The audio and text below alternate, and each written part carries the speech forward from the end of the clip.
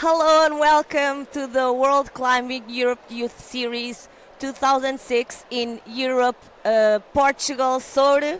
My name is Kimi, My name is Leonor. and this is the first competition of the year for the youth category. We are just about to start the under 17. Yes, we're going to start with the under 17 category, which is really young athletes. I'm really excited to see them. This might be the first time for some athletes to be competing internationally, so that's really exciting. And yeah, it's beautiful to be here again, seeing all the flags up on the wall. It's always so nice to see it, and I can't wait to see them climb. Yeah, and this year, this is the first competition with a new name. So now we are World Climbing. FME is hosting, our federation is hosting the first event.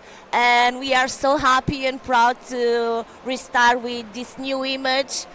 It's our second year in the streaming, and I hope you'll enjoy the competition.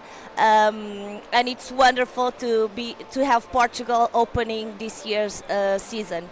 Yes, and fun fact is actually the 10th edition anniversary of Soure hosting a European Cup. Yeah. So this year we have some sponsors, the same as last year. Interesting to having the support of a physiotherapy company, Physio Gaspar, and we are so grateful for that. Yesterday we had the open ceremony with a new city hall as well. It was wonderful having all the countries.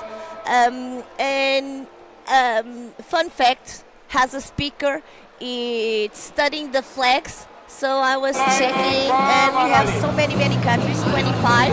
So many countries, it's insane. Yeah. Some countries that we had last year we didn't are coming. Some new ones are coming, like Lithuania. I didn't know that. So I'm really curious to see some athletes. We are familiarized with some of them, but then there are some others. So it's really nice and see these kids here. And sometimes in the same season or a few years later to see them in the grown-ups. Yeah, we can see all of their progression throughout the years, so it's quite interesting. Yeah, and it seems that we already have some athletes competing. Oh yes, we have. So we have a list. We can have check here it out. Oliver Benke. I don't know if I said that right. Yeah, I from Germany. Apologize in advance. Yeah. So you have down there, and it's wonderful. That's one of the things that we have been improving for the ones that are watching back at home. It's to be able to know how the score is going at. So now we have our first athlete, Oliver, without scoring anything. If he gets to score a zone, we will see half of it filled. And if it has a full bar, it means that he sent the boulder. So Exactly. he's approaching now the zone, right? Yes, the zone is the hold which is worth 10 points. The athletes in each boulder can score in two types of holds: the zone, which is worth 10 points, and the top hold, which is worth 25 points. By each failed attempt, the athlete gets deducted 0.1 points, and at the end of the qualification round, the top 10 athletes will make it to finals. Yeah. And it's interesting. That's another thing that evolved in the competition is the system of taking out the 0.1. And I think that this is a good change because it makes it more fair. Sometimes you would have athletes having the same zone the same number of tops, but then the number of attempts were very, very different, and in the end the score would be the same. So this is something positive in. I agree with that, but not everybody agrees on the new system. Yeah, but in any subject we always find that is true. Come on, Oliver. It's really interesting what they did there with all those holds together. Yeah, and I think that's interesting, and it might be helpful also for athletes with different heights. That is true. And it will give more options of the way they can do the movement. Unfortunately, no points for Oliver. Even though he touched the zone, he didn't control it, so unfortunately does not count as a zone. So now from Hungary, let's check the name.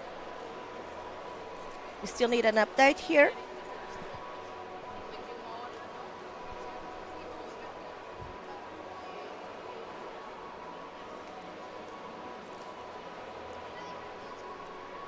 Okay. So far, so good. So Leo mentioned, yeah, I call Leonor Leo. She mentioned that you'll have the zone and the top, and how many points you can lose by attempt. There's also, and now I'm talking to those who are watching a competition for the first time. You can see there are some green stripes. In this boulder, you have 2 stripes on the lower hold, and then on the upper hold, the one that has start, you can see they have 2 stripes. So it means that you have to have some standing on, well, 2 lowering on the lower hold and other 2 on the upper hold. I mean, you can do whatever you want as long as Yes, you have put your both hands and both feet in the marked holds. You can do whatever you want, but here I would say it's the hands on the top hold and the feet on the bottom one. Who knows, somebody maybe somebody will do a handstand, or I don't know, but sometimes athletes choose to do different beats. Oh, come on, Attila.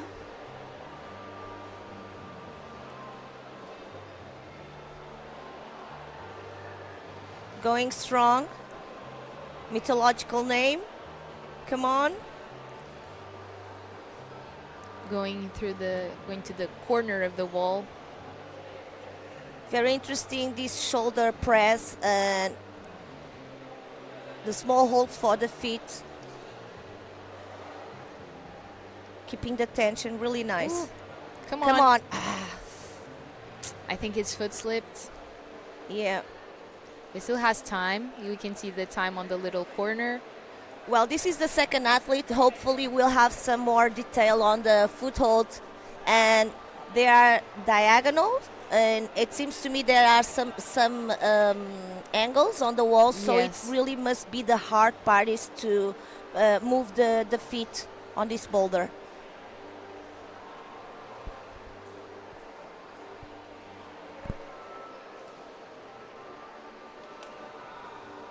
He's brushing the holds to create some friction and hopefully not slip.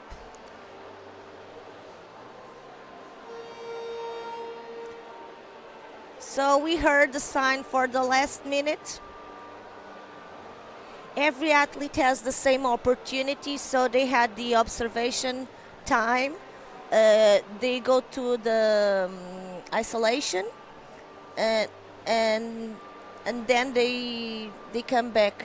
In the finals. Yes, for the qualification is a well, little it's bit 8 a.m. different. Sorry. They can watch videos that the route setters provide to them with the beta. They can choose to follow the beta presented in the video or not. It's up to them.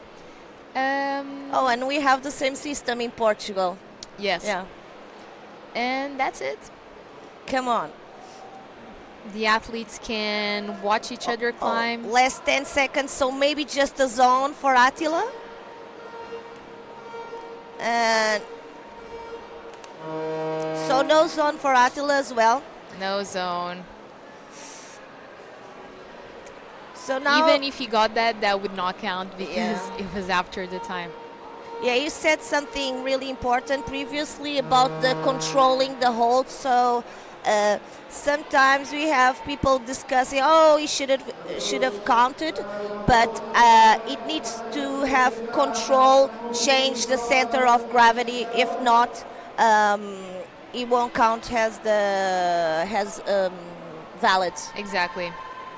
So now we are having a look at the warm-up zone.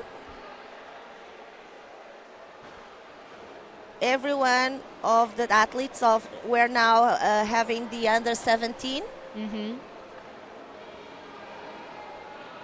I love to see them all warm up in the same place, like all wearing different flags. So nice. So now from Czechia, David Suki. Now this is the tricky part because we're gonna have Oh, more. we have zone. Oh, I didn't even notice. First attempt, and we have a female athlete in the corner. This is the tricky part where we're gonna have more and more athletes on the wall. So hopefully we can see the best in everyone. Yeah. The female boulder in a slabby,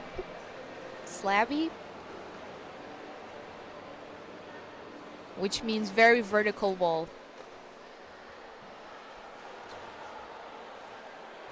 Okay, first zone on the first male boulder.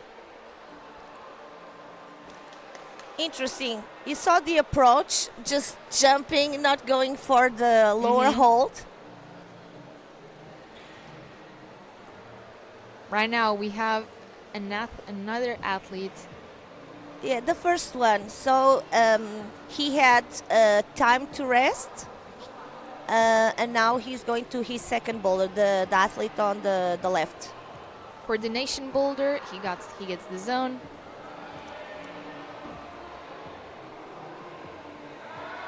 Woo. So now we're getting somewhere. It's getting exciting. Come on. Goes for the top. Almost. Now. No toss for Oliver and David. But both get a zone. Yeah, and it was just now updated, so I was wondering if he jumped the zone, it would be possible. But if he didn't reach the zone and then fall on the top, so he wouldn't count. But he could have done that. Maybe now that he has secured the zone, maybe he'll skip it and go straight to the top. Yeah, I was looking at David, so I don't know if it's even possible. But I really like sometimes the athletes surprise us and the creative that is. Yeah, and that's another thing of the climbing lingo, the better breakers, which is when they find a completely different way of what the route setters had imagined. Oh, the almost. I don't know if they have time for another attempt. Okay, David is going for it. Yeah, so Oliver, he stopped, and I think it was a good choice because he already has a zone, so no point to waste energy, and he'll save for the next ones. And here we go. So now we will have Attila coming back. Exactly. He just rested 4 minutes, and now he's coming back for another 4-minute round. Yeah, let me check here. Oh yeah, this one is. So this is what we want to see right now. You can see the wall getting filled with athletes.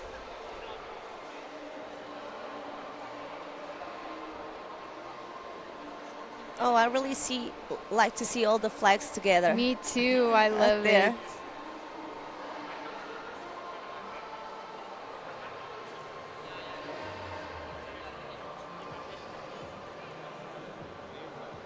Here it is, Attila again. Attila.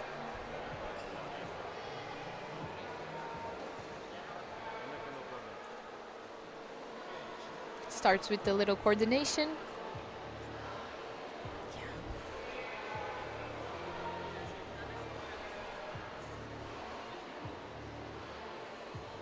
Come on. Amazing. First try.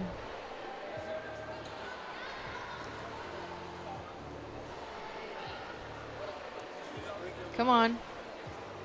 Ah, almost. Very shouldery move.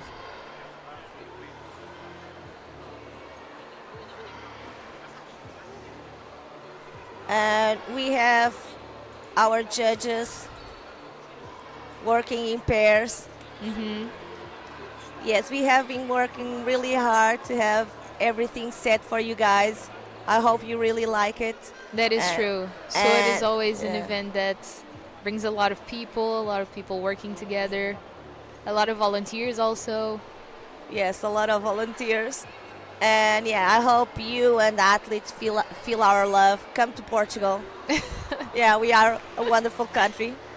Not all of the time. Yeah. We try our best. Yeah.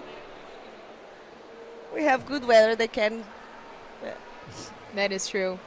come the whole year. Don't come just in summer.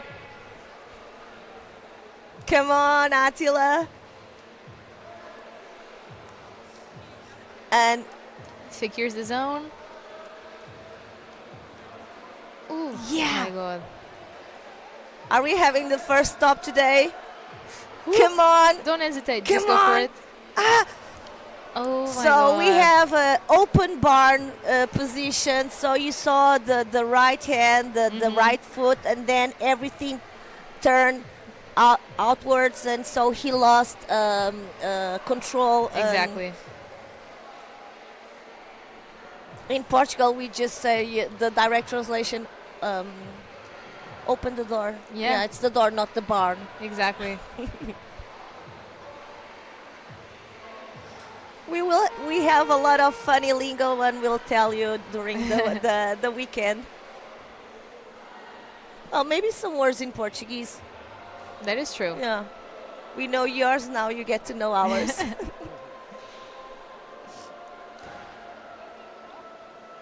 So with 40 seconds, everyone hoping to see.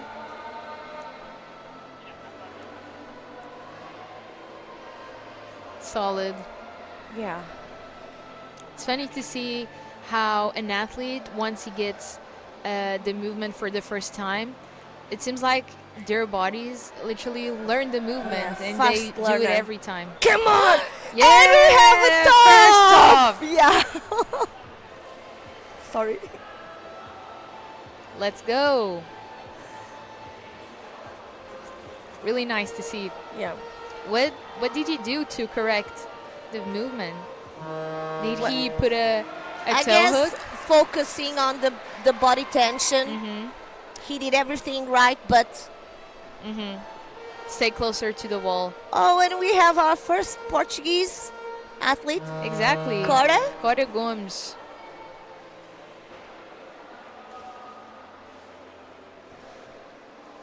Come on, Cora. This is her first time competing internationally. Because they are so young, under 17, they're like 14, 15, 16. They're really young. Woo. Yeah, I really like to see the turn that our Portuguese team has had. I have to see what's happening. Yeah, I have to see what's happening. yeah. So from Austria, I have women 92. Louisa Height. Exactly. Number 92, Louisa Height. So she already has one zone. Wow, amazing. I want to see this Boulder more. I really like that beginning. Will she do it now? Ah, Foot slip, I think. yeah.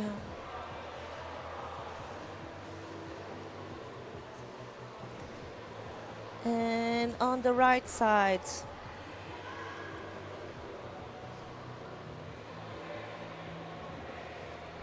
$32, so he's Jeremy. You know, I will check on a website if I'm pronouncing correctly later on. I don't know. Sometimes the J gets to be read as an I, and other That is times like true. a J. Oh my god. Almost. So 1 minute left. Hopefully, Luisa will send this boulder.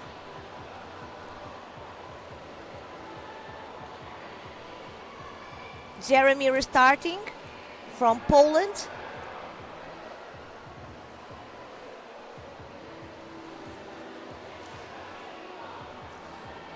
Luisa. Come on, Luisa. It's now or I never. love this start. Amazing. I know. I wish I could try it. Yeah, I wish I could do it. Man. Yeah, that slopper.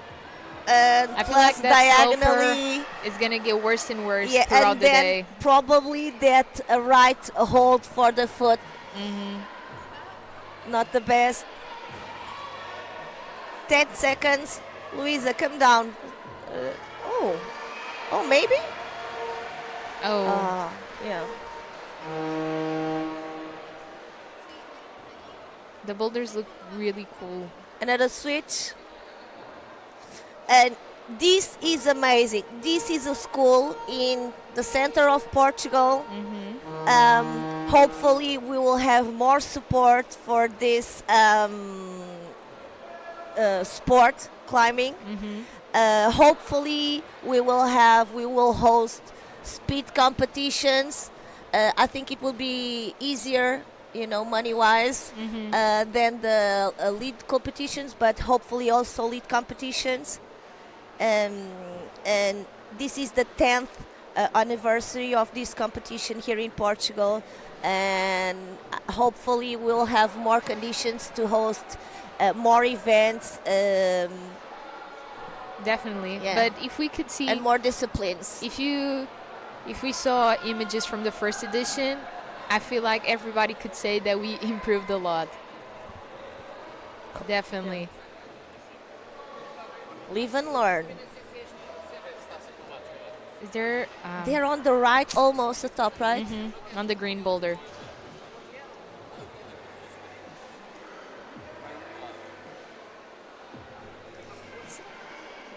Athlete 61, Yeah. Maya. Maya. I hope we pronounced that correctly. I think so. I'm just wondering, maybe it's Jeremy. Oh, Jutskinska. So we have some aliens here on the side. If he falls, we have a sign, remember? So Maya already has 2 zones.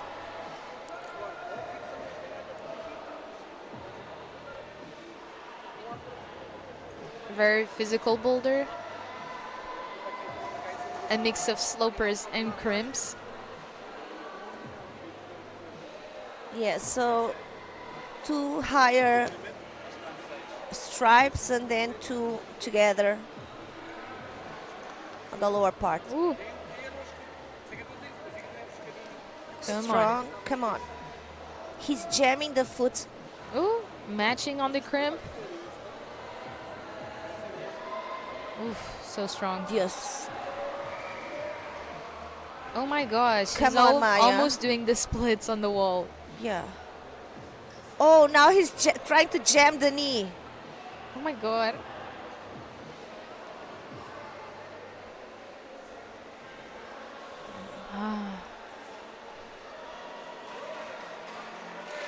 Yeah. So now first we up have a top. We saw. Was it Ida? Let me see. Oh, so small, so strong. I know.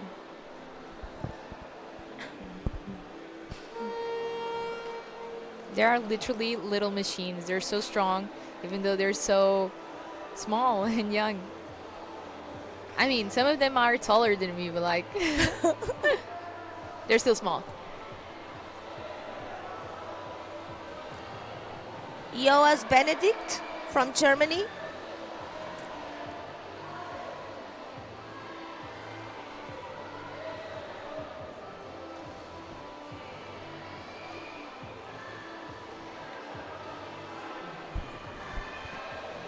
And another thing that amazes me, oh look, he's jamming the knees, so nice. Here we have a little updated on the results.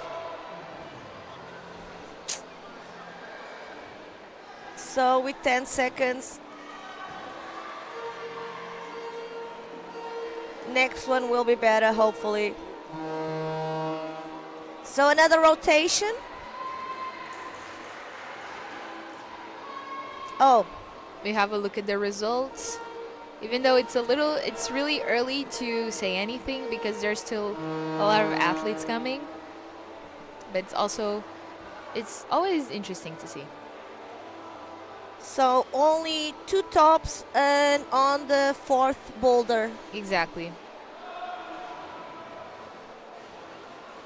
Which is that one, the blue and Oh, now the under 17 man. Let me see. Now we have different boulders. So Yeah. the second one, 2 athletes, and the 4th one, Exactly. just 1. And already on the game, Czechia. And this one on 1st place. we have Cora again. And I'm really, really curious how you are supposed to do this boulder, because the sloper is how you will manage to stay on the hold and then make use of it. In the video provided by the route setters, they went to the zone hold with their right hand. So they crossed like this. Okay, but where was the body? You know, the legs supporting it.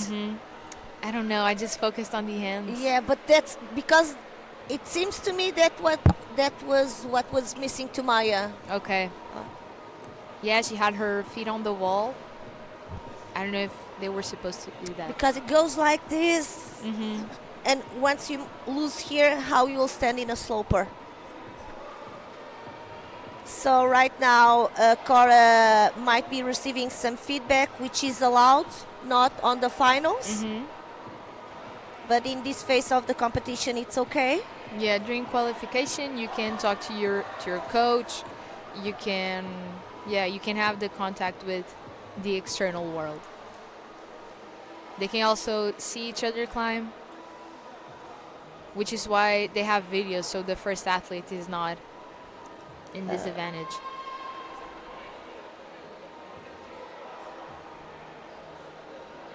Oof, this move looks so hard. Yeah. Where are they even holding on to there? The toe hook on the zone hold. Manuel from Spain.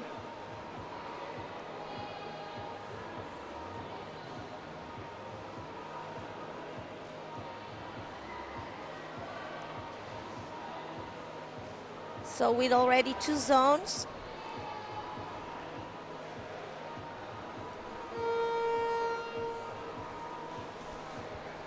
Getting chalked. Yeah, chalk. Breathing and One going of our again. supports for today, our sponsors.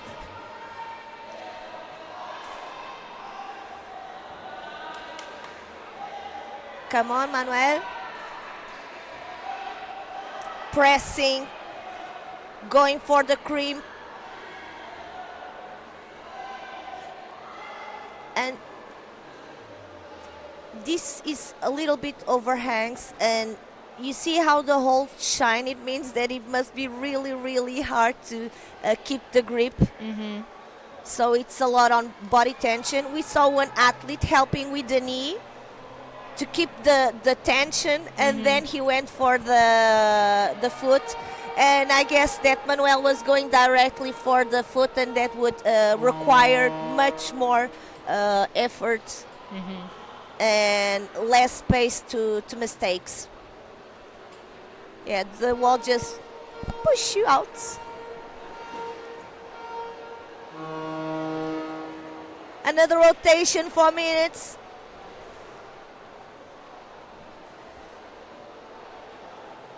Okay. Yes, please.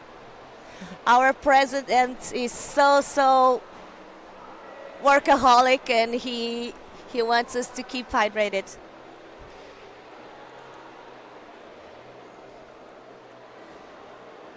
So 3 athletes on the wall, 1 still brushing.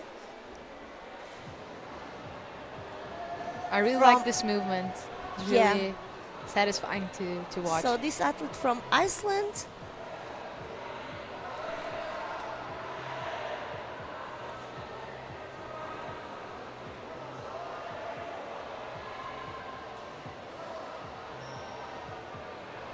I wish I could read their minds right now, like what they're thinking, if they're stressed. Oh my God, this name is a challenge. I will go for Fanny if you don't mind.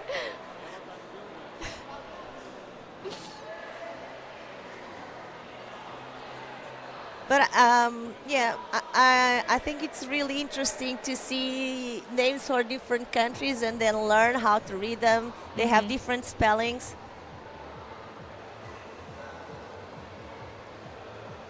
And then it's funny to see these kids become friends with each other throughout the competitions, because like they see each other 3 to 4 times a year. So in the long run, they become friends with people from another country, and I think that's really fun. Yeah. Sometimes they even exchange their T-shirts. So you could have so you give your Portuguese national team T-shirt, and they give their Spanish, French. Oh, that's nice. Yeah. That's really nice. When I used to compete in a few competitions, we would stay with the Spanish team and with the Austrian team. Oh, really? Yeah. Why Austrian? I don't know. It just happened. Yeah. Oh, we never seen this boulder on the big screen. Come on. Yeah, this is the first one. Oh, an interesting, you see the crimps, the purple crimps are blocked by the yellow ones, so it's one way to make it harder. Is the root setters being mean? Just Elene? kidding. Elene. Spanish Another top athlete. on the green boulder. And this from Poland, right?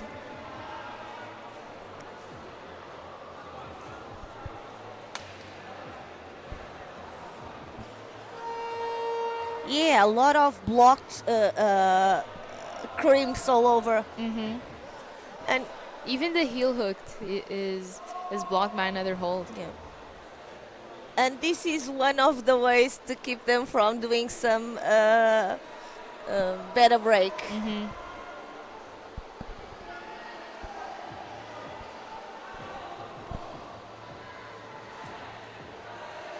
Come on, Elen. Going for the top.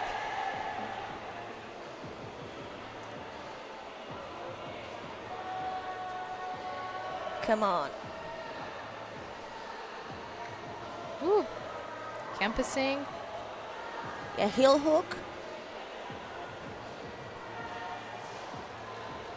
This is her first boulder, so she shouldn't use all of her energy. She should save up. Yeah, and so for the other physical. Yeah, this one I guess that you really have to have the movements of your head. If you keep trying on the wall, then it will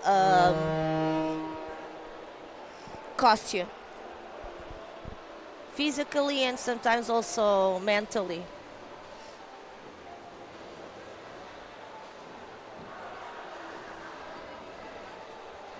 We haven't seen these first boulders much. The black and red, the blue one.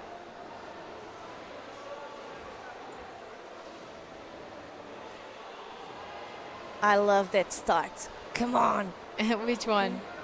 It was all everyone brushing, looking, Oh, and then the yeah. Spanish athlete just went for it.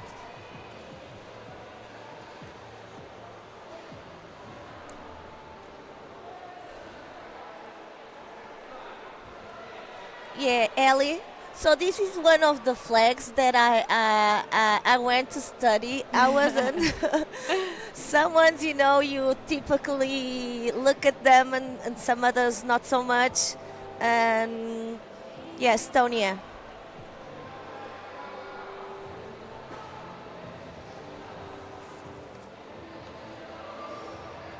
Yeah, the Spanish athlete Carlos struggling.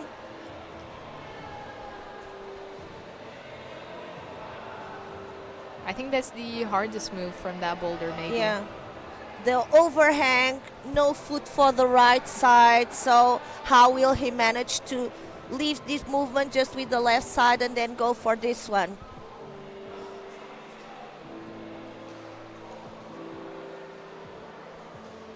Oh, cool hairstyle. Mm-hmm.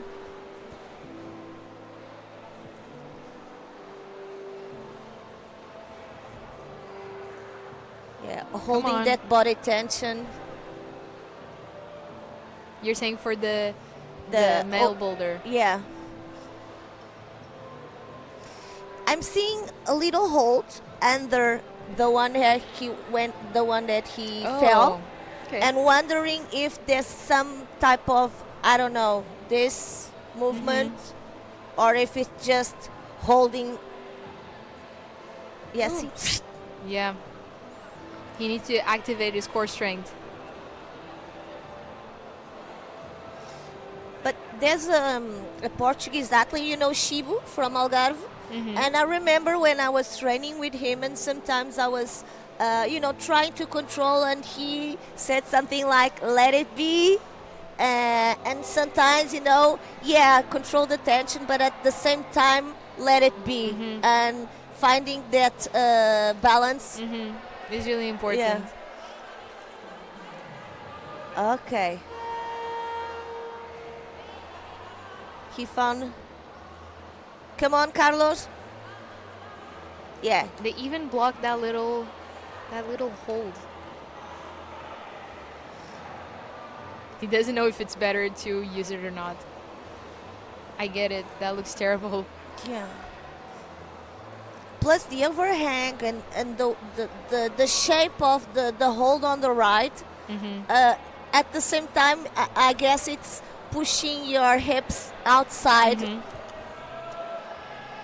I would like some drop knee there, but at the same time, it seems like there's no room for it. Yeah.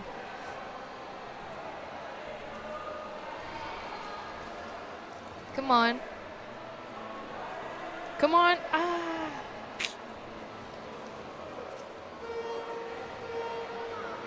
Lotta from Germany. Lotta. Lotta.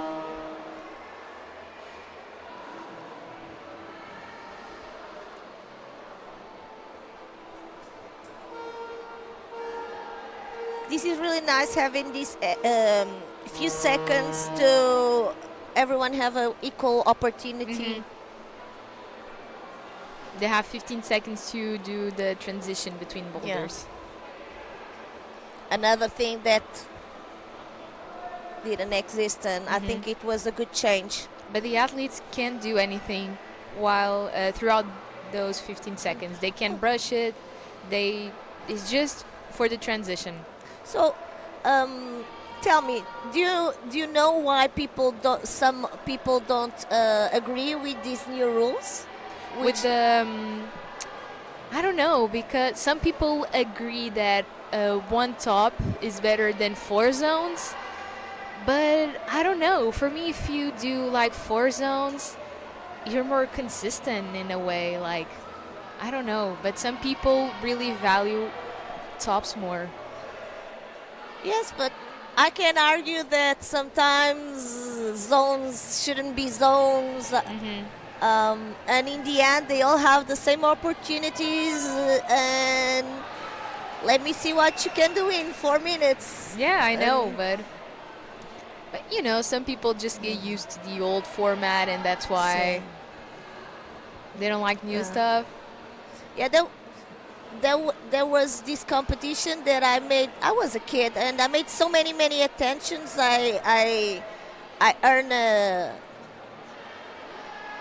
prize. You know, making fun. It was funny prize. Like oh, top. Sorry.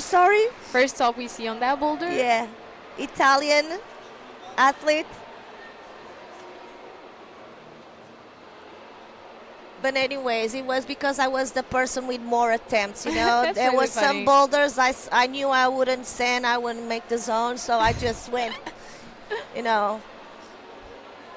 You have all this energy, no coach. Yeah, that's a really common mistake that the younger athletes do. Is they fall and they look back at the wall and they go again. They don't have time. They don't breathe. They don't drink water. I think it's one of the on common. the right corner. On the green boulder. Yeah, the Spanish one. Yeah, and it's interesting to see this perspective.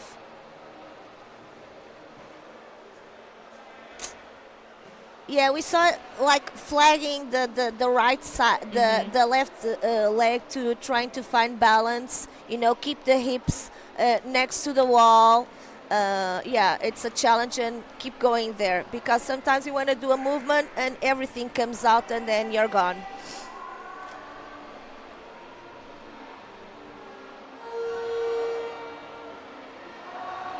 Come on, guys.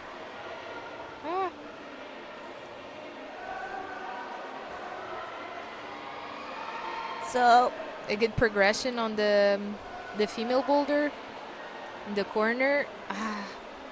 I think it's a hard move to go to the zone. Love that coordination. Come on. That sloper. and It's only gonna get worse throughout the day. and this is just the first group. So we have the athletes in two groups, Group A and Group B. And right now we are watching the Group A on the under 17 category, both male and female.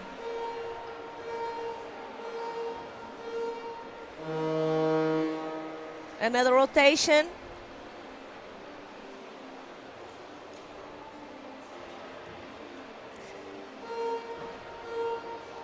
And I hope that you share with people at home. We are here today with the qualifications, and tomorrow we will be back.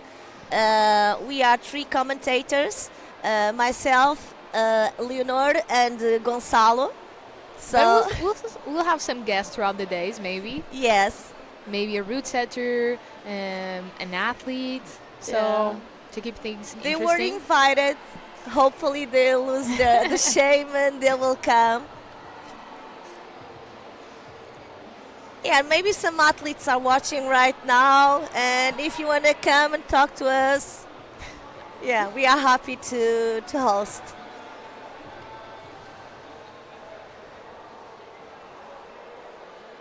Okay, looks promising. Lotta? Lotta again. Woo. Very physical slab. Yeah.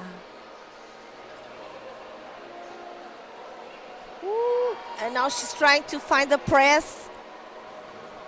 Oh my god. Whoa, Boulder. Oh, a Boulder set for Germany on the masculine and feminine. First off. And two boulders for Germany. Nice. In the slab ones.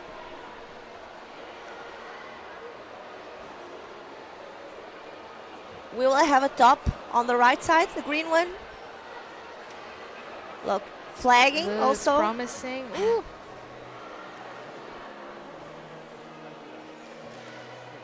You stay closer to the wall.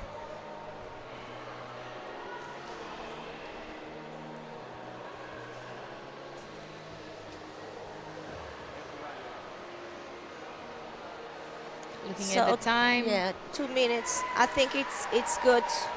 Strategy here is very important.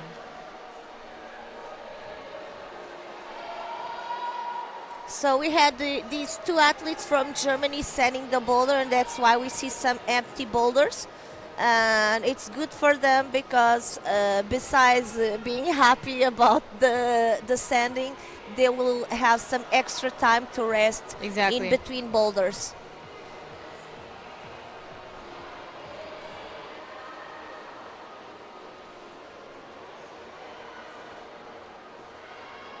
I wish we could see all boulders getting topped.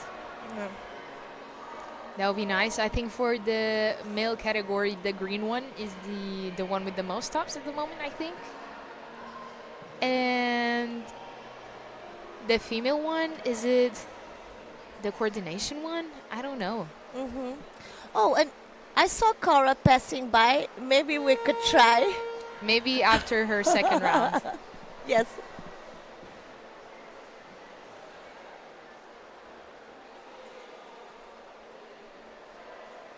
Okay. Well, but then the rotation will change, so she won't be the first anymore, right? Yeah. Okay, so from Austria.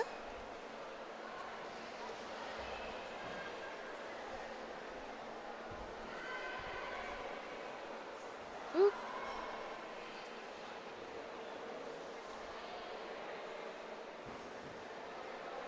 Oh, we have a Portuguese athlete.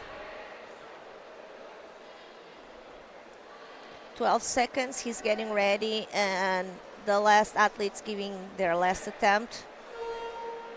4 seconds, come down, no point.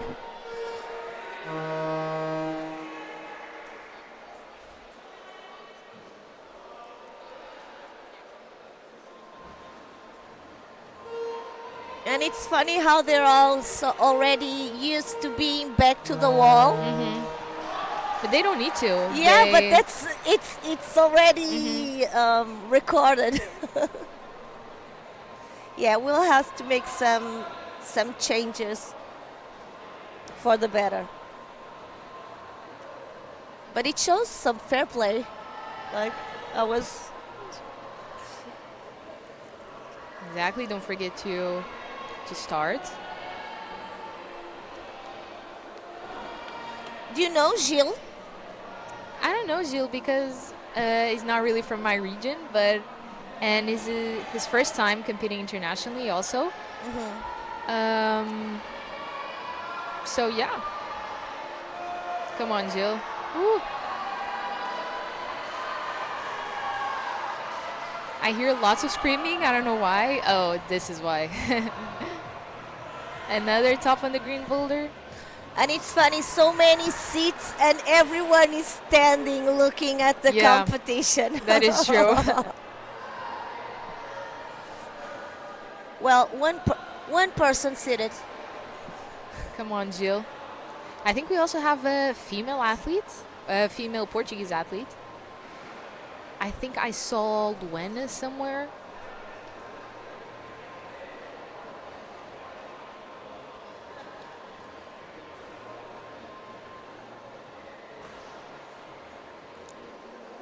Tries to keep it calm.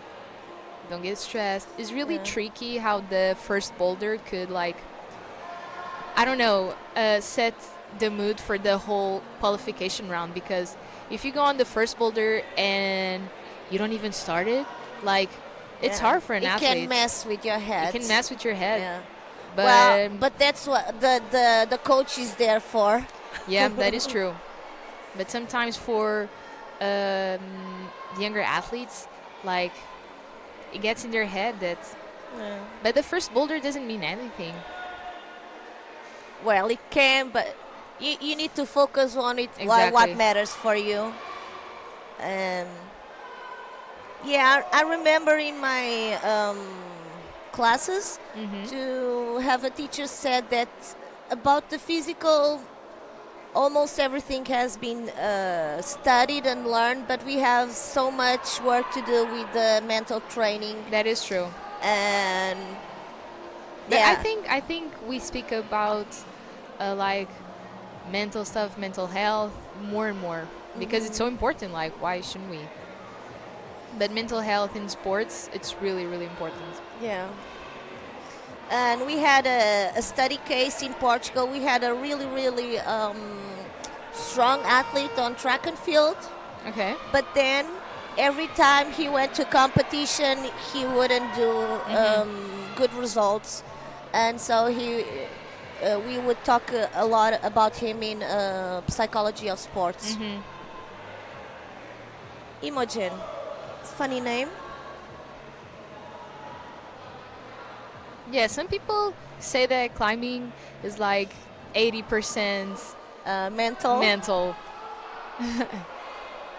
Obviously, you need to be in a good shape, but I think that the mental aspect is really, really important. Yes. No hardware working with the software compatible. Oh, and I'm really looking forward to see someone send the red one, the one on the The left. first one? Yeah. Yeah, we haven't seen anyone do the first move, I think. Have you spoken to the head route setter? No. Yeah, I saw him, Thomas Solensky, Hmm. and yesterday I He was also head setter last year. yes. I'm curious to talk to him when they set the finals, so we can understand what the route setters wanted. Have a scope on it. Yeah, I asked them for it yesterday. Well, I didn't met Thomas, but I spoke with Maragda and João Évora, Mateus Balotto. He was a route setter of the local team last year as well, and Pedro Pato. He's also here. You know, last year I really loved that carnation inside the holds. Oh yeah. We're having a Oh, somebody holiday. did the first move Did? on the first boulder. Yeah. Replay. But yeah, definitely I You would think talk he'll to push? them. You see that diagonal there on the wall, so I was wondering if he's going to use the right side of the wall to keep into well, That wall doesn't have a lot of grip. It's yeah. it's a bit slippery actually. Well, but just To stop the movement a bit. But yeah, definitely we'll talk to the route setters because for the finals we don't have any kind of beta, like we don't have videos. So each athlete thinks about their own beta when during the I don't know how to say this word. Visualization. Exactly. Period. Imagery. It's easier, maybe. Yeah. Imagery. During that period, each athlete thinks about their beta, and yeah, they execute what they think is right. So maybe it's interesting to talk to the route setters to get the what Their they perspective. exactly. Look, the German. Is it German? I don't know this athlete really, but he's going again. Wow. Well, it's just Amazing. holding. Yeah. And he's so young.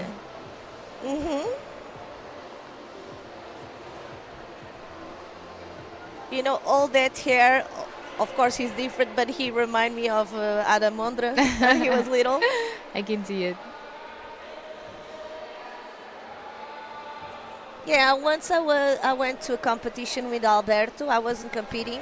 He was with the kids going to France, and we were at the same place as Adam Mondra. Wow. Yeah. So from Poland, Krzysztof.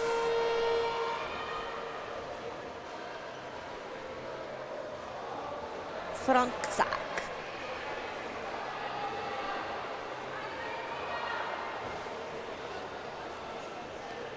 You think we had ascent? Oh, we cannot see from here. We really need the screen. We can see some boulders. Definitely can't see the first ones, but we can see a little bit. Yeah. Woo.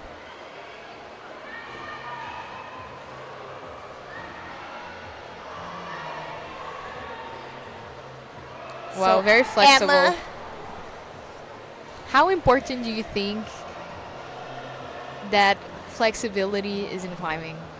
so I have a story. Let me see if I'm not in between ascent. So I went to this competition in Germany and huge flexibility, and so I had my leg here high. Oh my god. Yeah, but then I didn't have the strength to push it. So I think it's important. You had the flexibility but not the strength. Yeah, but so I guess that now I'm all for mobility. Uh-huh. Yeah, it was so funny. Mm-hmm. The hard part I did, and then I couldn't push. For me, it's definitely the opposite. I'm not flexible at all.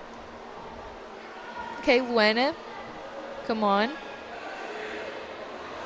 She actually did get a zone on the first boulder. We didn't end up seeing, but that's great.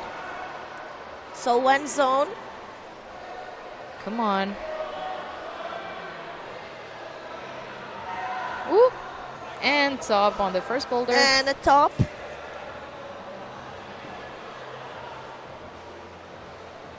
So 39, we have spike full wood with a scent. Now you can see the athletes talking to their coaches. Yeah. I can only really see the level of the boulders when I see a climber that I know the level climbing, because obviously I don't know the international climbers very well, but when I see the Portuguese athletes, I can really see what it requires the boulder. They're really hard, because you know how strong they are, and you are used to see them move. Nice. Oh, Chiara Franceschi, another scent. So she has already 2 tops on one zone. Looking good.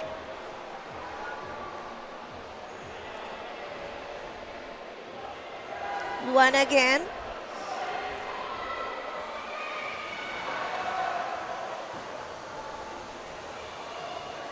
Come on.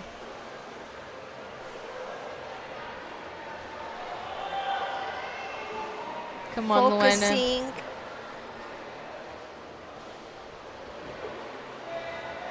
It looks very close, the zone, for some athletes, and for others, really far.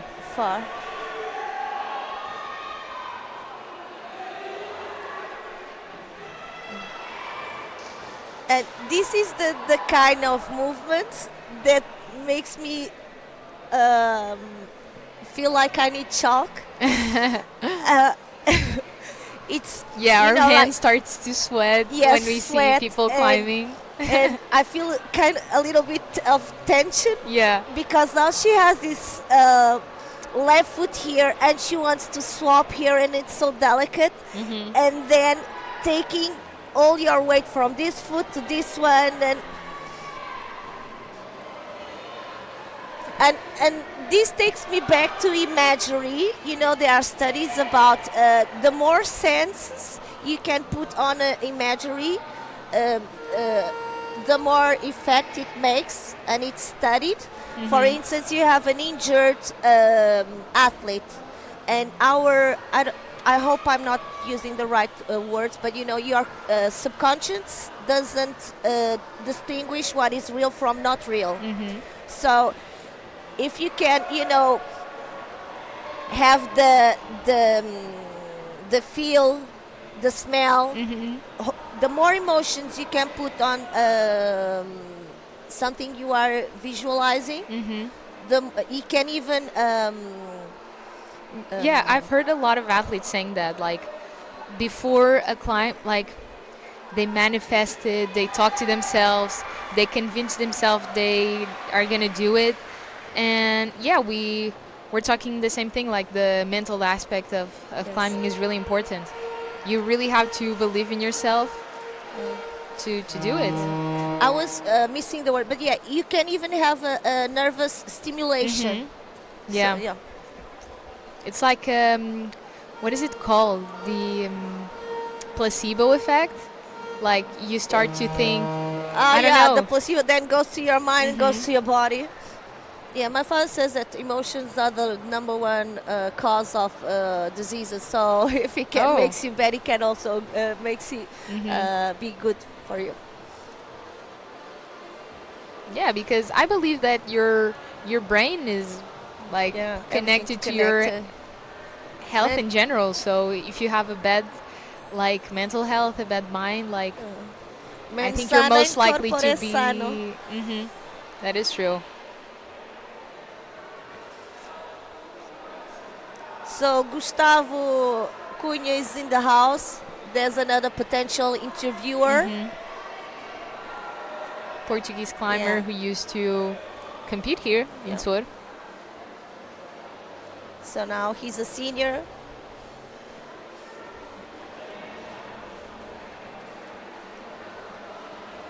So on the right side we have Emma, the British athlete.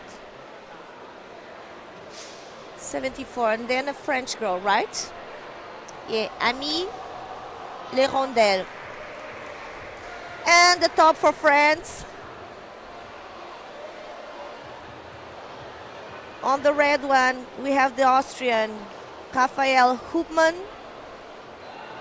And here the French athlete Anatole, Françoise Anatole.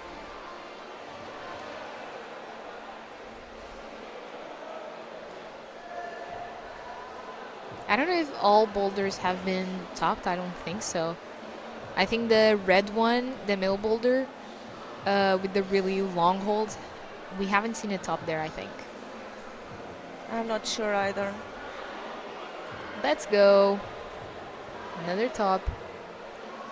Yeah, I think this is the most, the boulder with most tops on the female category. And again, an argument for the new classification. So I think that it's fair that if you have this boulder, and imagine that they don't send any other boulder, they will have to be distinguished. And I think it's more fair to be by the attempts than redoing some other stuff.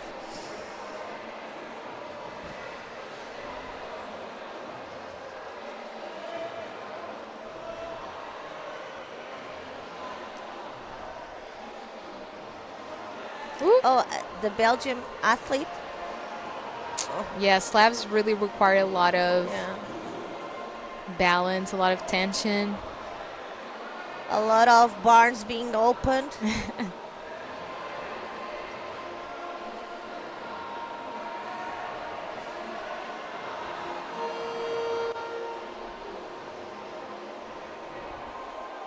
Come on.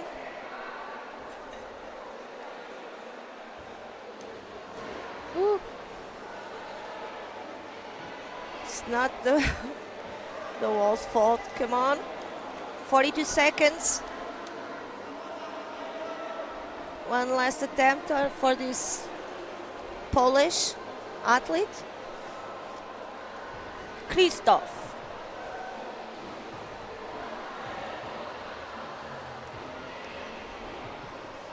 Nice.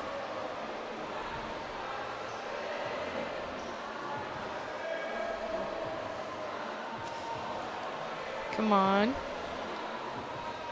Nice. 10 seconds. Come on, come on. Come on, Krzysztof. Come on, Krzysztof. Oh my god, oh my god. Oh my god, almost. Yeah. Almost got it. This kid is good with his footwork.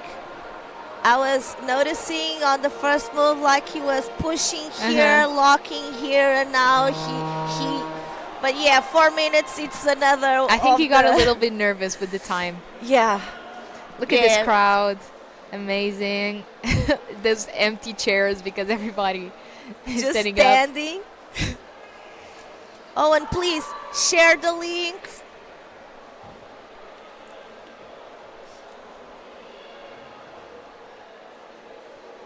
I really like that image because it's like what's behind the athletes. Like, there's a lot of support. We have parents here, we have the coaches, we have the other team members.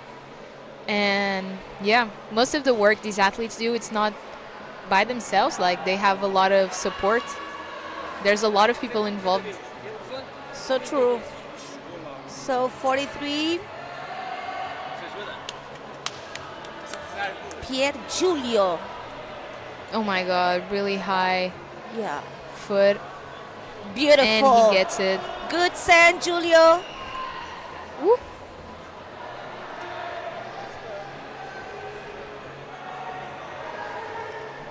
So it's really nice for Giulio, this fast send. Now he will have almost 3 minutes to rest. That is true.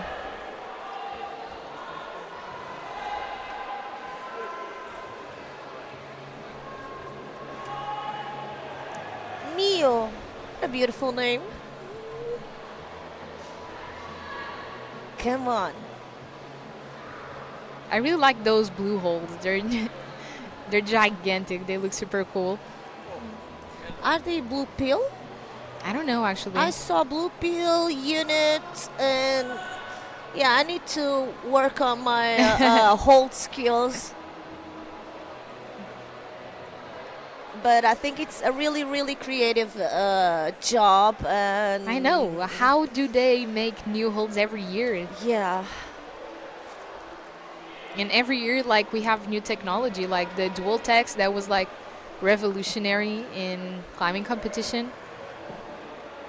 Creates a whole new set of movement, like. So Celia from Spain. And a top. Very nice. Yeah. So 1 minute and a half extra for Celia to rest. And from Great Britain, Ethan Maxfield. Well, actually it can be UK, right? So one of 4 countries. They don't have like a code. The letters, 3 letter codes. So for UK, it's GBR. GBR. Yeah. It's Great Britain. Yeah.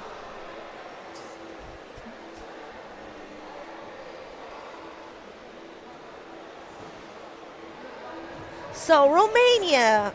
Oh, we haven't seen yet. That is true. Well, today.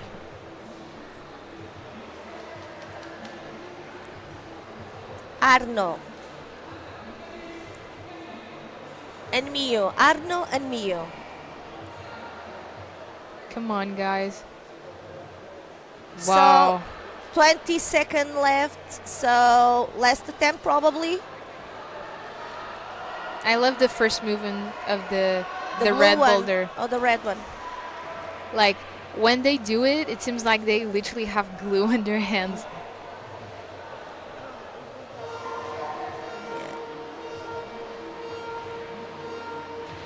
Well, I guess that Arno had the zone anyways, and maybe Mio was still trying to go for the zone with so much little time. She was struggling with the first move.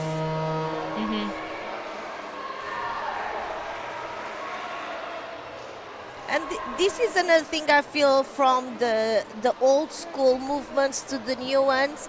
I guess that the new athletes, the new climbers have to have much more proprioceptivity. Oh, now I'm struggling with the word. But in a sense that so many senses and all the reshaping of the balance, it's an extra challenge. It's not so much about who can hold more or reach more. That is true. It's so much more. How, like, did you see, like, obviously the climbing competitions changed a lot throughout the years, like how, I don't know, Evolved. yeah, a lot of new movements. Like, that's the thing, a climber athlete can train whatever he wants when he's training at home, but when he gets to a competition and sees a movement he has never done, like he needs to adapt. He needs to know what to do that movement. And I think that's really interesting of a sport. Like you go to a competition and you're gonna do something you've never did. So yeah, I think that's really interesting. Yeah. And you see Yolin from the Portuguese team as well. She's really funny talking back, asking for feedback. Come on. And I really love the Portuguese. Can you help me? I'm missing the word. Uniform? Uniform, the gear. Yeah. It's also evolved. Really good design, really good colors. Even the way that I'm meaning about the shorts, the way they are designed, and I really like it. I really like the shorts too. Yeah. And I also like the UK shirt, at least the women's. I didn't notice. I need to see them.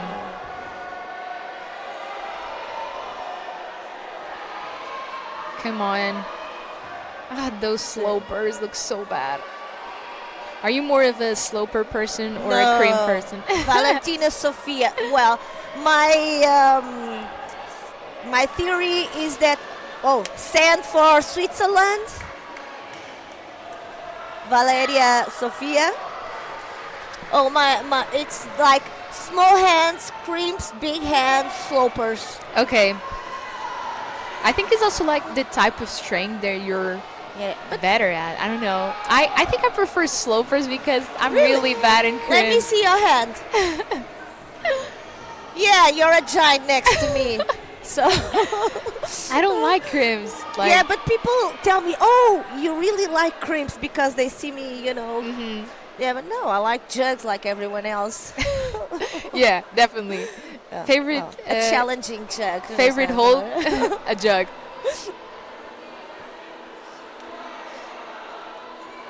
Come on. What do you say? Allez! Easy, you made it. Good job. Ami? One top, one zone. So this is the second top for Ami.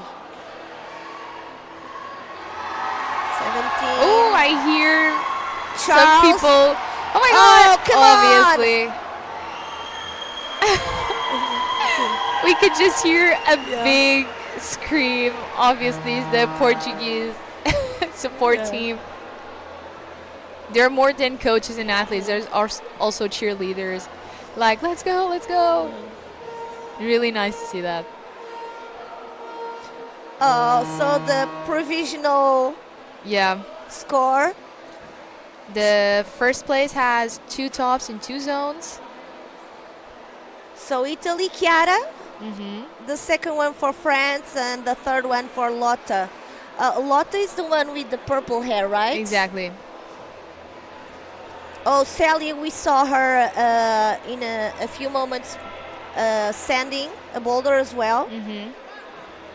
Yeah, we had we haven't seen yet Nienke. I don't remember, so yeah, probably right. Yeah, funny names I will remember. Because I have one myself, right? That is true. In Portugal. Not very common in Portugal. Saw her trying. And for the men's, we have Leonardo in first place from Italy, Spike from Great Britain, and Konstanty from Poland. Also 2 tops, and 1 top and 2 zones. Again, this is just the first group. Then we'll have another rotation, and this is just the provisional scores.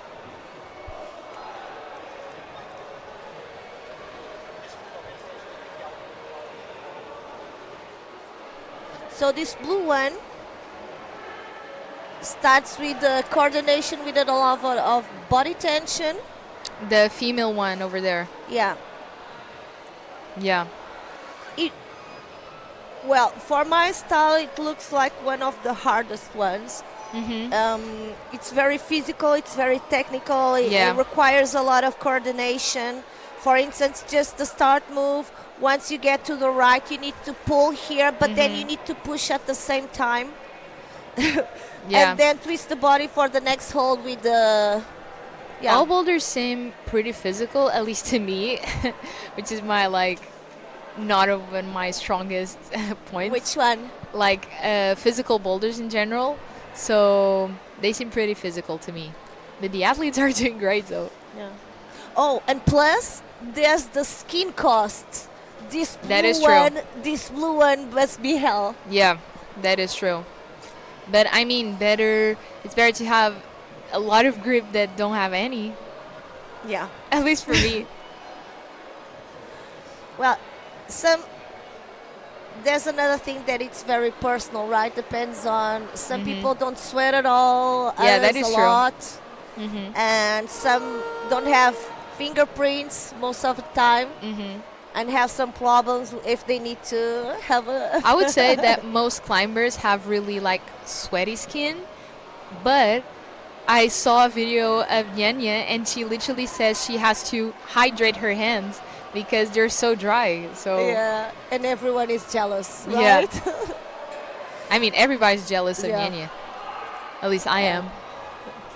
Yeah, a good jealous.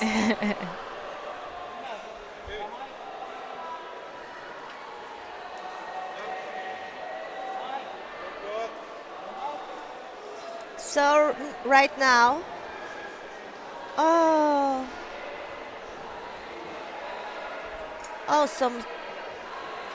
so we had the athlete from the Netherlands in the blue one.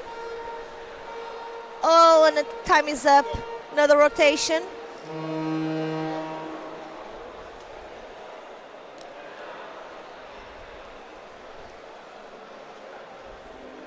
Oh.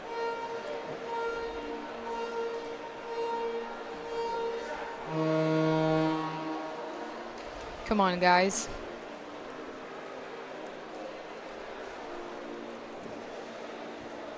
So Spain, France, Hungary, and the one on the right, is it Switzerland? I can't see it.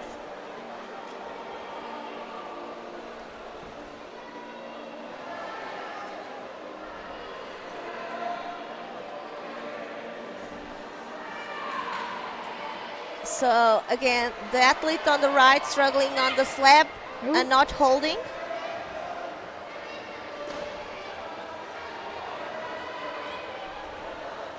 A zone in the middle for France.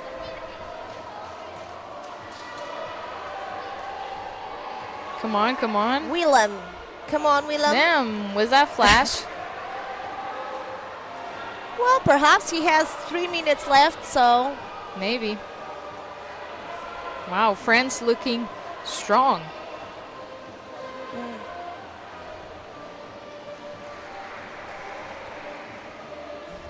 France looking really strong this year. Yeah. Okay. The same. Sophia. Yeah, 72.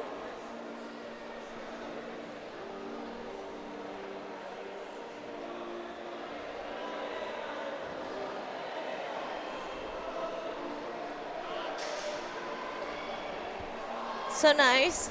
Oh, and I'm seeing if you are in Portugal, if you want to come to Soure, besides this amazing competition, we also have a lot of products, you know, climbers, brands will be here, so maybe it will be a good chance to get an opinion on what climbing shoes to buy and why. If you want some t-shirts, some chalk, you know, climbing products. There's a lot of things happening behind. Yeah, and this is the place where you get the best insights because people really use and know what they are talking about. Yeah. Switzerland, 76. Amélie?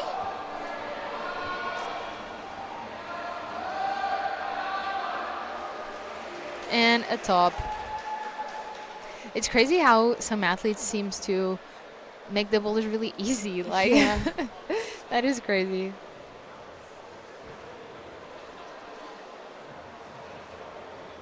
You have Yalin again on the blue boulder. But there's only 1 minute left.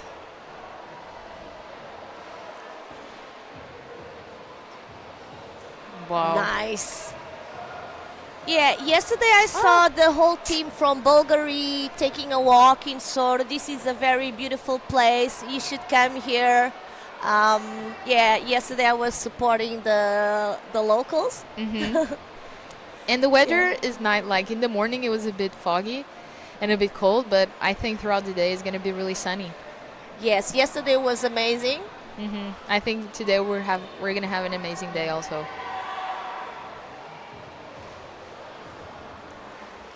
Looking really tired, Jolene.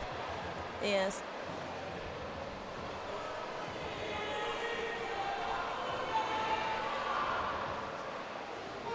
Yeah, I was missing that. That's what. At least she's smiling. At least she's Yeah. having fun. I really like her smile. Really contagious. When I'm seeing the overall competition, you know, with the seniors, yeah, I really appreciate to see the way some athletes The react. positive attitude. Yeah. That's the best way to handle it, to be honest, because keep a positive attitude. And when they talk to the public, give me some boost. So a new rotation.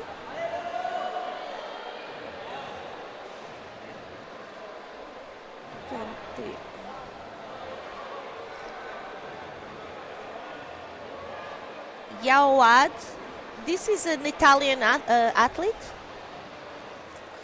Yes. I'm also like paying attention to the Look shoes the you're way wearing. he's handling Yeah, the hold. It's- yeah, I've seen athletes do that. It looks really Oh, weird. This is the first one I noticed doing that. It looks really weird. Like I don't know. It looks weird.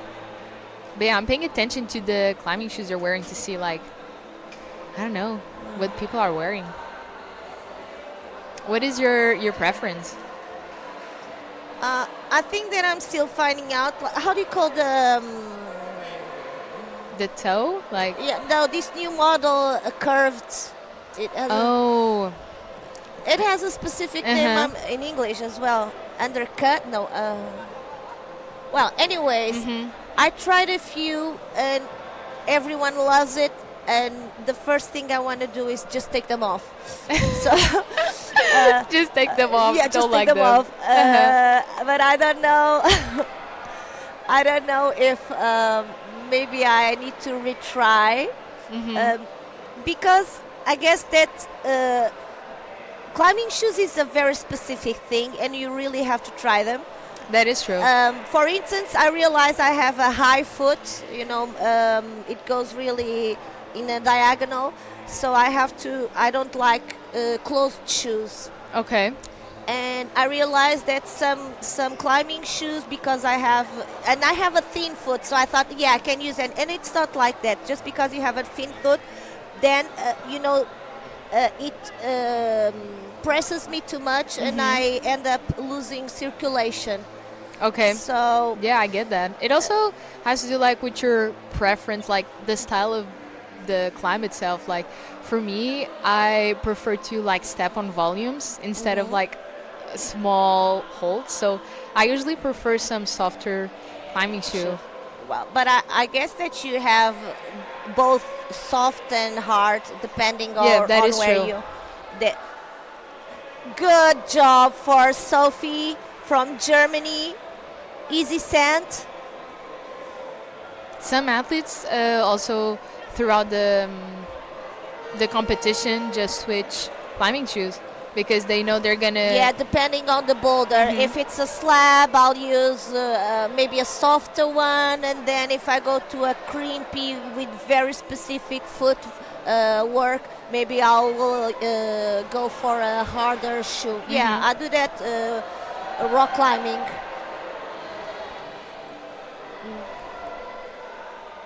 Yeah, and we have Gonzalo ready to switch.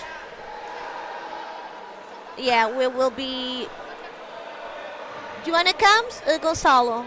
Yeah, so maybe I will leave you with Gonzalo, and I'll come back later and enjoy the competition. We'll see you I later, will look Kimi. it live. See you later. Thank you.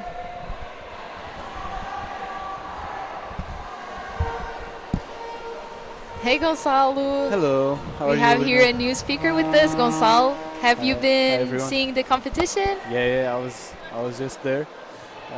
It's good. The environment is. Yeah, we can hear a lot of screams. Every time I hear somebody scream, I look and it's like the Portuguese team. Yeah, definitely. They're really And I hyping was each part other of those up. screams just a while ago. So Yeah, it's been really nice to see these young athletes competing. I don't know if all the boulders have been topped. At least I haven't seen all of them being topped. But yeah, we have been seeing a lot of progression, a lot of attempts, and it has been really nice. yeah, I think I'm not sure what the number of the boulder is, but the black one with the wooden holes. Hmm I haven't seen anyone top that one. I think don't know I if you saw guys like saw it. one or maybe two Okay, persons doing it, but Okay. yeah, it's really weird. Like, I don't know, because they're literally in the little corner with like all the body tension, and yeah. I saw some people discussing whether or not you could break the beta Mhm. using the black volume. Yeah, Well, that is true. We'll have I to wait and was see if yeah. someone can do it. I was debating with Kimi, like once they have the zone, if they can just skip it in a way, like go around it or something. Yeah. But yeah, maybe a top here. Let's go. Nice. Top for France, number 108. Oh. Oh.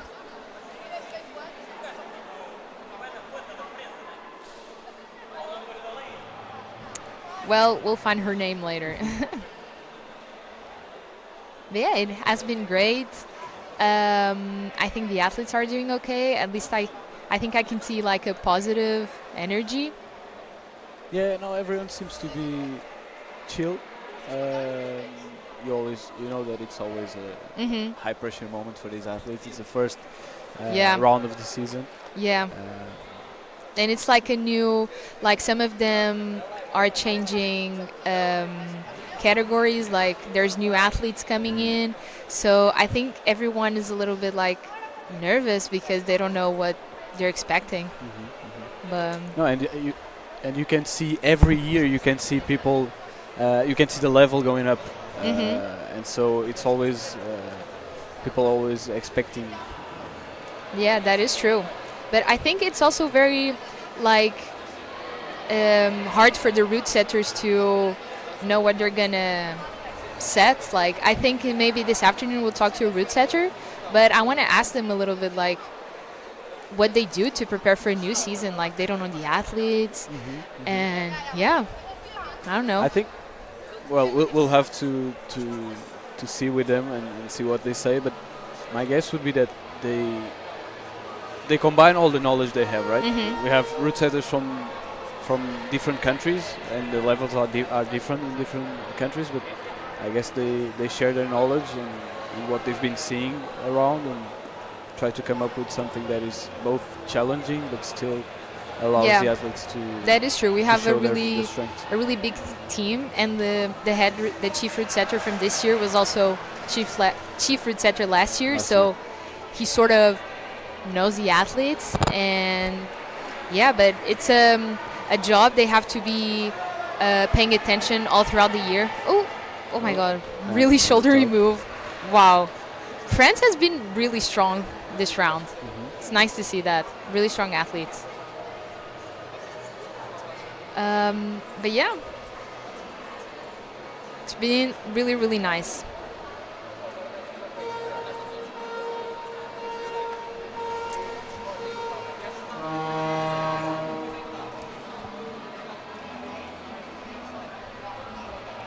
We have the temporary ranking right now is looking great. The first athlete has 2 tops, but it's very temporary because we still have lots of athletes coming. But yeah, looks nice.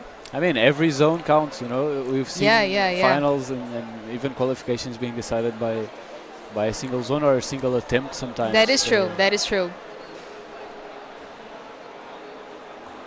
And for women, the first position with 3 tops. Amazing. Really nice to see that. 3 tops and only 6 attempts. Ooh. Yeah. Really nice.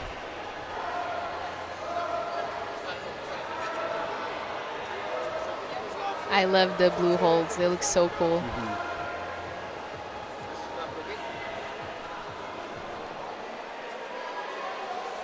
Little let's see this technical guy now. movements.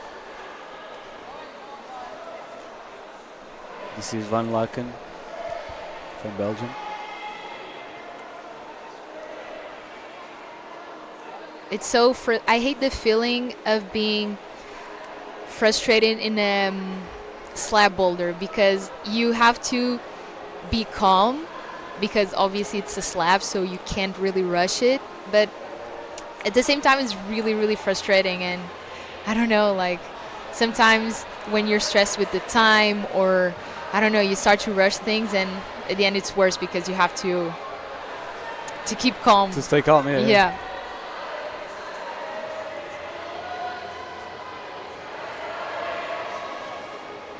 Nice progression on the red boulder. Oh my god. I think that's the only boulder that has not been topped. Okay. Yeah, it is hard. And yesterday we were here looking at the routes and and it seems to be the hardest one. Yeah, I mean these are the strongest athletes from all of Europe. So if they can do it, it's because it's really, really hard. Yeah. Let's see on the blue boulder now. Come on. Wow, very physical. High heel. Sticks the second to last hole and Oh my god. tops it. Nice. Nice. Always great to see that scorpion move, right? It's really nice. You never know if they're gonna hold it till last second. Yeah. 1 minute left on the clock. Let's see. Okay, we can see for the dyno. Sticks it. Nice. We're looking at the black and red boulder here. Seems to be a French athlete. I'm not sure who. Yeah.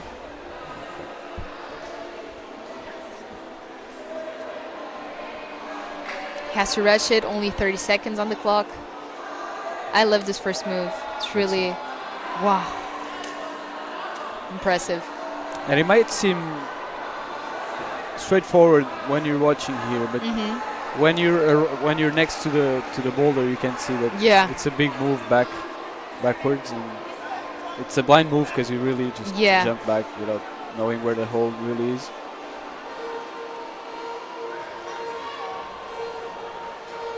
And that's time. And then the rotation. The athletes have 15 seconds to change positions, but they can't do anything. They can't brush the holds. They just have to position themselves.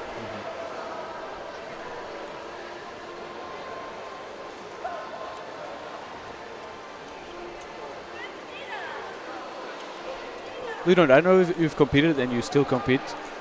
Walk us through what an athlete thinks when during these first 15 seconds of preparation, and even while you're brushing the holds before your first attempt. I think personally for me, I visualize again the boulder while those 15 seconds, and I don't know, I just try to breathe, to focus, If it's like in the end of the competition, I try to, I don't know, literally forget the first boulders, like to just focus in one boulder, to not have those negative feelings or positive, I don't know, just to focus on that boulder. And yeah, and then I'll brush the holds, which is a little, you can like cheat a little bit when you're brushing because you can feel the holds a bit. You can see if they're good, if they're bad. So that's a little tip for athletes, to brush the holds to see if they're good or not. Yeah, and then try to focus on the climb. Personally, for me, I'm really, I don't know, when I'm in the wall, I feel like I'm in the bubble, so I don't really listen, to, I don't know, people behind me. But here you can actually have your coaches talking to you. So I don't know, like you have to be focused, but also being able to hear what they're saying to you. And yeah, that's it. Okay. I think the athletes should focus on each one boulder at a time. Yeah, that balance between being focused but also being aware of what's around you and the tips that your coaches can be giving to you, which many times are useful, obviously. That's a hard balance, I imagine. But I actually never competed in international competition like this, so it should be a little bit different. You think that the pressure would be... I think the pressure is higher, like, I don't know, because when you're climbing in the national competition, you sort of know your opponent's like level in some way. Right. But here it's like, I don't know, like for me they all look very strong, so that's very intimidating. But yeah, they really have to keep the zone, like they have to be focused. And yeah, let's see this A1 for the males, the first boulder of the male. Emiliano Zingrini from Bulgaria. But yeah, that's I was saying to Kimi, like, I wish I knew what they were thinking. Like, when they fall, for example, like, what are they thinking? Are they thinking about changing the beta? Like, I don't know. Because with this format where the athletes get the videos from the route setters, sometimes, at least for me, like, the athletes get, like, they don't think a lot about other solutions because they've seen the video. So they're like, yeah, it needs to be this way. I'll just execute on what I said. So, yeah, I think like in the finals, the athletes are more open to try other things because obviously they don't have a beta. A reference to... Exactly. So, yeah. Yeah, that...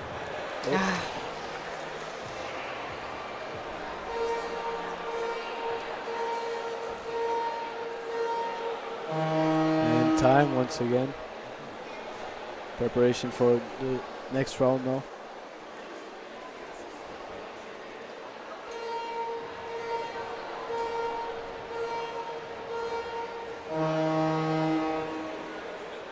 All in sync. All in sync. We have a Portuguese athlete on the wall now.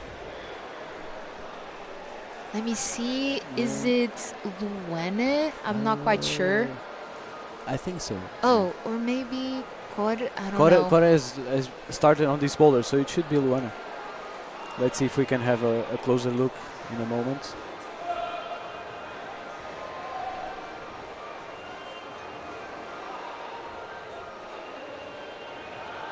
Come on, guys.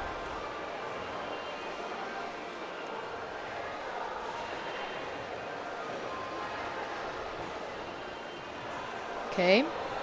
A good progression. Actually, it was not. It was not a Portuguese athlete, my bad. Really looked like one, but... Yeah, it's the kit, the color. Come on. Okay, nice progression. Come on. And for the top move.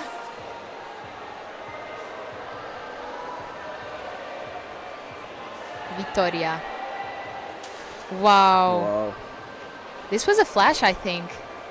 Wow, beautifully done. It was very calm. I know. I was saying to Kimi that I I can really understand the level of the boulders because some athletes make it seem so easy, and I don't know all the athletes' level, obviously. So when an athlete flashes, I'm like, oh, that looks easy. But I'm sure if I tried it, I wouldn't do anything. Well, imagine me now.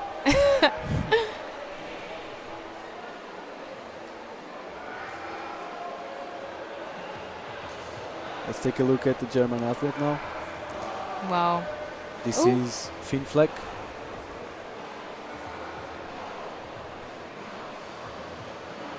Exactly, Finn Fleck.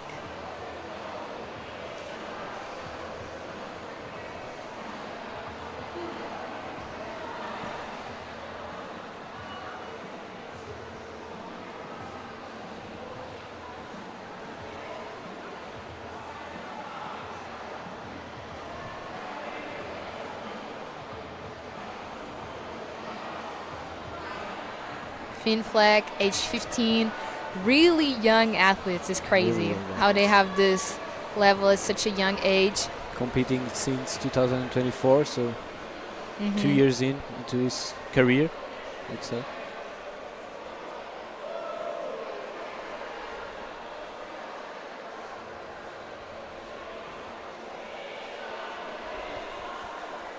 Really nice to see the level of these young athletes because it shows like they've trained a lot for this. So this means a lot to them, obviously. Yeah, and you can see the focus on their face as well in this isolation zone. It's a meaningful event, obviously. And like they're so young, I don't know, they must sacrifice a lot of things to train, like being with their friends, going out, doing stuff just to go to the gym and train. And we know some of the Portuguese athletes, and we know that some of them travel an hour, 2 hours every day, or 5 times a week just to go and practice. That is crazy. That shows a lot of. And then the weekends as well. A lot of discipline. Yeah.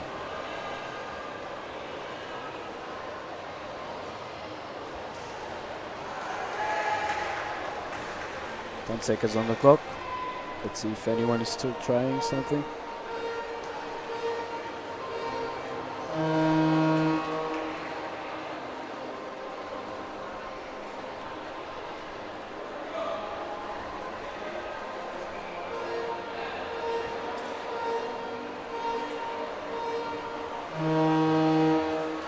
Brush, brush, brush. The athletes brush the holds because throughout the competition, the other athletes obviously have chalk in their hands.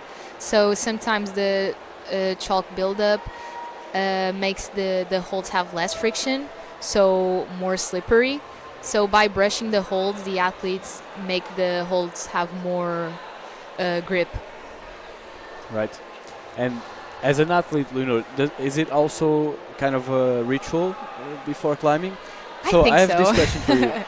If someone went and brushed the holds for you before you went on, would you be comfortable with starting climbing without brushing the holds yourself? I mean, personally, for me, I don't know. I like to brush my holds. I don't know. Okay. Obviously, everybody knows how to brush a hold. Like, it's not difficult or anything. But I don't know. I like to brush my holds. Also, for what I was saying before, to feel the holds a little bit before actually being on them. Right. So, yeah. Oh my God. On the top. Swiss athlete.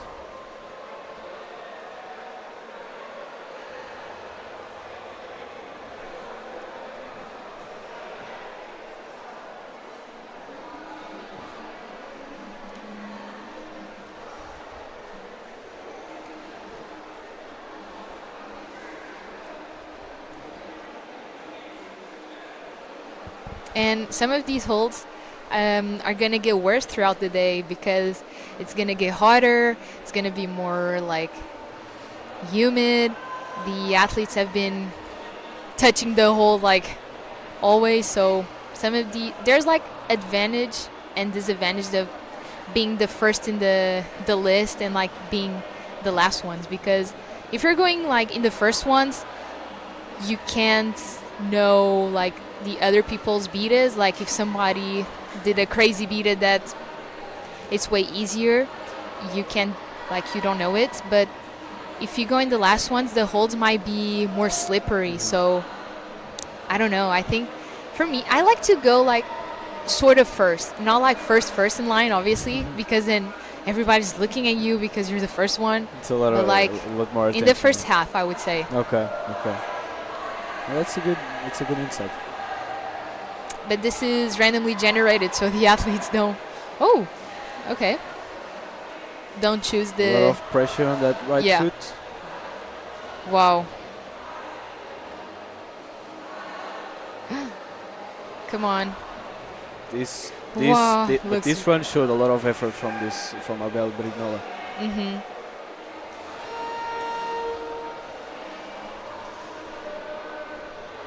1 minute left. A And top. another top. Another top. Another top.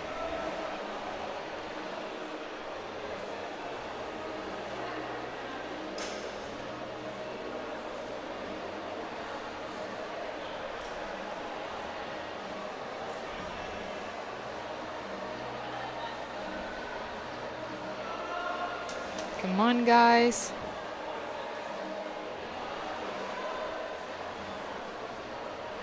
Three male athletes and one female athlete on the screen.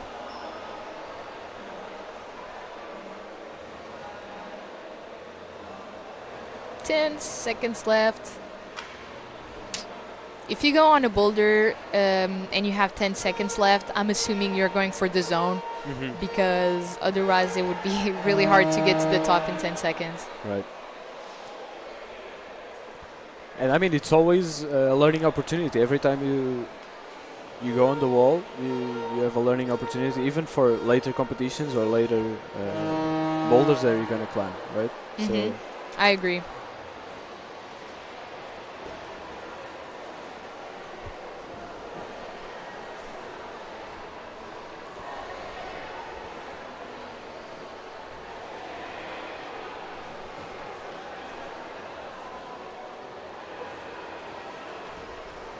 Come on. Very powerful moves on the blue boulder.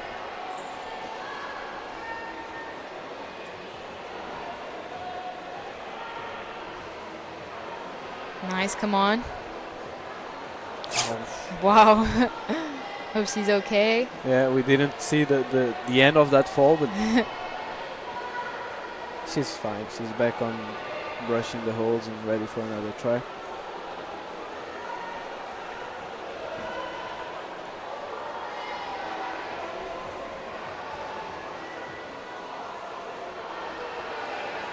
A top on the male slab. What's the hardest move you've seen today, Olina? I don't know. I am really impressed by the shouldery move on the green male boulder. I don't know. Maybe it's because I have weak shoulders or something, but I think it's really, really impressive. It is. And also the first move on the red boulder when they go to the pinch. I think that's The one also we just very, saw, very yeah. impressive. Yeah. And like slabs for me are very, very impressive because I'm really bad at slabs. So when they're trusting those tiny little holds, it's And the level, like what we're used to climbing at climbing gyms, you know, the normal people level of climbing. yeah. And then you compare it to these footholds, and it's just know. sometimes there's not even a foothold. They just have to smear Really. and trust their feet. Yeah, just trust anything like. And even some holes, they're not like that bad, but then the route setters decide to block them for some reason to make it even harder for them. But yeah, the level in general is very, very impressive. We have a temporary scorecard here with Lerondel in first, Kage in second from Switzerland, and then Franceschi, hope I said that right, from Italy in third.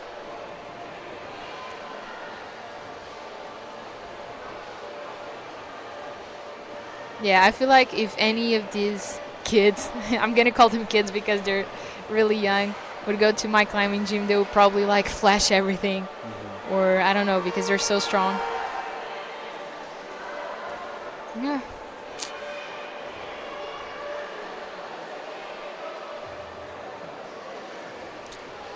I'm noticing a lot of dynamic tops in this on this wall.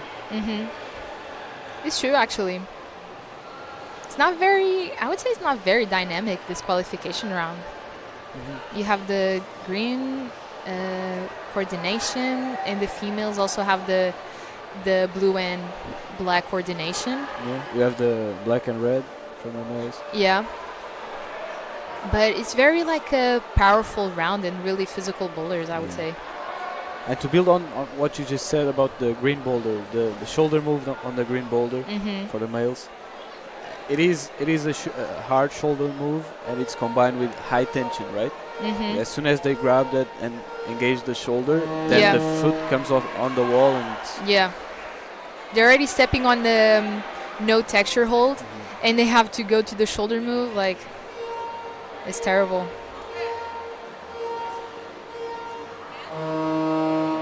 But they seem to be doing it, so yeah.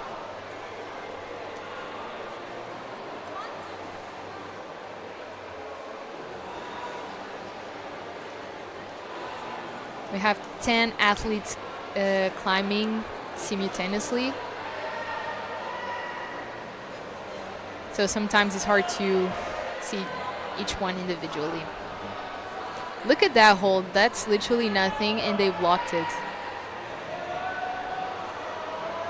Let's see now. Abel Brignola from Belgium. It's the top. Let's see if he sticks it on the next try. But for a first try, it was good. Wow.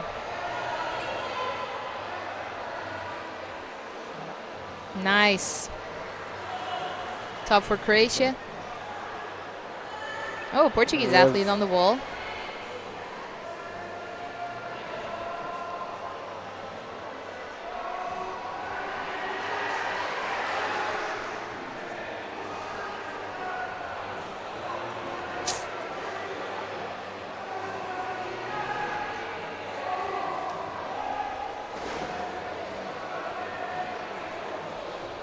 For anyone watching that is not too familiar with climbing, if you see climbers, athletes falling 90% of the time, that's because that's what climbing is about, right?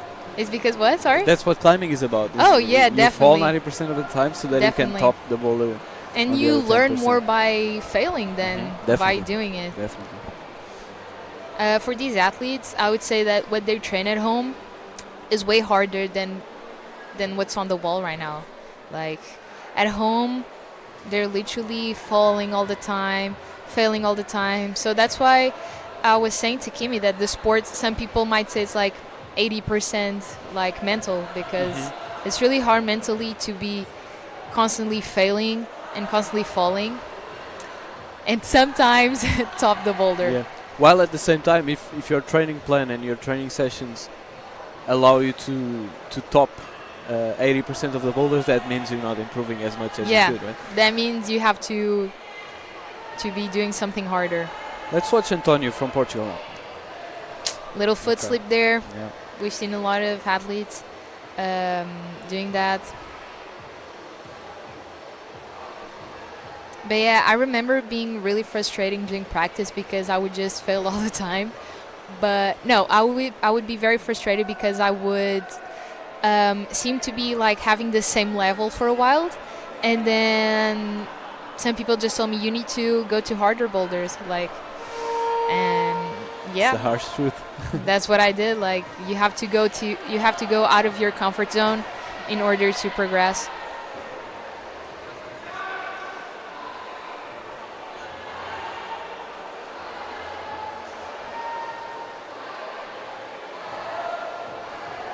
Come on.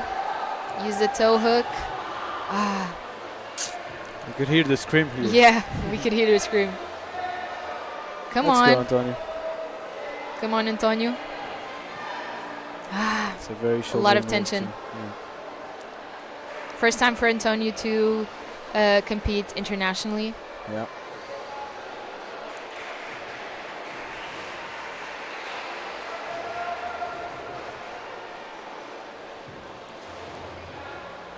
Come on.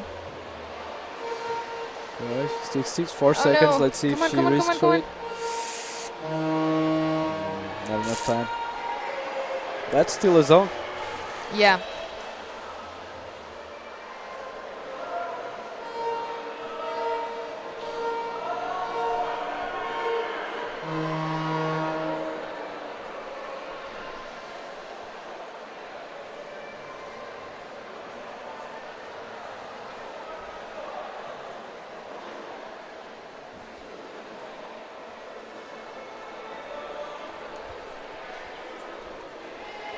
Come on, guys, ready for another round?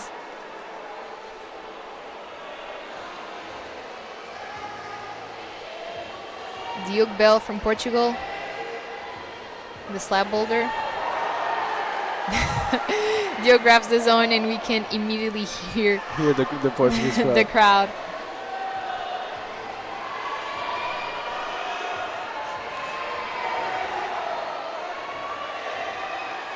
Aiming for the top.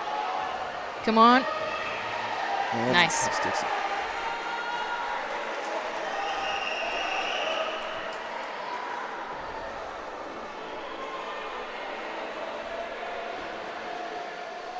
The athletes looking back to their coaches.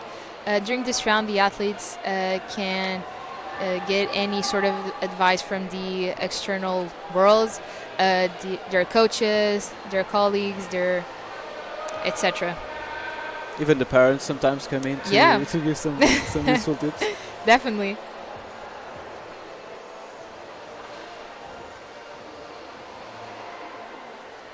This slab seems really tricky. I know.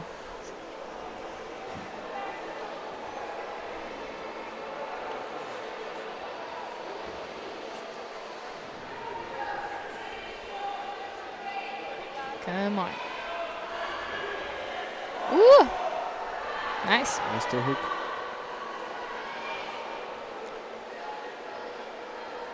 Let's see if she makes the zone here. Nice. I was saying to Kimi that for some athletes, that zone hold feels very close, and for others, really far away. So I guess the height really adds to the difficulty of the boulder. Definitely. And that varies, right? Because short climbers or shorter climbers can sometimes have an advantage too if the moves are a bit Yeah, closer definitely. to each other. Controversial opinion in climbing is that sometimes being short is better. It's Yeah. easier.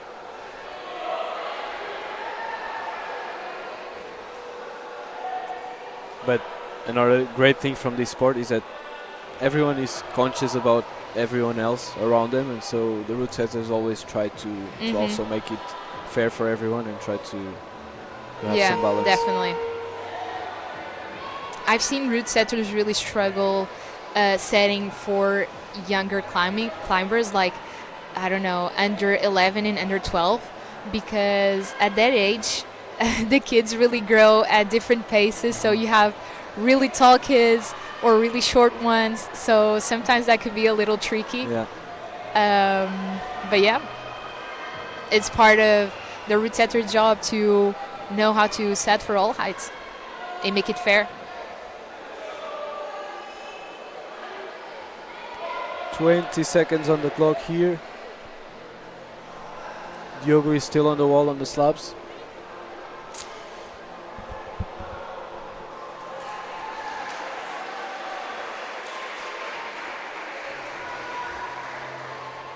Oh my god, can we have a top? 4 seconds? No. No, but we got the zone from Mm-hmm. the female slab boulder.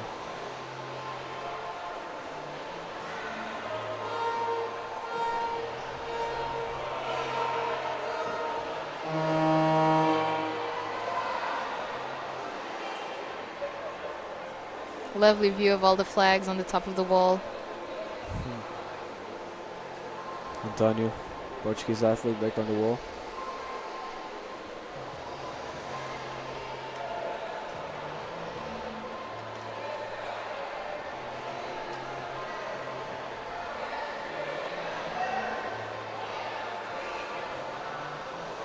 "14 years old, Antonio Hartmann." 14 years old. Yeah, these athletes are really young. They're either 14, 15, or 16.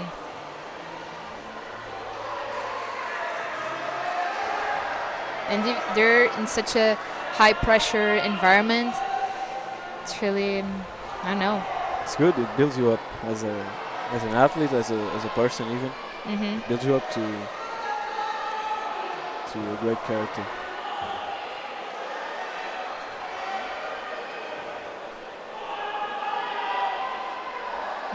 Hearing lots of cheering, lots of screaming. Oh, at top somewhere, I would say. Would you guess? Okay. Antonio got the zone. Come on, Antonio. Oh my god. Oh my god. That seems so violent on the shoulder. Nice. He's composed. 2 minutes and 30 seconds into the clock. Left on this round. Ooh.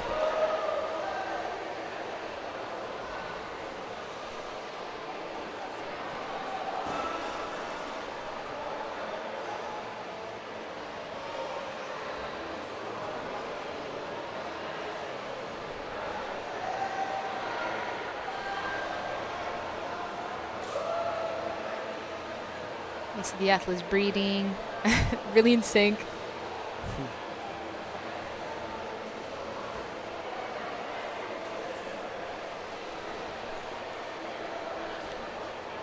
And many of these athletes build some kind of friendships along the season, Yeah. right? Because they end up seeing each other, what, 4, 5, 6 times a year? Yeah, I was saying, definitely. I was asking Kim, like, Kimmy, what's your take on flexibility and climbing? Like, what do you think? Well, we're talking to someone that... no, I feel like, well, it's obviously very useful in climbing to be flexible. It is a style of climbing that I really love to watch, not necessarily to climb. Just watch. But when you see like high foots coming like next to your head, I like those Adamondra kind of moves, you know. It's great.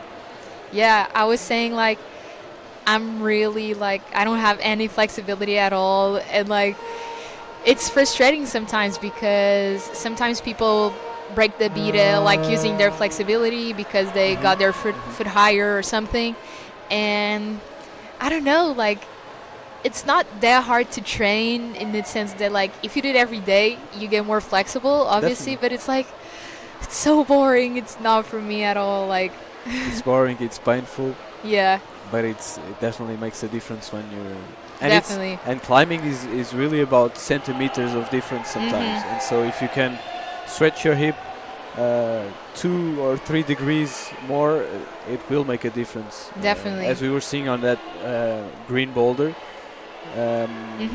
Exactly. It could be that if an athlete has a bit more flexibility, they could bring their right foot up to the hold a lot easier. Yeah, definitely. A nice shot on the camera here. You can see the nice. crowd on the side of the wall. What was she stepping on? Literally. I was asking that.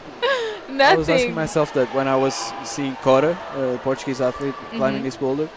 I don't see any hold, but it seems very stable for them. I know, and it doesn't have grip. It's literally no texture. All the shiny parts that you see in the climbing holes, they don't have any type of texture. So it's very slippery.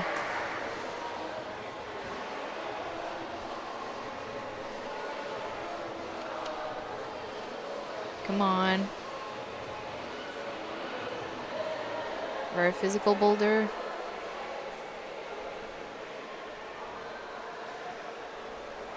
Nice. in the video they send the athletes, the route setter went to the zone with his right hand, but as we can see, the athletes just choose their own beats. Nice, really nice shot of the stop.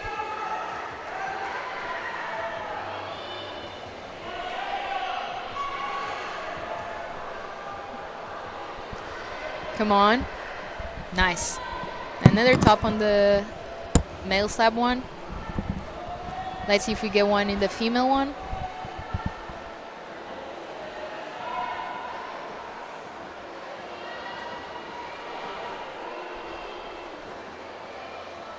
Come on.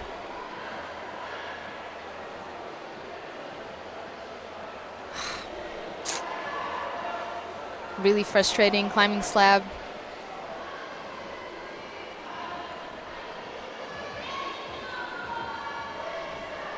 Beautiful power move. Nice. Smile for the crowd.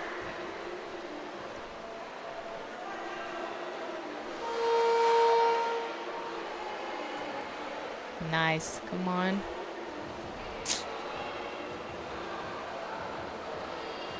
Still haven't seen a top on this red boulder, but I think we'll see. I think we'll see.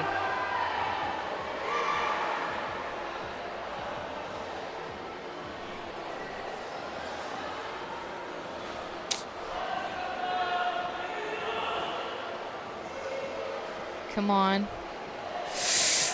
Ah, really close there. We could hear the frustration in the crowd.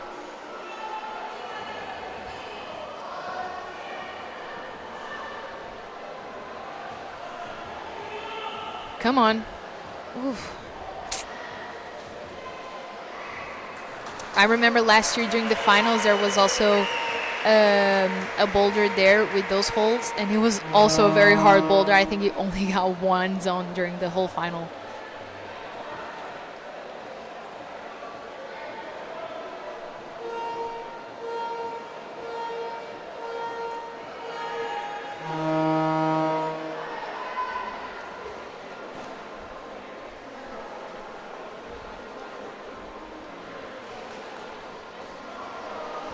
As usual, the athletes brushing the holes before starting.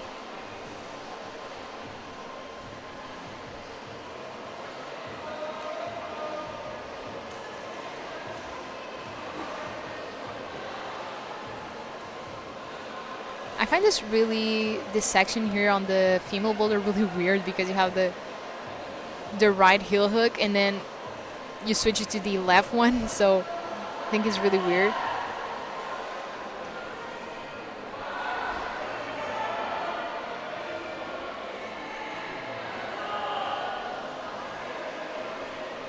Bam, power move. Come on, come on.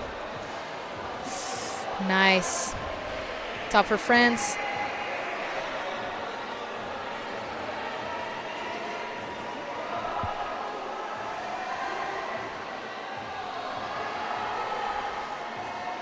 Come on.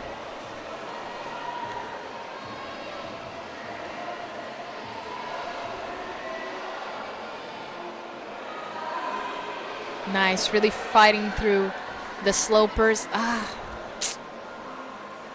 These are the types of holes that get worse throughout the round.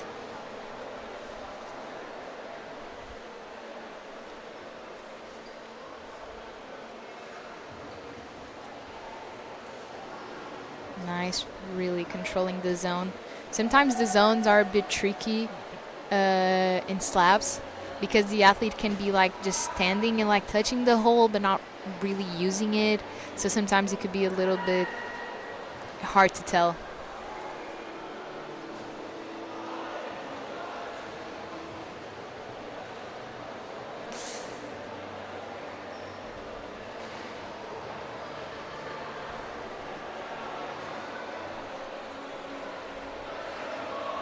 Come on. Oh my god.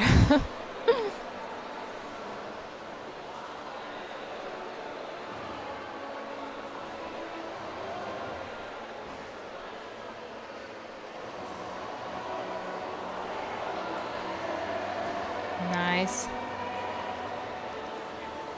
It's really technical, that section where you have to switch your body weight to from one feet to another.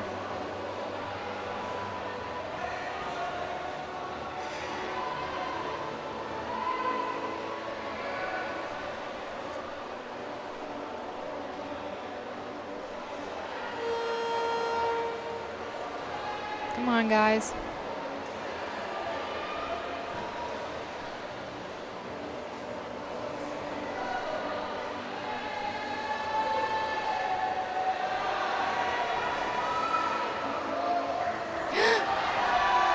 Nice. Go on. Yeah, he's stable. He got it.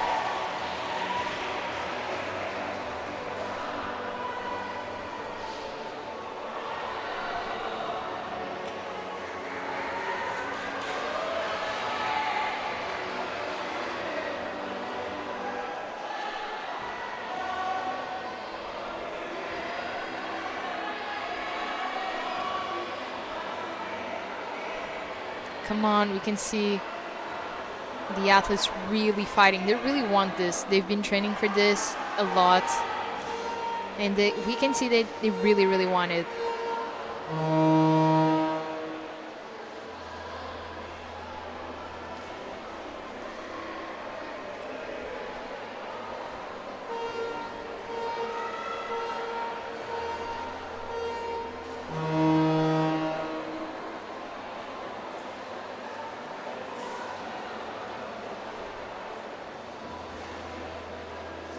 The little brushing ritual.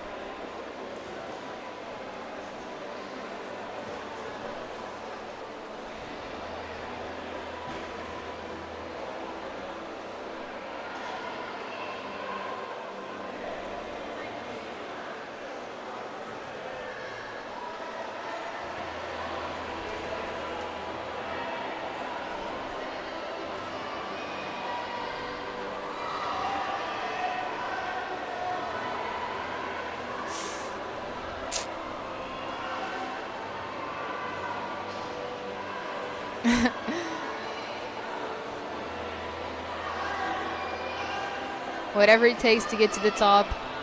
Use everything you can.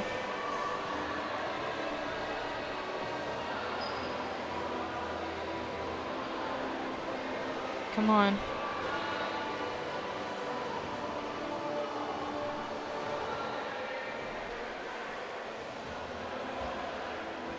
Love this move.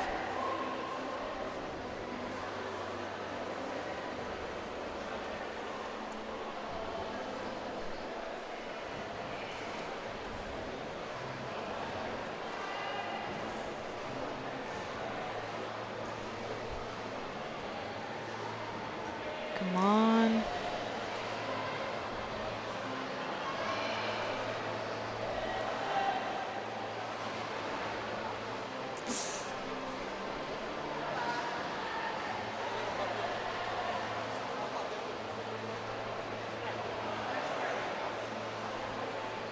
Come on, you have it, girl. Number 89. Lily. Come on, Lily. Nice. It's really fun to see the contrast sorry, between these two boulders. The female boulder really technical, really slow, really body tension, and the male one really explosive and dynamic.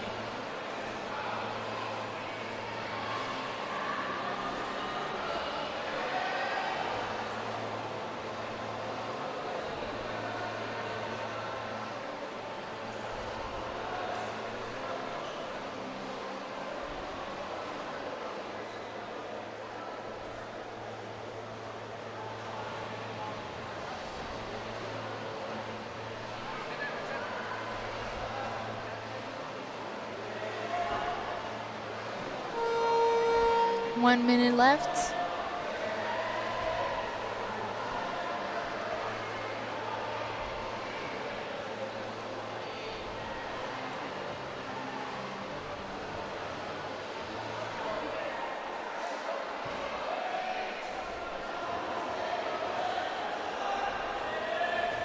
Really hard last move.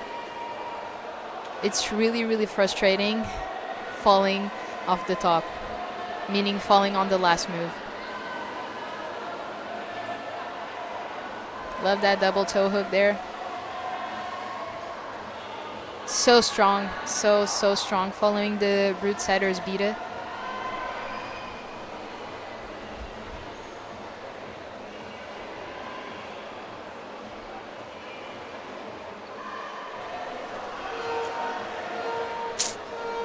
Not enough time for a slab boulder.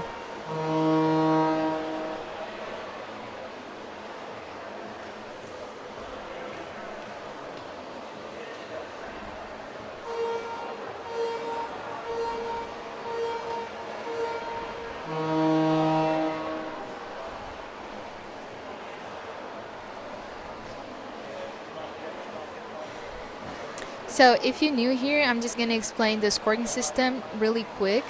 Basically, the athletes are facing 5 boulder problems, and in those 5 boulders, the athlete can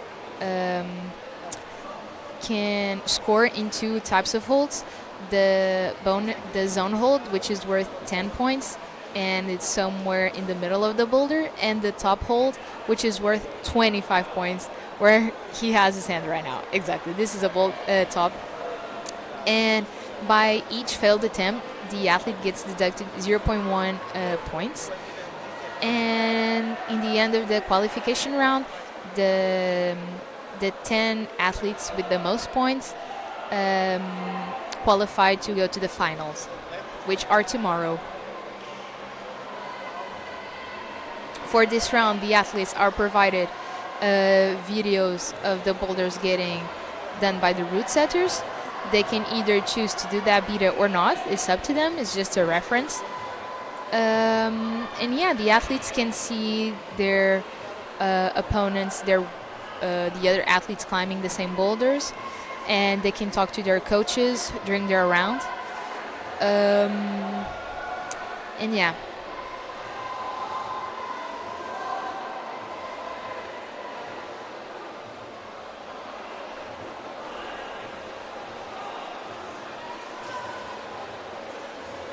Oof.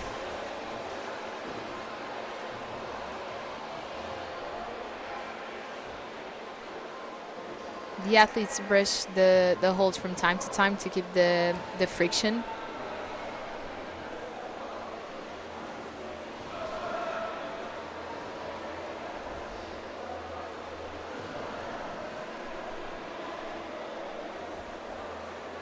And yeah, we're watching the under 17 female and male category. So really young athletes from 25 countries all over Europe. We can see an athlete with the headset on to listen to some music, get in the zone. She's allowed to do that because she can have her phone.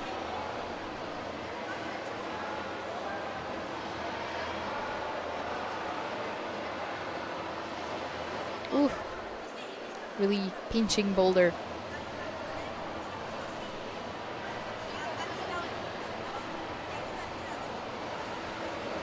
Belgian athlete on the first boulder. Come on.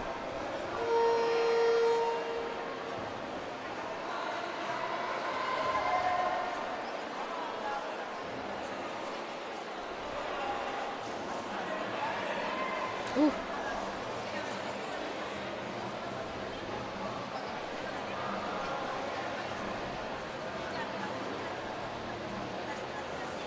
Nicely done.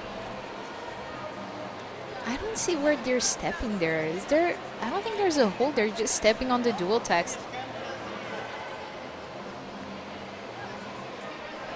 Beautiful. Ooh.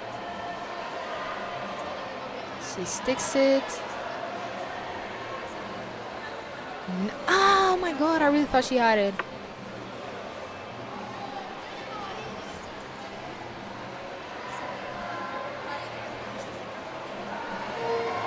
Come on. Ooh, zone last second. Oh my god. I don't know if that was when he got the zone for the first time, but by the way he was committing, I would say it was.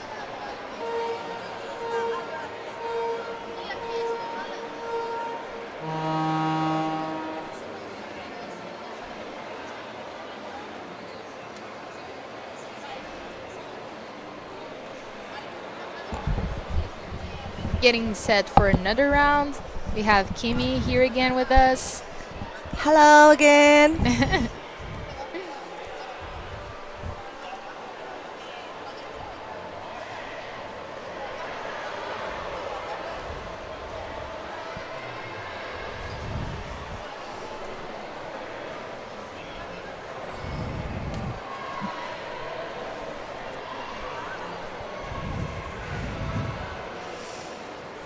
Come on, guys.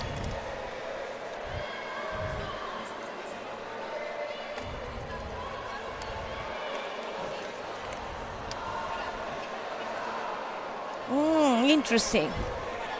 So, how was the first time for Gonçalo? I think he did very well. A bit shy, but I think he did great. Yeah, I took a time to make a rest. Now you're back again stronger. Yeah. And I went to talk with our chief, so perhaps in the afternoon we'll have 2 interviews. Okay.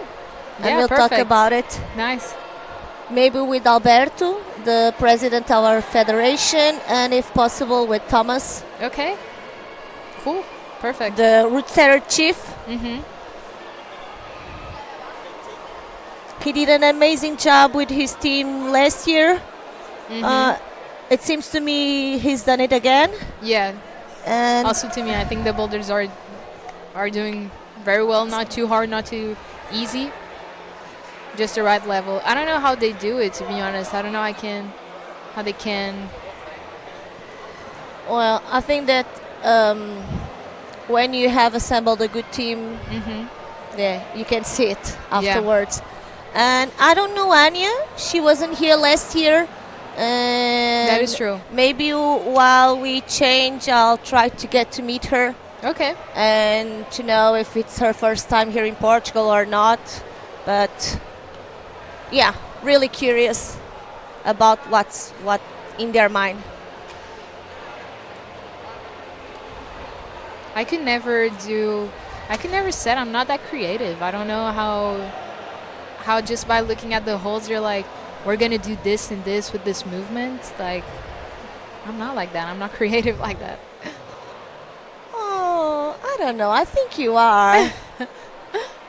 I think you are. And plus you can test, right? You get along with many route setters. You're maybe one of the Portuguese climbers that knows more route setters around. Yeah, that is true. And when I say no, I really mean no. Yeah.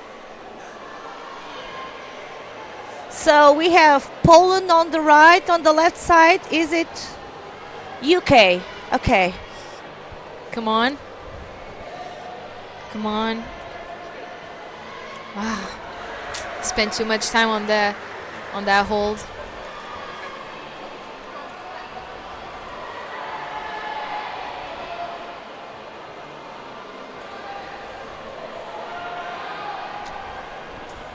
Really powerful move.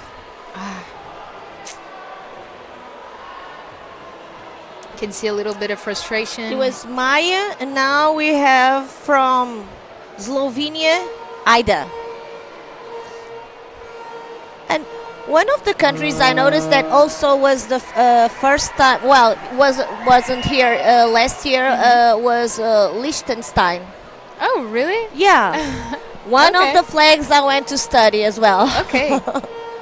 Yeah, Kimi did some previous studies before.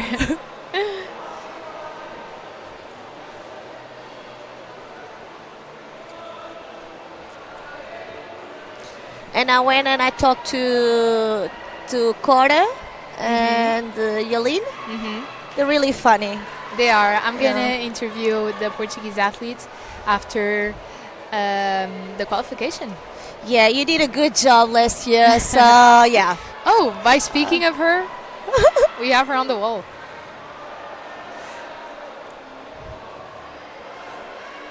So I'm gonna embarrass her a little bit and tell her that she's pretty and really nice. Then yeah, you can tell I'm pretty, I'm nice. She is. Yeah, she was joking, but it's true.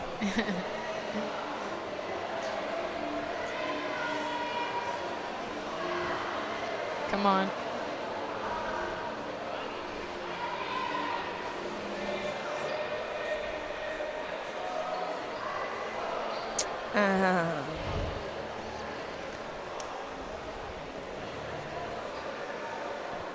Oh, we have seen it climb before. Yeah, David. And Nice. sand.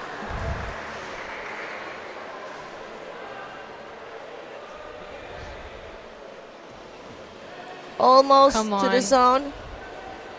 Ooh. Yeah. Wow. So that's valid. Yeah. 2 minutes and 50 seconds on the clock. Come on, Cora. Little foot Another slip. thing that's important is the memory of a climber. When you have this type of boulders with different angles, if you don't know by heart where the hold is, you have an extra difficulty Yeah. looking for the holds. Yeah. That is true. The on the red boulder, the male one, the one where you have to jump to the pinch. Oh my God! Look at Cora. 1 minute 35. You still have time. Oh my God. Yeah. Once in a while, we have to stop when hearing Yeah. all this joy on the Yeah, screens. But on that boulder, you really have to jump like backwards. You don't really know. You're jumping like blindly. You're just like jumping like that. Oh, nice! I haven't seen this boulder yet. Still haven't seen a top in this boulder yet. Really? I don't know if we had it and I just missed it, but I haven't seen a top there. Yeah, there's another thing that, this kind of movements. I guess that bigger hands also Yeah, have I would say yes. an advantage. You know, sometimes I go in stairs and I go up or down with my hand, like pretending I'm climbing up or down, like my handicap slopers and pinches.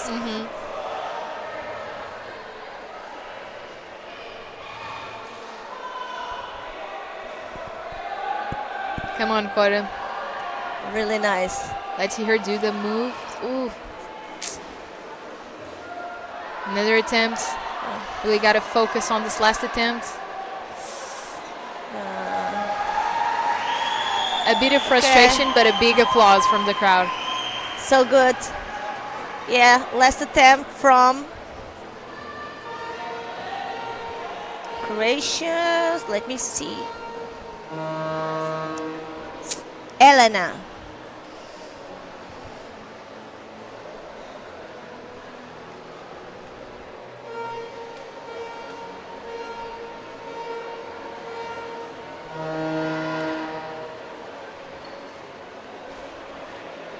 New rotation. I'm really curious about the red one. Well, the one with the pinches, because we haven't seen it. Yeah. Yeah. Me too. I really want to see somebody do it.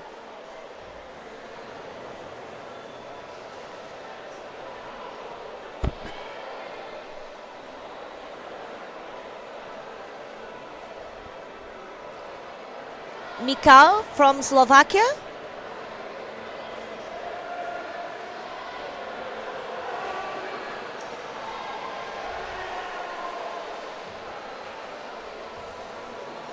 Oh, and I think it's Cora. She has her hands really taped. So I guess that if you have your hand all taped, then you will have problems with the grip. So yeah, she's protecting the skin, but that at the same time, now she has a disadvantage. I personally don't like climbing with tape. Yeah. Like, No, but she's bleeding. she's yeah, bleeding. Yeah, and you know it's not allowed to climb if you are bleeding. So she stopped because she has no skin.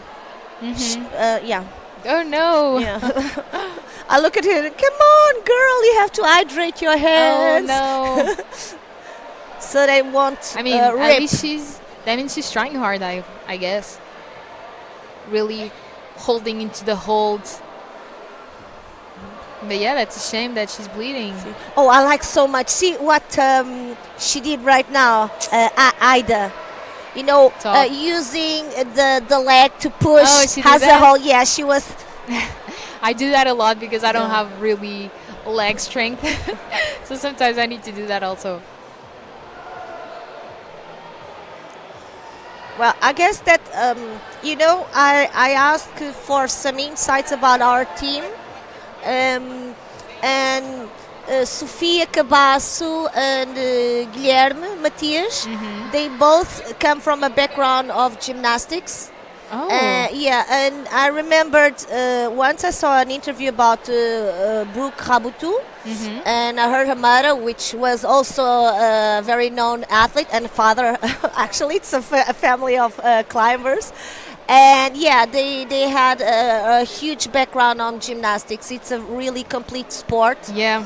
And I think that nowadays climbing also can match because it requires a lot of skills to do a good job, and it has a lot of different types of movements. Yeah, I would say definitely that a gymnastic background is a major advantage. Yes. Also with the flexibility thing, like Yeah. And Definitely. even the mental thing. There are some elements of gymnastics. yeah, you need gymnastics you need is to really, really hard mentally, really demanding. But at the same time, I feel like it's really different because gymnastics, like, they value a lot, like, perfection and mastering a movement, like, in a perfect way. And, like, climbing is really like, you just do it the way you want. You know what I'm saying? Yes, you have a technical and then It's more like artistic, execution. artistic and technical, and sometimes it's subjective and yeah, they have rules, but at the same time it depends on the judges. Yeah. And here, yeah. Oh, So judges something went wrong. interfering. Maybe a start. Yeah, I would say he didn't. So we saw it was Bruno, and he's a coach as well. Oh. Yeah, he did his training this year. We had a formation for training for coaches, level 1, and we'll have a level 2. And this year in September we have a second one, second edition. Maybe I should apply. Nah, just kidding. No, you should. Why not? I think you are. You have social skills. I'll think about it. Maybe one day I'll become a coach, a climbing coach. Who knows?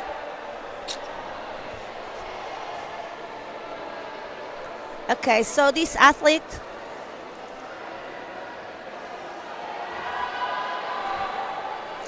(37) Levin Cassoni from Switzerland.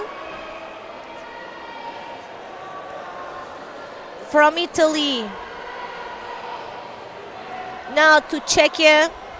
Come on. This Last is David, move. right? Number 3. Yeah, David.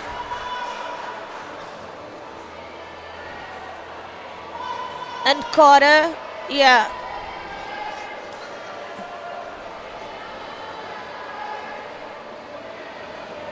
The Italian girl Carolina Come on. doing Yes. a good job. Ooh. Ah, Really have to use her leg too. yeah, but lousy purple, lots of angles, hips out. Just like the blue, if you don't match the leg with the hand, game over. Yeah.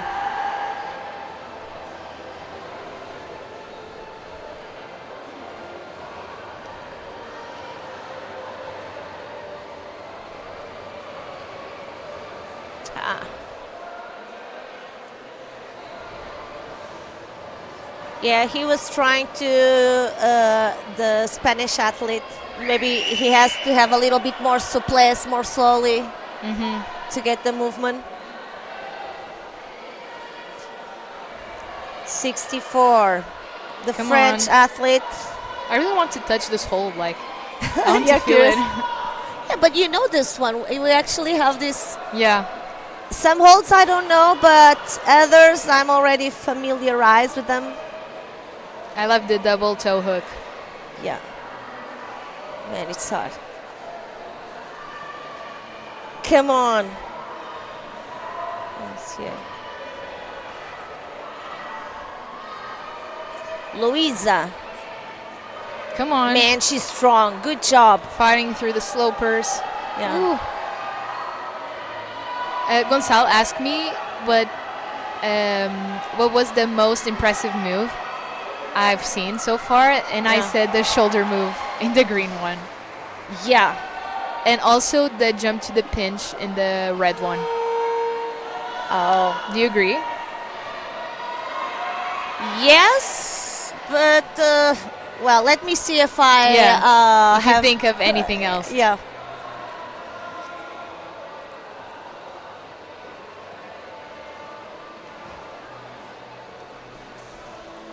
Nice, using the wall.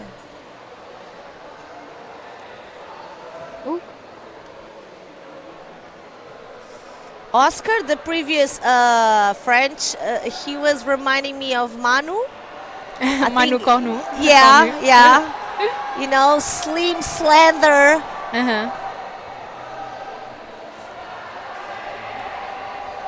France is really strong. I'm only seeing tops from France. Hope to see them in finals. Oh, less 10 seconds. Come on. Come on, come on. Come on. Oh. This must be so frustrating. Falling on the last move Well, is the worst. maybe it will be a good training exercise, like when you're almost sending, start buzzing this. I know, but it's really, really stressful. And it's because like you don't really have a time perception when you're on the wall. Like everything just seems to be moving so fast, and the time seems to be like 3, 2, 1. Like you don't have any more time. You know, it happened to me one lead competition. Mm-hmm. They told me 1 minute. I didn't hear.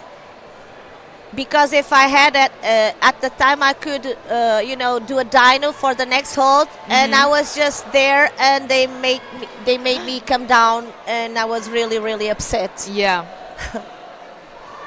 Yeah, I could imagine. Yeah. But you have a lot of time during lead climbing, Kimi. How Yeah, you were but very I was climbing in very slowly. I was in my own world, and I think of like the queen of the rests. I find rest places and I stay Everywhere. there. Yeah, Do you use your knees or not really? whatever I can. Yeah, and the next year I used my head. You So, use your head. Yeah, I What? was almost doing. Yeah, that one is on YouTube actually. Yeah. But that just shows you have a lot of like resistance to be that long in the wall. I remember. Oh, I did gymnastics as well. I think that the repertoire, the more you are exposed to different sports, and the more stimulating with more skills, Yeah. the more prepared you are. Yeah, I Yeah. would agree. A teacher told us that it's like when you are a beginner, you have little draws and not so many that you can choose from, and you take a while to know which draw you need. When you are experienced, you have so many, and you know which one to Yeah. choose. You have like a repertoire. Yeah, repertoire. Is that a That's- word in English? That's a motor repertoire. Yeah, exactly. And you can just, I think like climbing, it's a lot like that because you have so many different types of movements that during your training, you start to get to conquer those little skills one by one. Yeah. And to listen to your body, see what the moves. Oh, another thing, I think that climbing sometimes reminds me of dance. It's like a movement, it's a type of music, and according with the type of music you get, that's the way you're gonna. I love that. Yeah. One time, actually, this is Oh, top for Poland. Number slab 6. one. Let's give. Oh, Constantine. yeah. It's kind of scary they don't have what's it called, like holds to come down, like they just have to jump. They don't have anything to go down. Oh, in gyms sometimes you have a great hold, Yeah, a great jug exactly. to help you come down. They just have to jump. Yeah. But I was saying one Yeah. time I was at the gym and I climbed a slab boulder, and somebody asked me if I did ballet or something, because I was literally just like on small holds, and yeah, what you said made me think of that. This athlete right now, it's one of the cases that it was so clear that she wasn't, coordinating the right side of her body. Well, I like to call myself Dory because I'm not good with memory, about the Nemo. Dory. Dory, yeah. But I think that she went first with the foot, and it needs to be at the same time push here and push there.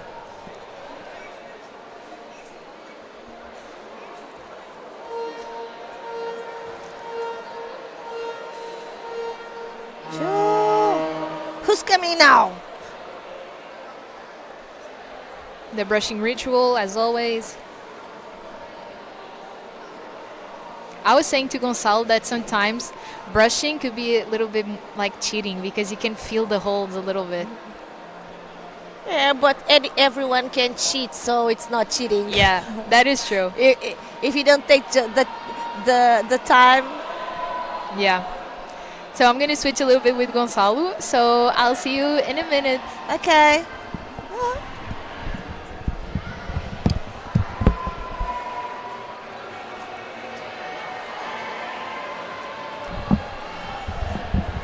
So hi again, Gonçalo. Hello, Kimi. How are you doing? Yeah, good. We haven't talked much today. How are you feeling? Good. A little nervous because I know Leo. I don't know you. Yeah, I get it. Let's see how it goes. Let's see. Yeah. So I saw number 5 from Spain, so Manuel, and here number 39. So we have Spike Fullwood. Which combines with the boulder he's climbing now, right? That's funny. Yeah, and this boulder, I think this blue one is one of the hardest. Yeah. Susana Dupont. Susana. Do you think she has some Portuguese family? Maybe. Yeah, Susana. In French it would be Yeah. Susanna, right? Yeah, and we have so many immigrants in France. True.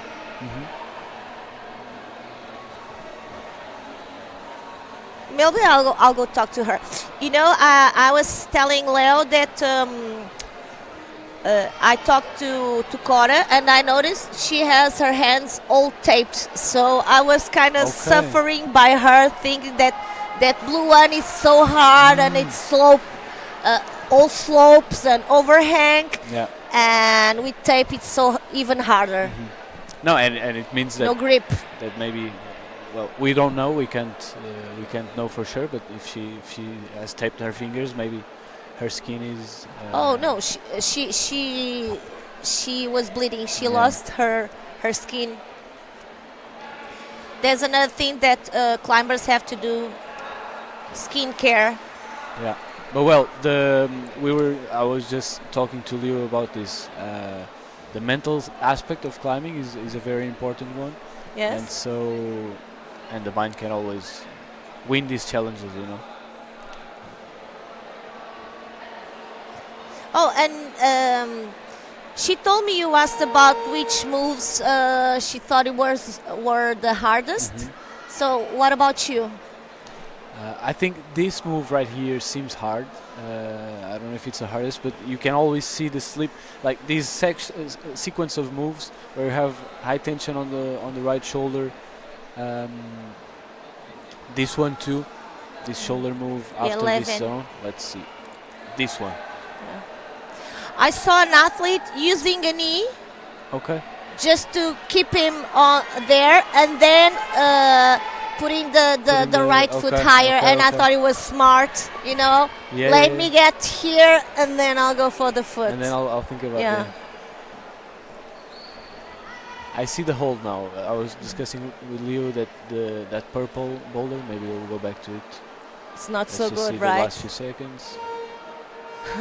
I'm still laughing. Full wood.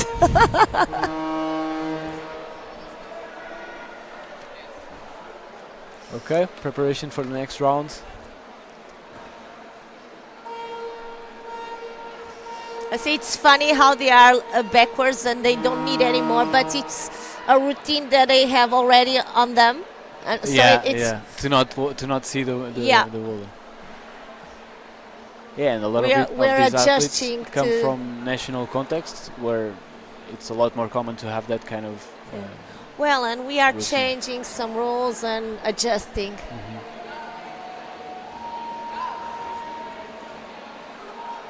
Rushing the holes. This is a very important part of each round for the athletes. Yeah, so this Leo was Spanish, just sharing with me that this allows them to also fill the holes while they're brushing, see what the texture looks like, and gives them some time to think about what they're gonna do in the hole. so this is Louis from UK. And Lucas from Germany.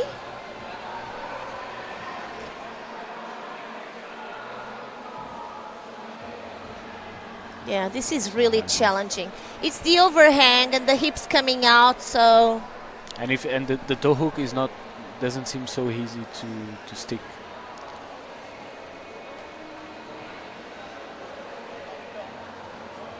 so here the Spanish athlete Paula.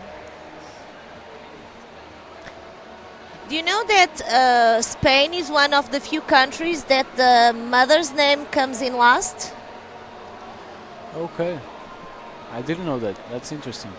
Yeah, I read about. It's not the only one.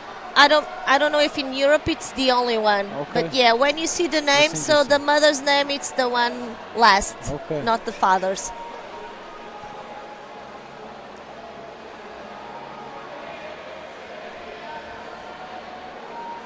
This is Danielle from Spain. So 2 minutes left, so they learn so fast. Still time to maybe ascend. 97 is Imogen. Okay, going with the left hand on the top, not sticking it. Nice image from the. I really like this angle. I love when they change the way they film to give us a new perspective.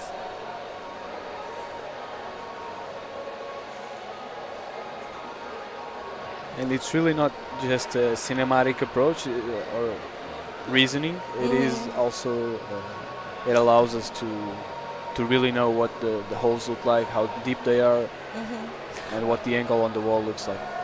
I don't know what they use in the international ones, but I don't know if they have a drone or a kind of a device. A crane camera. A maybe. crane, yeah. I didn't know the word in English. A crane, so I feel like I'm there. Yeah, it's a lot more immersive, definitely. Yeah. When you have. That's the word. Come on, Paula. Kimi, talk us through why do some athletes wear a chalk bag on their waist and why some Well- of them don't? I have a theory, and I would use one on the side, perhaps just left out or find some other way. For instance, for a slab, sometimes you have really very precision moves, and a chalk bag can, make a difference and make you fall because everything it's a lot of precision. But then I saw that some athletes use the cloth has a chalk bag. I don't know if you have seen. Sometimes you see they have a lot of white on their shorts, and it's a way. Yeah, and you see it in some other sports where they use chalk is some people just put a chalk ball inside their shorts sometimes, and so they tap the shorts, Oh, and okay. they can use the chalk. I That's- didn't that's thought an about that. interesting Yeah, approach too. interesting. And yeah, that would work for me because I sweat a lot. Even when I'm commenting, sometimes I do some climbing comments, and I'm rubbing my hands on my trousers or table because it's impossible to look at them, and you know. You feel you embody the emotion. Yes. Okay, I see. Well, and I guess that's why you are watching too. Exactly. Yeah. Let's look at this young athlete here, 41. This is 100. Daniel Anderson. Bella. Well, Bella, it's really beautiful. It's a beautiful name. Let's see if we can Yeah, the thing is that follow this. that crimp is locked. I guess they probably to make it harder. Yeah, otherwise the athletes would be able to step on Yeah, that. then it that would be crimp too and use it easy. as a foothold. But See, I last move. oh, so nice. And second. That's the top for the Italian climber. Carolina. With 2 minutes left on the clock still. Very good job. Yeah.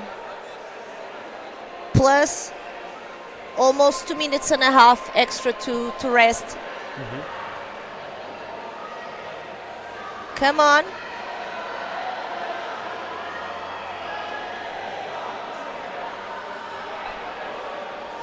And it's funny how you can see the sweat sometimes. You see how the hold is so white, and then he takes his hand out, and then we see that it's not so white as it was before. Oh, Lotte, this is she's German, right? Yes. Yeah. Okay, the British climber trying it once again. Yes, so Bella. Bella Ryder. Bella, I don't know. Yeah, in Italian it has in Portuguese, right? Beautiful. Bella. Yeah, it has the same meaning. Oh, so nice. I really love when they make something look easy. Not so pretty here, but it's really working. Sorry. Yeah. This is the top. This is one of the boulders that we have seen them struggling with the,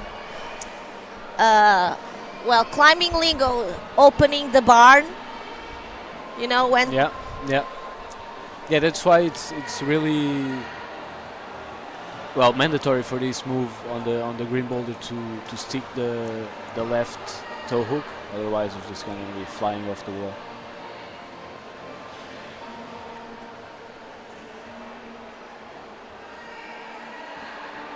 Oh, come on. Bella Ryder once again.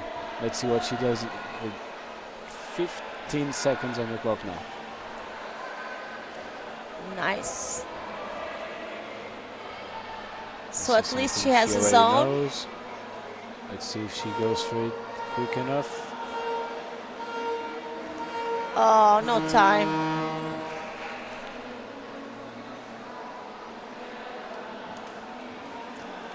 So see how they are cleaning, taking out the chalk.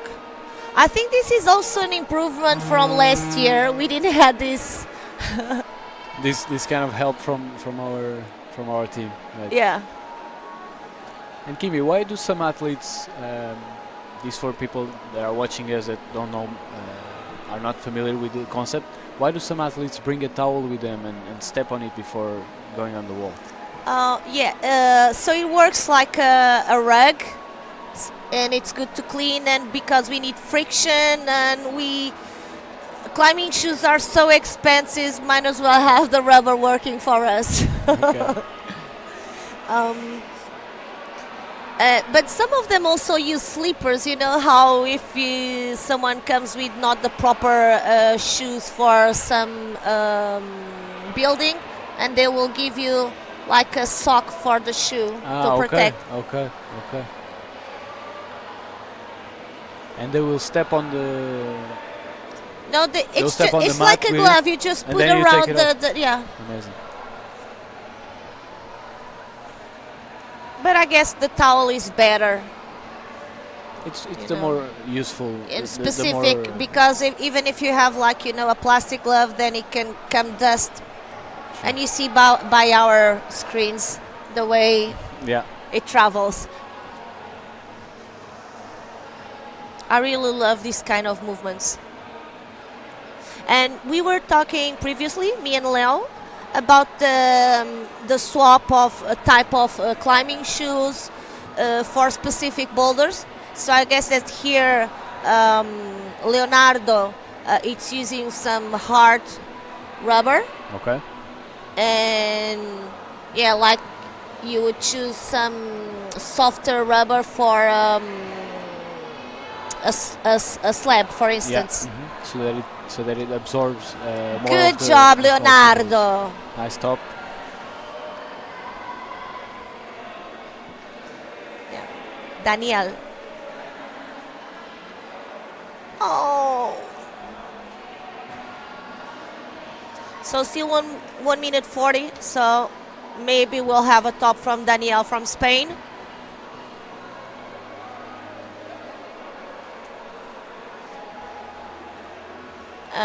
A joke for the older people. She remind me of Agent 99. Well, I'm Is it- not. No, that was I'm a not TV familiar with show, that. a really Okay. funny TV show. And she kind of looks like her too. It's funny. Get smart. You remember all the people. Well, I'm not familiar. Let's hope she. Yeah, and she makes it happen. I'm also liking to see this boulder. And I really think the route setters made a good job. You can see physical, technical, slabby. No, yeah, definitely a varied styles on this route setting. So it I'm was, excited to see what they bring us to I think it's the finals and to the under 19s tomorrow on this afternoon. Sorry. I was making a note, sorry. So 101. Oh, Mio, yeah. Let's see how she'll do this next. Oh, she won't. Yeah, she won't. She doesn't have any more time.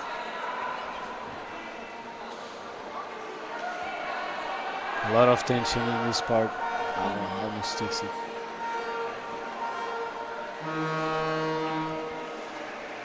Yeah, so the note I was doing is about the RIC, right? It was about risk, intensity, and complexity. When a route setter is making a route, they will think about these degrees. Okay. Yeah. What do you feel like it is the boulder? Which one do you feel? Which boulder do you feel is the most complex one out of all of them on this qualification round? Right now, I don't think I've seen enough to have an opinion. Maybe I can tell you the one I liked more so far. Which one is it? Well, perhaps the green one. I like to see them go to the wall and then, Well, maybe that is the movements, most complex. complex. Because they have different. Yeah, exactly. yeah, Because and you they have to be required strong a lot from you.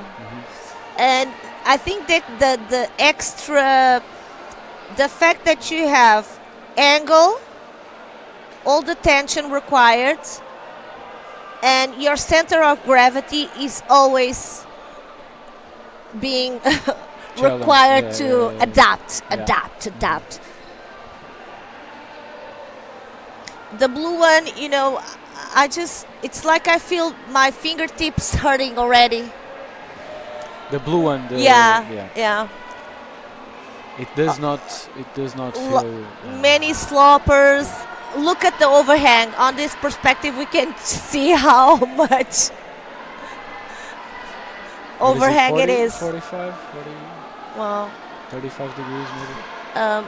perhaps we have Alberto or Thomas here in the afternoon, and we get the chance, And we get the chance to ask them that, to ask yeah. them. So you have to come back. That would be nice. Come Hands on. shaking Yeah. for the Australian athlete. Oh, Foot slip. so nice. I really like when the athletes have this kind of ribbons, you know, doing the flag. So good job for Slovakia. The top in style. And extra time to rest. You can see Luana, Portuguese athlete, on the front here. Now it's the Italian. She Oh. was just below. Oh, okay.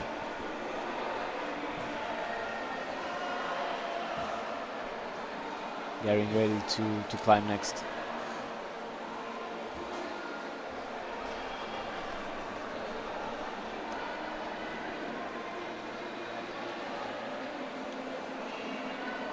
So a lot of brushing. We can see two athletes on the wall.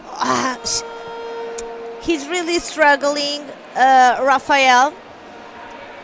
It's such a small hold. You see the zone. And he's trying to get an angle to get the tip of the toes there.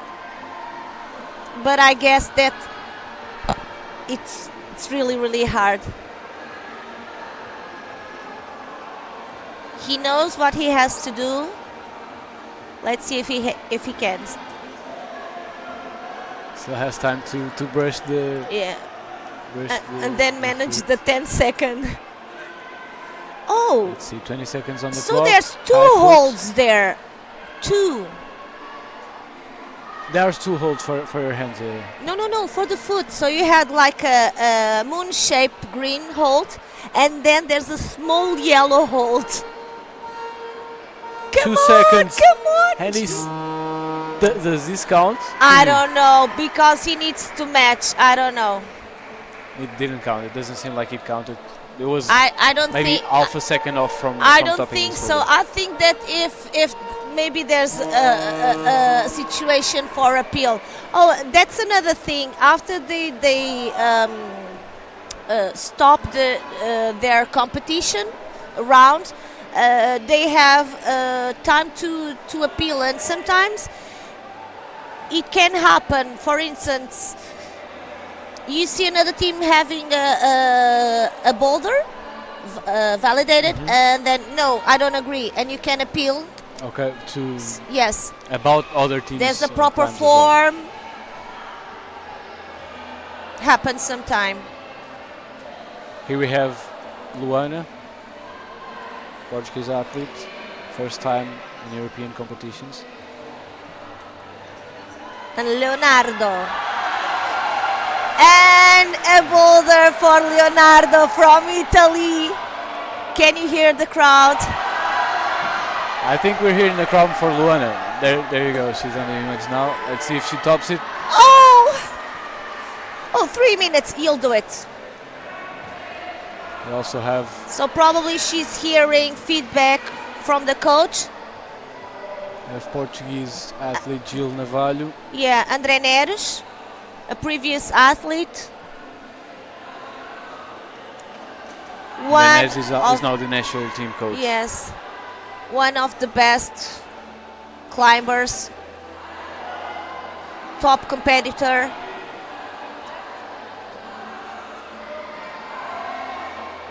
He climbs, he coaches, he comments.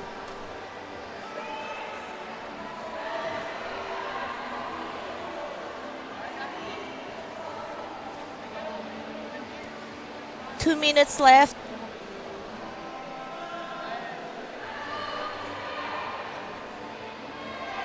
You know, I like this style of having a bag for the floor, one to take.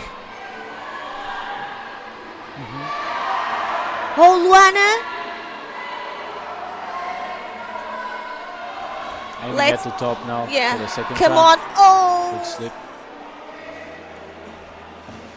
It happens. In these moments, Kimi, it's Yeah, she's important that smiling. the athlete See. focuses So- on the climb in Yeah. the moment and Yeah, she focus needs- on the moment of climbing that she's on, instead of being thinking of what happens if I top this or what happens if I don't top this. This is the moment where she needs to focus on. Yeah, I think she needs the to job. focus on the lower body. Sometimes, and this happens sometimes in beginners, you know, just looking at the hands and forgetting that something else will sustain you in the wall. Oh, so beautiful, this move. Good job, Rosetas. And Luan again, perhaps her last attempt. Okay. Oh. So she had her foot higher, Let's see and how she she was goes trying around to this. put it on the. Well, let's look. Come on. Yeah, she's tired now. Good job. And on the right side is someone else. So zone from the athlete from the Netherlands, 103. It's Nienke. Nienke Kodo. 10 seconds and top for her. Good job, Nienke.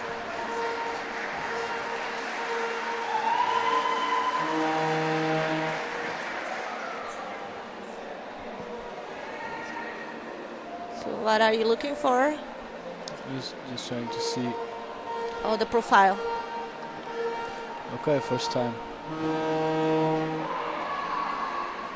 So new rotation.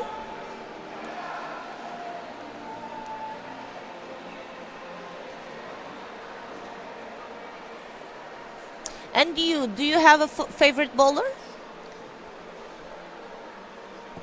I really like the red one. You know, it's challenging. It's But which one? Very simple. The The- just sorry. red or the red and black? the just red one. Okay, The one on the roof. Just because nice. aesthetically, I like how it looks, and the moves are very. Oh, Julio. It's a hard beater to read, So, and then to execute, it seems even harder.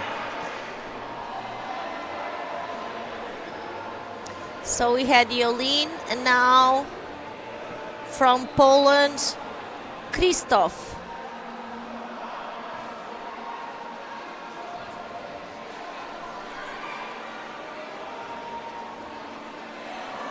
So nice, this perspective. Yeah. She's, you know, I call this type of movement she does like playing piano, because you are taking one finger You're at a just time to taking, try to. To make space. Yes. For the other ones.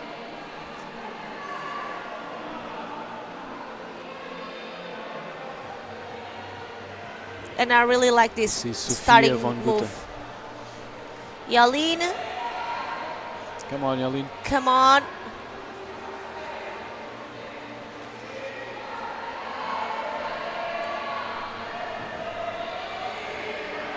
Good job, son, for Jolien. And now we're with Italy, Elisa. Oh, nice.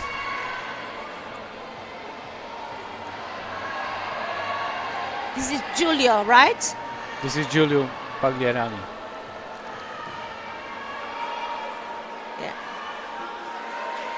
Elisa taking a moment to rest, shake off her arms, think about the next try,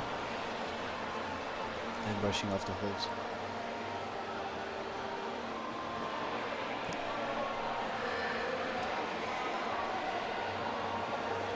Is it Nicholas? Nikolai. Wow, so strong.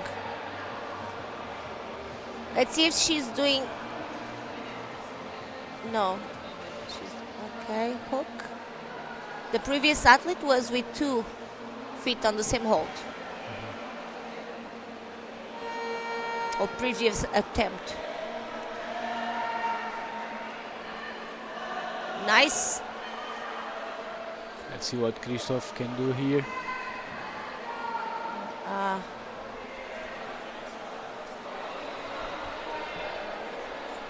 Let's see. Come on, Yelin. 40 seconds left. She already has the zone. So Hands on her face. I think it's Talking better to not the to coach. take another attempt. She has the zone and she doesn't have enough time That's to true. get to the top. So you know, That's true. Let's see what she decides upon. But Julia. No, come on, 10 seconds in a slab. for many of these athletes, this is the first European competition, and the main goal, I would say, is to learn and to expose yourself to the pressure, to the difficulty. To make mistakes, to learn from them. So even if you have 15, 20 seconds on the clock, it could be a learning opportunity to get on the wall and try again. Yeah, I don't agree, but yeah, I know what Okay. you mean. Yeah. I know what you mean.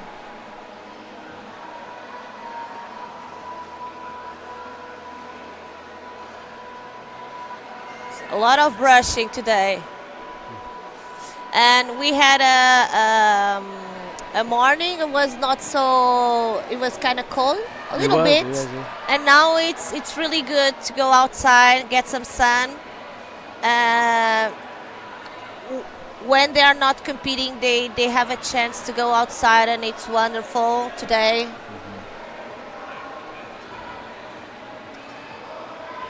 He missed the foot, right? He did. Yeah. Oh, and look, this is kind of our colors. Portuguese flag, green, red, True. and You yellow. can see some Portuguese identity on these boulders. Would like Maybe to some know other if that was on flag. purpose. Perhaps. I said last year they had, I don't know the name for those holes that, just they are. Oh, this is André Neres. Mariners national team coach. Yeah. We were just talking about him a few minutes ago. So nice to see him giving feedback. Yeah. To anyone at home, if you can reproduce what he just said and go on the wall and try it. Let's see what one it is. She knows what she has to do. And I think that André is doing a really a good job with them. Not only with the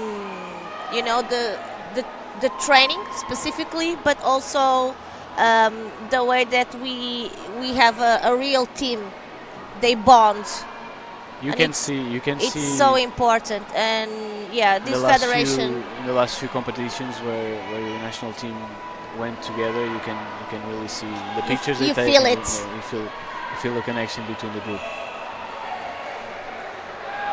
We Which is very learn. important because even though this is an individual sport in many ways, it is also a community sport and a team sport, and having the support from our peers is always helpful.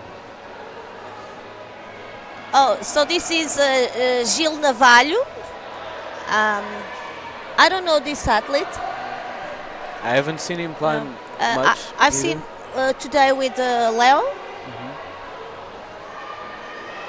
And it's funny when I'm seeing, foreigners reading some of our names, and I think they will struggle with Gil because the L with the H, we have the sound L. Yeah. Right, Navalho. The way I struggle with some names out of some countries, and I'll check the phonetics. Yeah, we'll try our best. And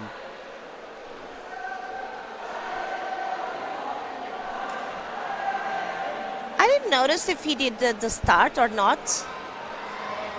who, Gilles? No, not Gil. This one or Willem. Willem. Yeah.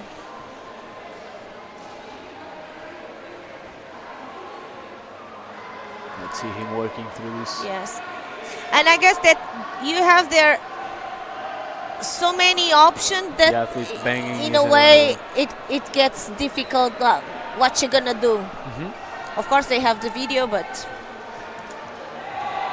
so 10 seconds, and yeah, Gilles, like so many others, struggling with the beginning of this boulder. It is a blind dyno backwards into a pinch. Yeah. I've tried holding Yeah. it myself yesterday, that pinch. You and did. I could hold on to it, but not coming from the dyno move from the start. It seems really hard.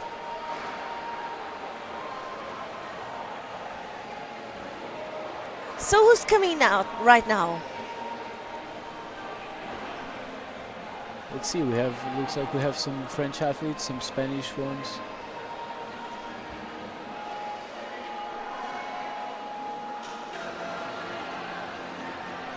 Okay, so Switzerland, Spain, Italy.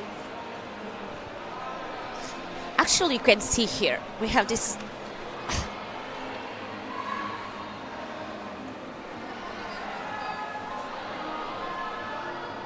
Okay, so this is 106. Oh, such a beautiful name. Abril. It's like April. Sleeping off the hold.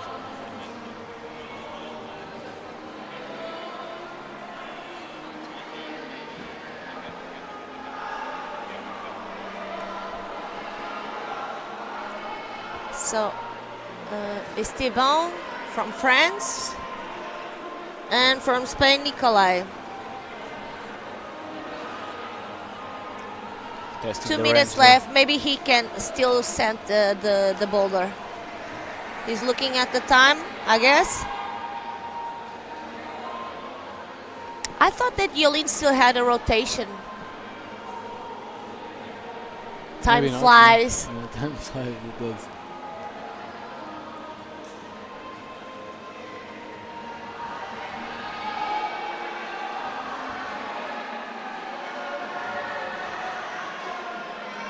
It looks like, is she struggling with the right leg? Maybe you can tell she's Yeah. speaking to the coach, but also Yolin is also always she always has a smile on her face. She She seems does. kind of relaxed.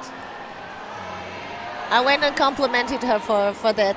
Yeah, you're so beautiful in the camera. What about this French athlete? Anatole. This is Anatole. So maybe right now I will get this stuff organized and I'll leave you with Leo a Okay. little bit. Sounds good. I'll come back later. Oh, maybe, no, wait. Maybe she's. Do you wanna come? Are you kissy kissy? Okay, you guys. So I'm swapping with Leo and I'll come back later. Okay, see you in a bit, Kimi.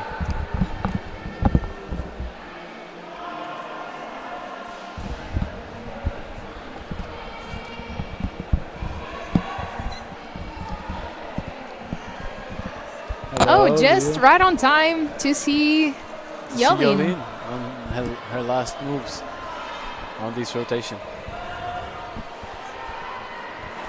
Great. How's Welcome it back. going? How's it been? It's good. How were you watching it from? Yeah, I saw a closer little now bit and in from person? from another perspective, and it changes a little bit. I don't know how to explain it. Like, it's more intimidating there. I feel like I don't know. Okay. You feel the chalk particles. You feel Yeah.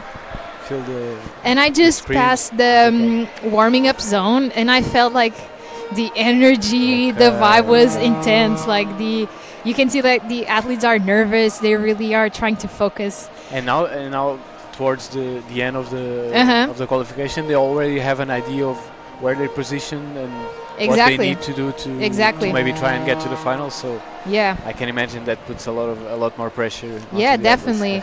But they cannot feel pressure enough to not do well. Like, they have to focus. It's a fresh round. They have it. They got it. They can They can't be too nervous. Yeah, every rotation should be a fresh start for them, as you were saying before. You need to focus on the moment and not Definitely. and try to forget what's in line. But it's really stressful because some of these athletes came from like very far away, literally. Like we have athletes from all over Europe, so they have to make it as good as possible their round. Still no tops for the Red Boulder, I think. Okay, I'm not sure, but Yeah. But I can spoke imagine. to the route setters and it was intended to be the hardest one. So okay, so it's yeah, it's serving its checking- purpose, I checking guess. up, yeah. Let's see this athlete from Slovenia now. This is Neva Pira.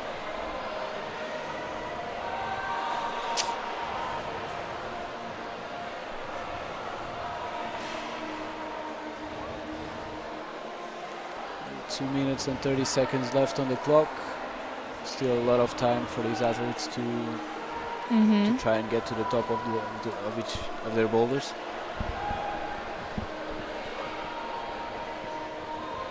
This one, this boulder only has one top, I think. I was speaking to the route setters and they said it only has one top. And I would be. Let's see how many zones it has, because even the zone seems to be hard to get to. When the round is finished, I really want to see that like structure of holds like really up close because it feels like it's really interesting.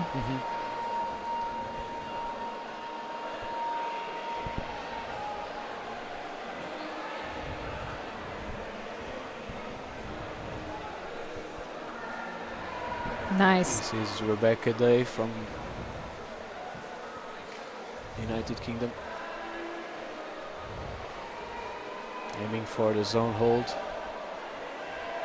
Interesting Ooh. approach. Because we're seeing some athletes go with the left hand and other Exactly. ones go with the right hand. Also here in this move, some athletes go with the right hand and some with the left one. Yeah.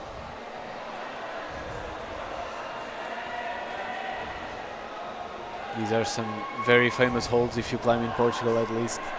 That is true. These blue pill holds are always there for you. I know them and they're not really good. They're not.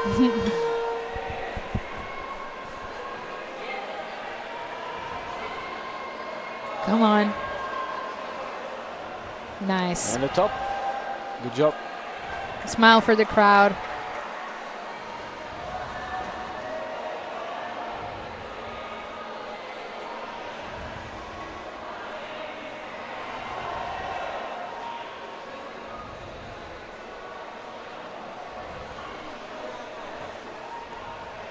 High precision on this foot.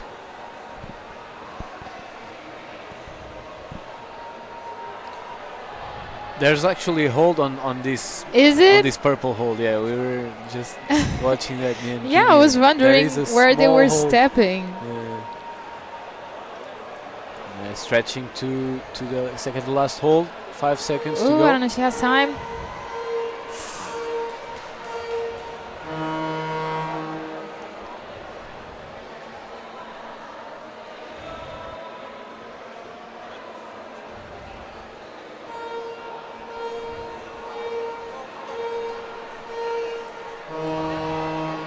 New rotation. You can really feel the emotions of some athletes when they just left the wall. Like they finished possibly the last round and I don't know, you can see a lot of feelings, a lot of thoughts going through their heads. And I mean, it's the job is done then, and you just have to wait and watch the results.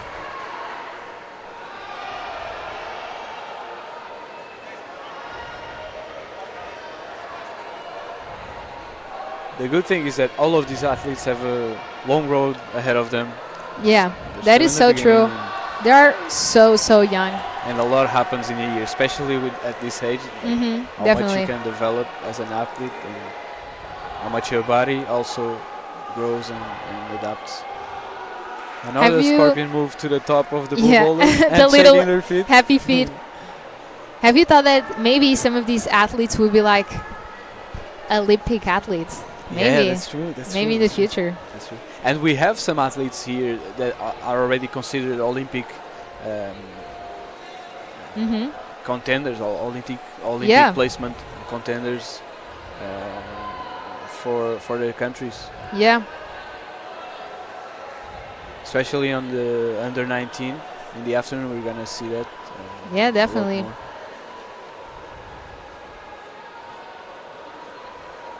But yeah, they've come a long run. Definitely, they have a lot of work to do, but they already worked so much. So Would be interesting to see if we had the information of when these climbers started climbing, when they started climbing, because I know that, for example, there are some Portuguese athletes that I know only started climbing 3 years ago. or Yeah. something, and which is amazing. The progression they had, like in 3 years. yeah. Imagine if they started like 10 years ago, or I don't know. Exactly. Yeah.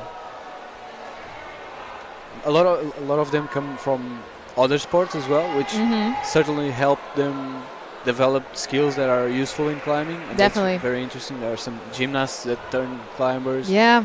Um, Yeah, I was talking about that with Kimi. Like, gymnastics background really adds to like good climbing skills. Let's see. 106, and this is Abril Fajas. Let's see how she does in the slab. 1 minute left on the clock for these athletes. Lunar, do you usually wear a chalk bag on your waist when you're competing, or do you leave it on the mat? Not really. Not really. I don't know. When I'm in the wall, I literally just think about climbing. I can't hear nobody around me. I'm just like focusing on the moves. But even when I'm lead climbing, I literally forget that I have to chalk up sometimes. So, but that's because I'm more of a boulderer. Like, Fair enough, yeah. so yeah, that's not really a practice I have. Okay. But sometimes it's useful when you have to like start on a no texture holds, and in the middle of the boulder they switch to textured ones. True. So it should be useful. Mm-hmm.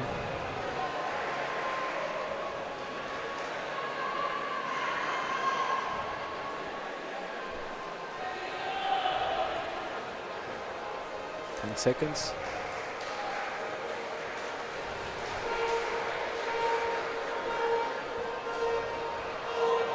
And it's time. 50 seconds on the clock as usual to make the transition for the athletes to go to their places.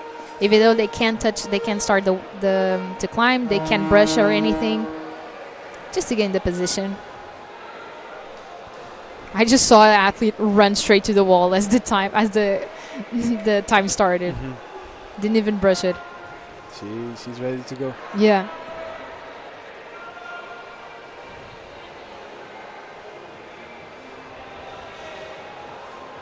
This is a cool move. Yeah, but it's tricky because if you step on the white part, you don't have texture.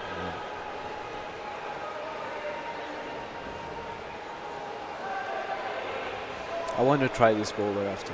It looks so... Oh, I saw the foot now. I Yeah, saw it. And it makes much more sense, right? 'Cause I know. It was no texture and it seemed too stable.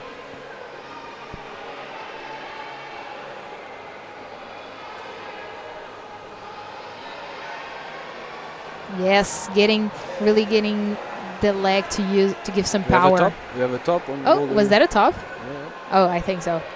By his attitude, I felt like it was. Yeah.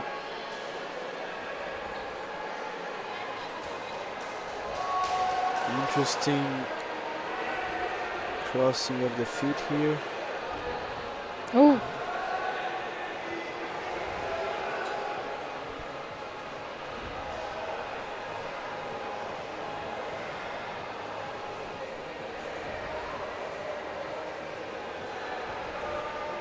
Belgium athlete working through his feet. really technical. Wow. Very small these holds Yeah. for her hands here, and they're very high foot.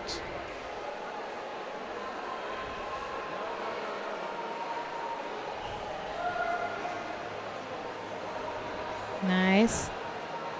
Really have it under control. Nice. The top. I was literally not breathing because it's like so nerve-wracking.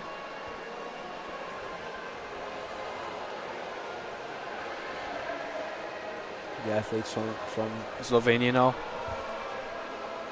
attempting a slap that I think has only been topped 5 times, if I'm not mistaken. Okay.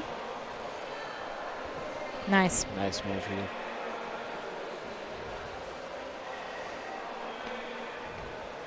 Ooh. Oh, Oh, saved it. managed to-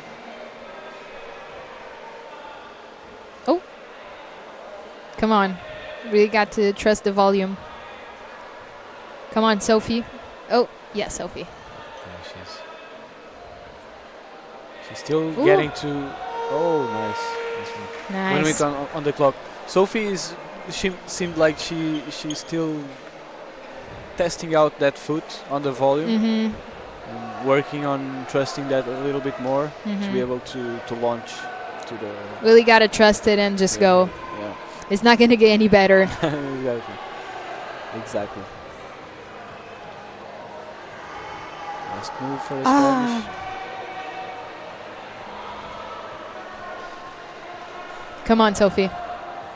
Come on. Trusting it a bit more now. Okay. Sticking it now. Maybe give it Good a one. little brush. Some dynamic shots here now. Last attempt, really tired.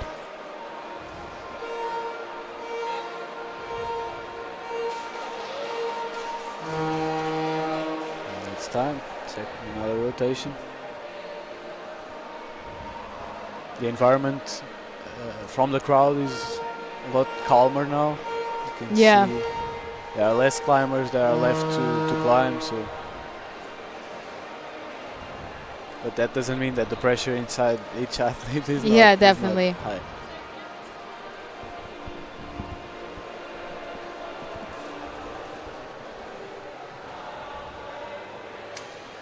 Yeah, but I was saying with Kimi, there's so many chairs and nobody was sitting down. Everybody was just standing up and cheering.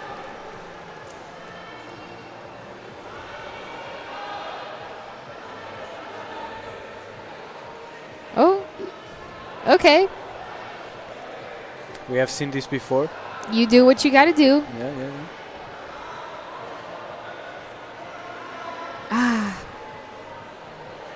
Slipping that right hand, slipping off the cream.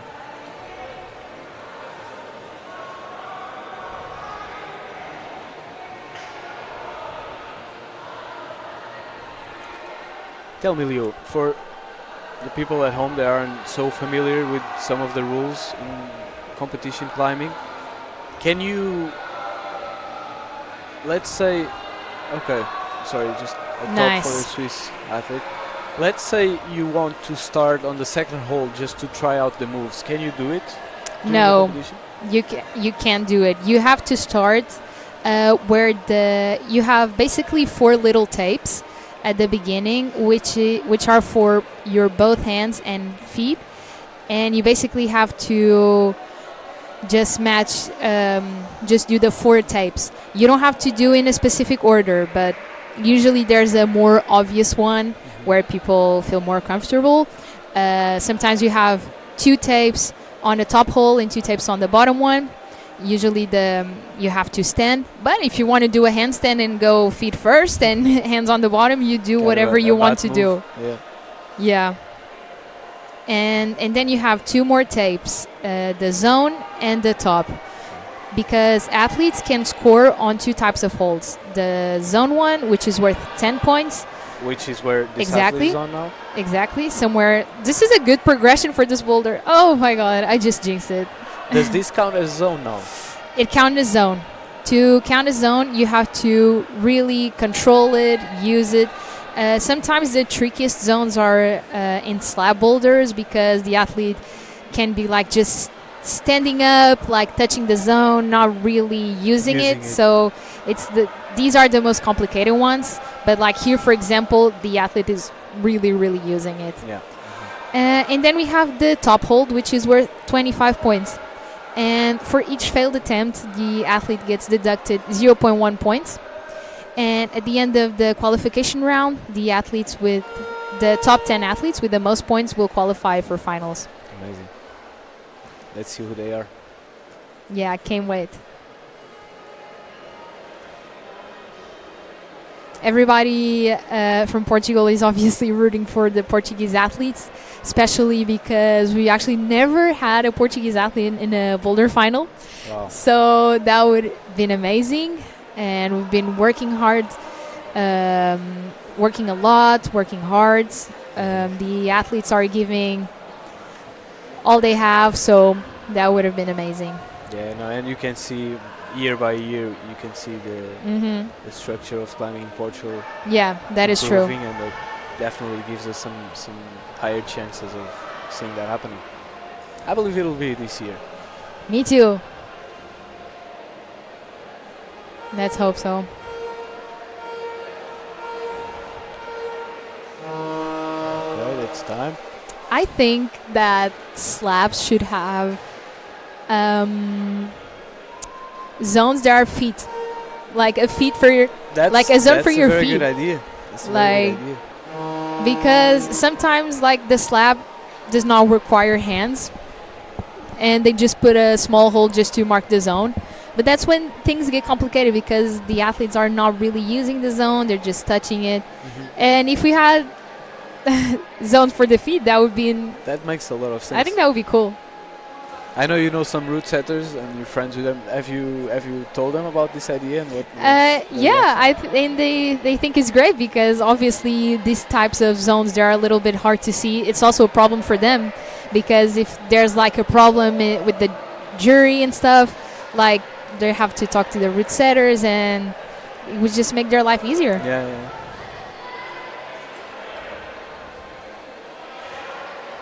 It's a good idea. Let's see. I think that would be fun.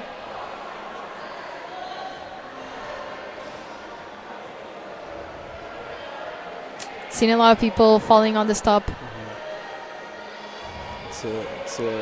You have to launch yourself into it, but you also have to control and stick your right foot to help counterbalancing the opening door. How would you say that in English? I don't know. We were talking about that. Like in Portuguese, we say open a door. Like your body is literally a door. But I don't know how to say in English actually.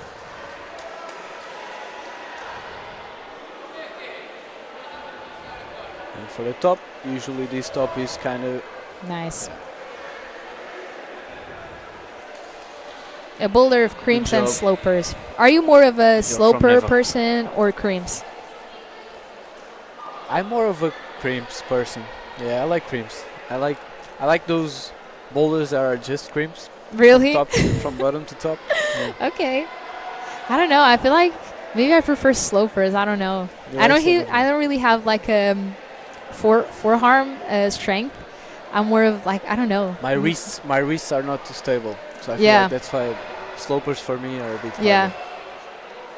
I mean, if we really count all the holds, nice. Good effort and good nice. Double top. High top, nice. Let's go. If we count all the holes, I would say I prefer jugs. True, yeah.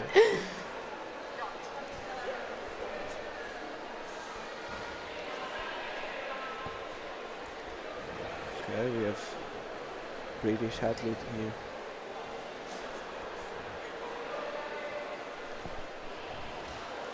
Come on.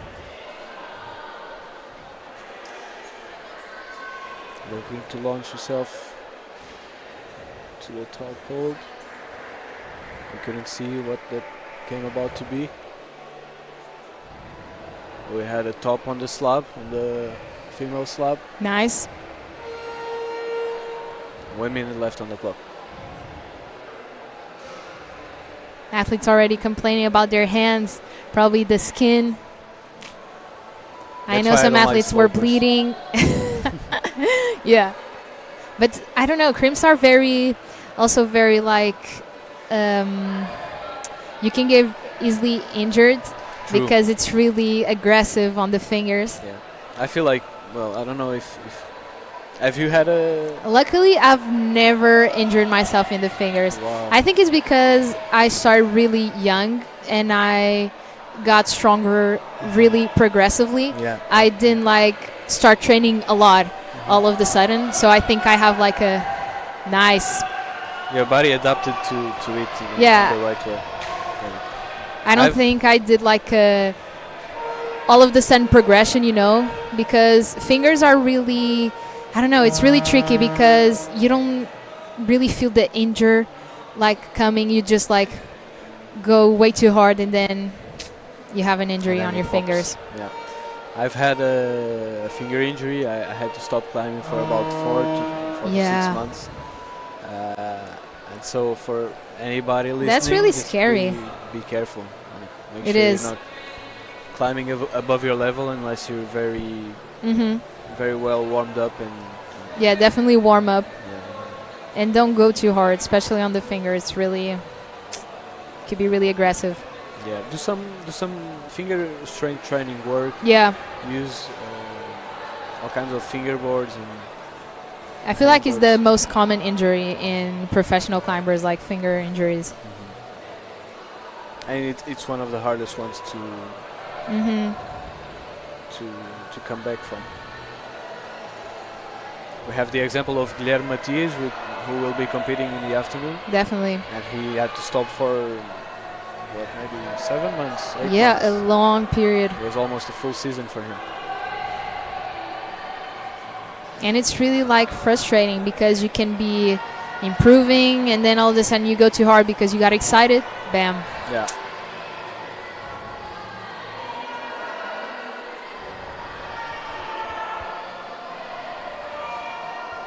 Nice. Top for France.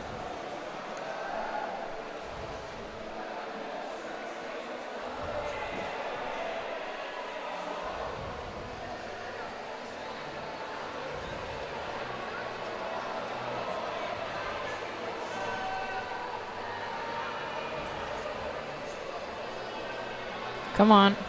Nice.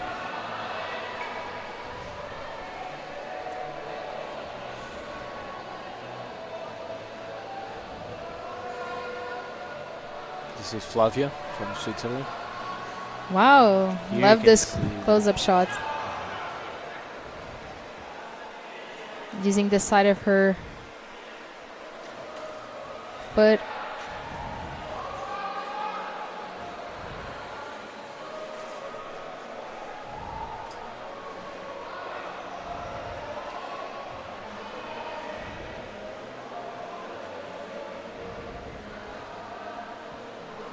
Okay. We have about 1 hour and 45 minutes left from this qualification round. There are many, many athletes competing. We have over Ooh. 250 athletes competing this year in Soure, Portugal. In Soure for the 10th edition. Yeah, exactly. It's a 10th anniversary. We even have it on our t-shirts. Oh yeah, I Says didn't even 10 years. notice. Yeah. Exactly. Just a different name, and we have a new name for the World Climbing Organization. That this is year. true. And along with that came some other changes, which I see with good eyes. I think it's an improvement for the sport. This is Pietro from Italy.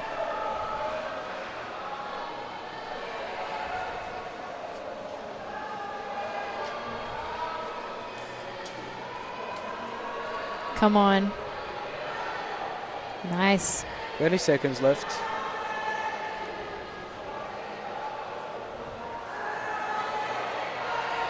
Oh my god. Hear a lot of screaming and cheering. Couldn't stick it.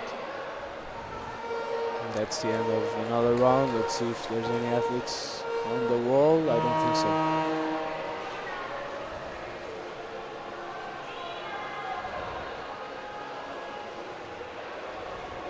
Another interesting rule is that you cannot touch anything with anything, right? Yeah. Like, unless you're using a brush to brush your holds. Anything else you touch a hold with counts as a try, right? Yeah. Even you could see before, you could see some athletes shaking a towel onto the hold to put or to take Yeah, some that is shot. true. So yeah. Can really just touch the starting holds. Yeah.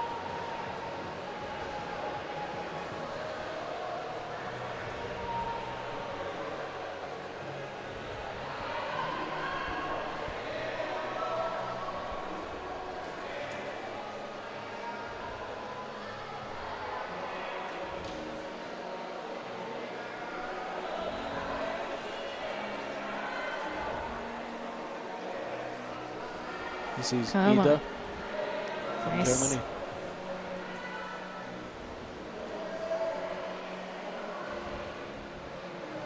Come on. Nice. Also a really strong team. Germany. Yeah. Ooh. Good fight. Athletes We giving saw- them all. We saw an athlete trying a double knee bar. What? Yeah. Crazy. You know, like a knee on top of Yeah. the other to extend the reach. It was interesting. Like Adam Ondra, he did that. Oh, he did. I didn't say that. Okay. And that's a top. Nice. She was fighting. She was- Young Spanish athlete. Yeah. Really happy.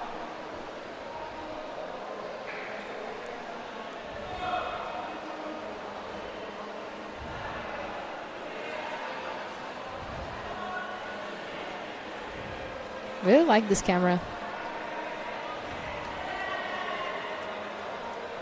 Very nice perspective. Can really see the effort behind this move.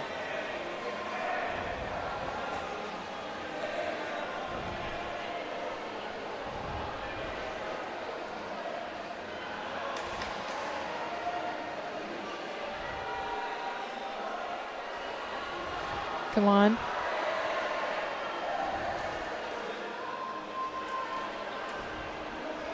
Nice. Ooh. Nice.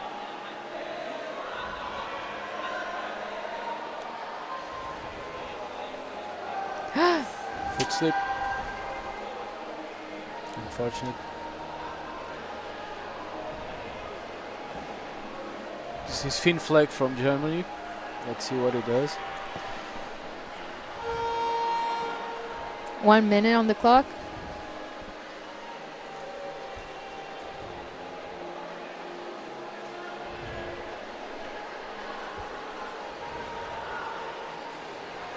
Wow, we could really see her face. She's in focus. Yeah. A deep breath before going. That's probably her last or second last boulder. So almost finishing the competition.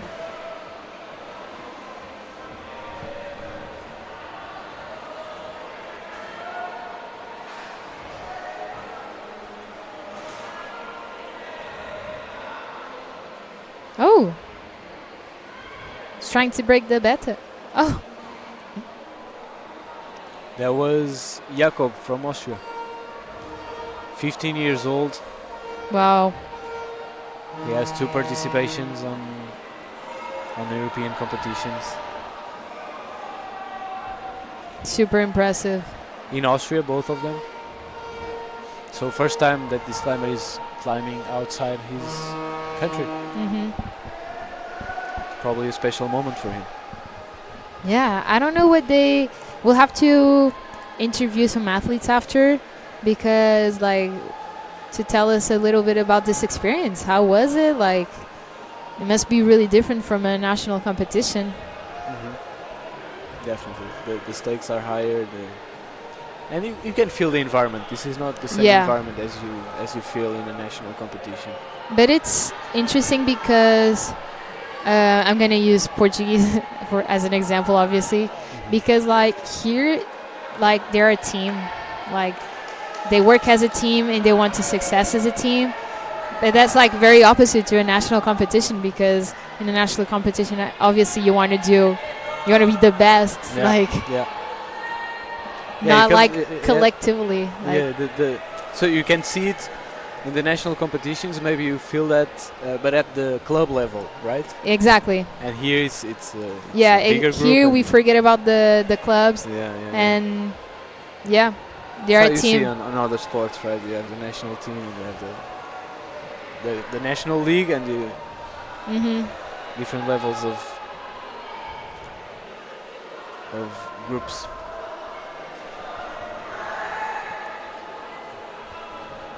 But I think overall, they are really good friends with each other. Yeah, I was talking to Kimi about this. This is, even though it is an individualist sport, in the sense that you never compete in teams, it is a very communitary sport, and Yeah, I would agree. people And just like- want to see each other Yeah. win. At And any winning, level. and winning is not even about topping the boulder. Sometimes it's just to prove that you're improving and that Yeah. you gave it your all. And Yeah, I think for them, the first timers, like this is not really about winning. It's just having a good performance in their first international year, and the categories have 2 years, so definitely the second year already has 1 more year of experience, Right. and that makes a difference. Right. But yeah, I would say climbing is a really collective sport since the beginning. Like when you go to a climbing gym, there's always like the community. It Yeah, is an exactly. important aspect for every time I talk to, Come on, to a Diogo. new climber. That's Diogo. that's the, and let's see what he does. You can hear the crowd. I don't know if you can hear in the background. Ah, nice. He's focused. Looking back, taking the advice.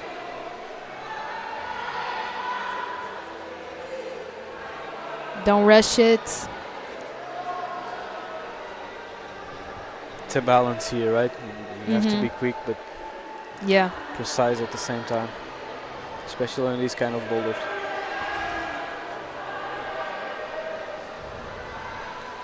We have Coroa from Slovenia.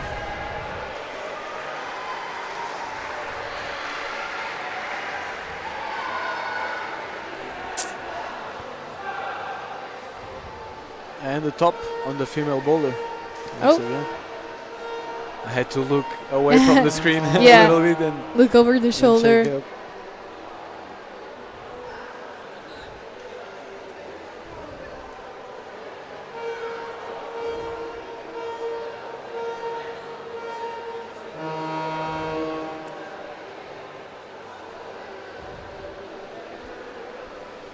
Next round.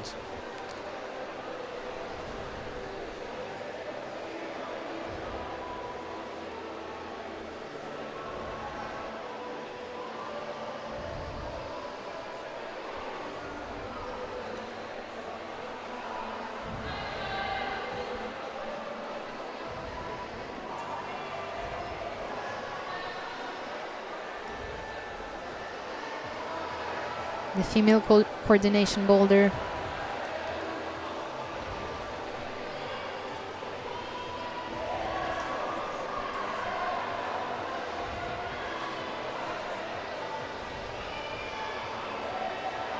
This is Geke Avermans from the Netherlands. Got to the zone. Now really powerful move. Bam.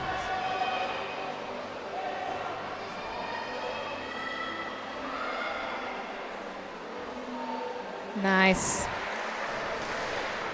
I love when they do that. They tap on the wall.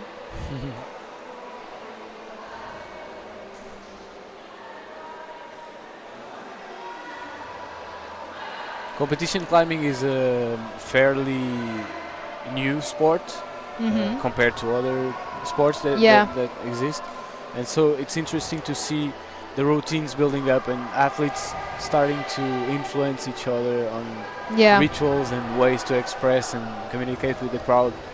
I feel like it's an aspect of sport that exists. It's the entertaining side of the sport. It's like a really like discovering new territory, like trying to find ways to, I don't know, just.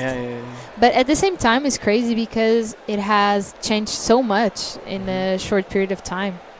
Like the climbing competitions 10 years ago were not were not similar to this. They were really different. So I feel like the sport really, I don't know, evolved like way too fast for the time for people even to adapt in the first place. So it's like constant changing. Like I was talking with Kimi, always new movements because there's always new holds.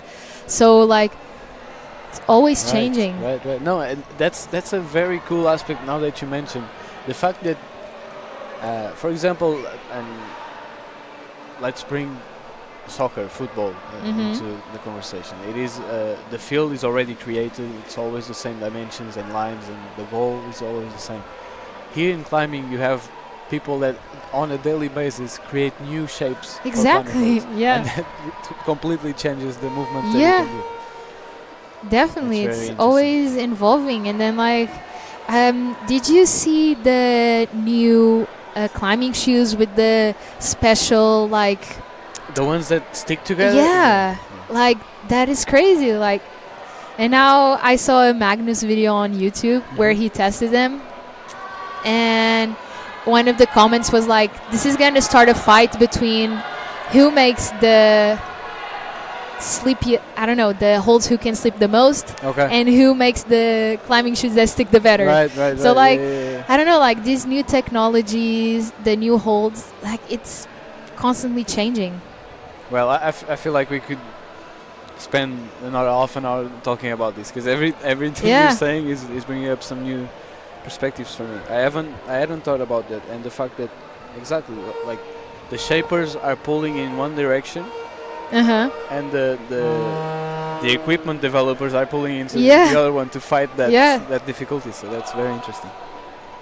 That's the perfect recipe for evolution, definitely. Yeah. And then the fact that more people know the sport, more people are engaged with it, the crowds get bigger, so the athletes feel more energy, they feel more excited when they top a boulder, so their expression is bigger. So definitely. Wow. Nice.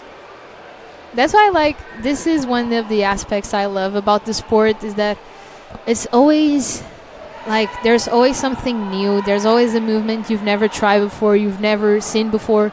And it's like it's also a very like trendy sport in the way that like you see a cool move on Instagram on a World Cup and suddenly every climbing gym starts doing that move. And I don't know, like it's nice. It has very varying factors. Yeah. So come on, Diogo. Very dynamic climber, so I think he'll get it. Kimi was hypothesizing that this could be the Portuguese branded boulder just because it is yellow, green, and red. Yeah, maybe Easter egg from the route setters.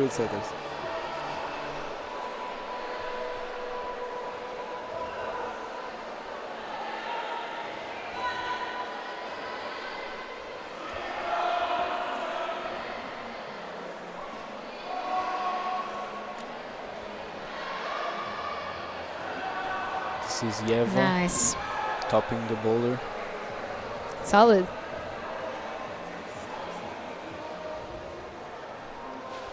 I wish I could see more tops in this one.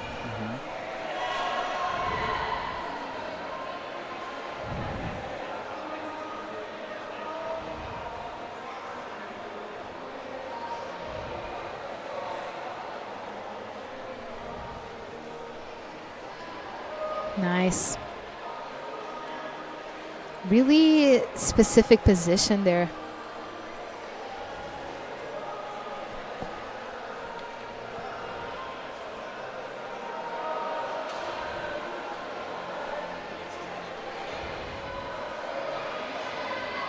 Nice. Good job. Campusing onto the second to last hold. Yeah.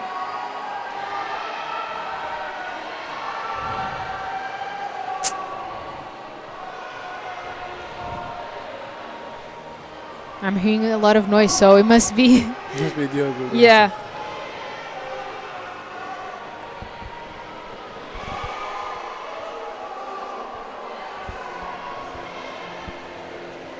This move now and this toe hook, this cross toe hook is really cool. Really Good job from stylish. the Really like cool. Yeah.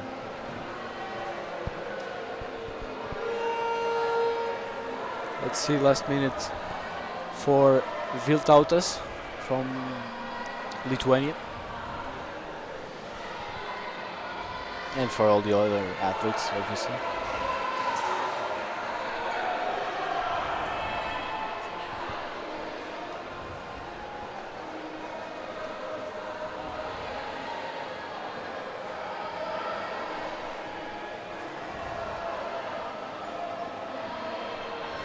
This is Esther from Hungary. Come on.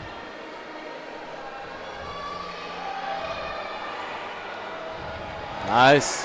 Top for Viltautas.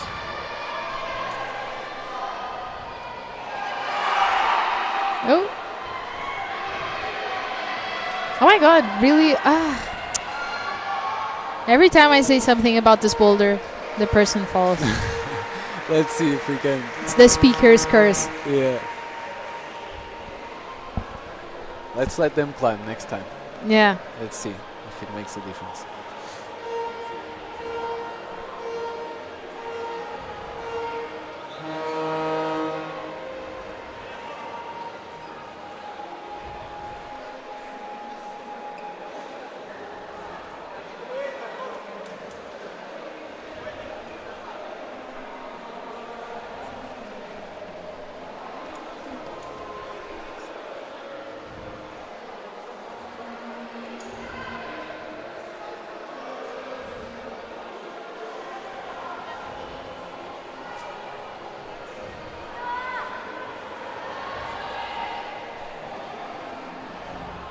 Come on.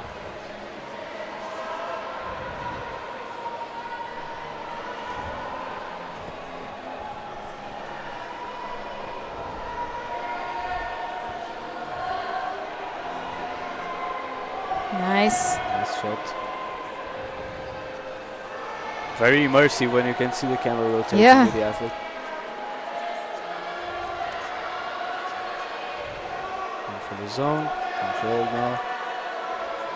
Oof. There it is, the skin.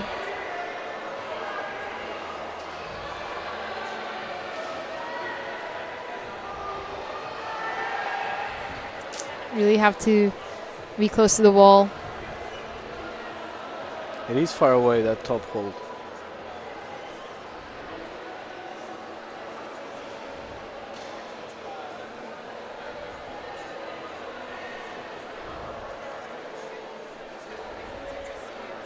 The key in slabs is to have your body as close to the wall as possible. Nice.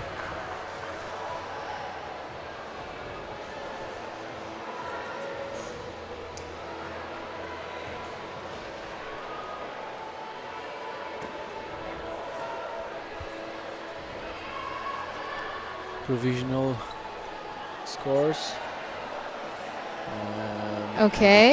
The top three climbers shouldn't move Yeah. from where they are. Topped everything. Topped everything, and with only 5 attempts. Yeah. The first climber 5 Yeah. attempts, and the other ones. Wow, super strong. Actually, they're all tied.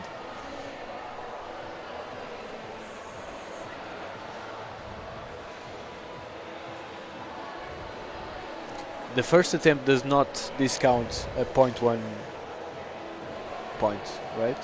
when you try if it's a flash, you don't. If you do flash not it, get discounted that yeah. 0.1 per. If you flash it, you have 25 points. Yes.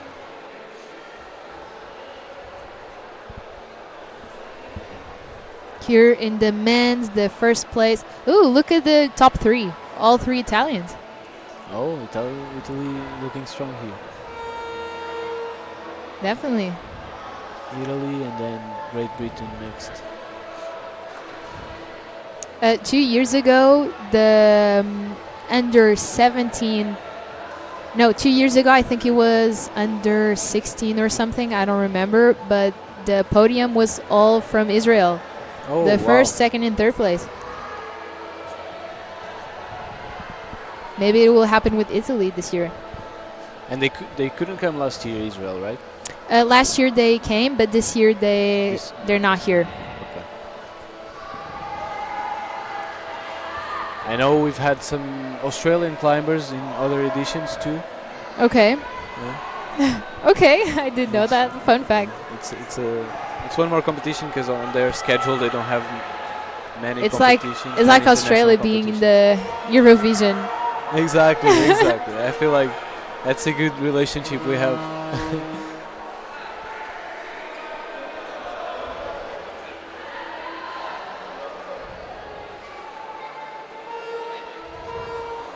I was actually climbing in Australia Oh, really? at the end of last year, and it's just amazing to see, like, everywhere you go, the community feels the same. You know?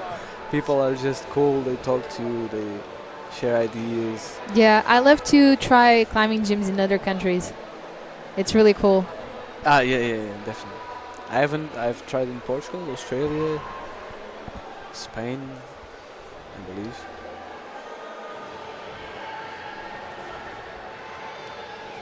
Like, you can really sometimes see a style specific to the country. Like, for example, when I climbed in Paris, they have a lot of slabs, and they're really good at slabs. Okay. So, like, a really hard slab there was like easy level.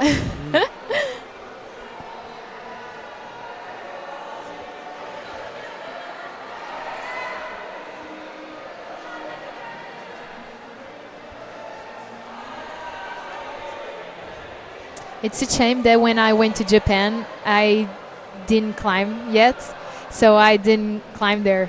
Oh, you went to Japan and you did not climb? Yeah. Wow. But I heard gyms in Japan are really hard, like the grade. I think they are, and you were talking about Magnus just Yeah. before, and I've seen some videos of him, and it looks really, really, really hard. Which, as you said, then it translates to what you see in climbing competitions, and that's interesting to see how it affects the level. And you can see the level increasing here in Portugal too. Year by year, the gyms it gets harder. Sometimes you feel like you're getting worse, but it's actually the level of Yeah, the that is sport true. that is improving. You get stuck at the same level, but like But you're improving. Yeah. I remember when the first climbing gym opened in Porto, in Portugal, and like nobody climbed in the region, so the boulders were obviously like to the easier side, and now like they create a community, and obviously people have improved, so there are more harder boulders.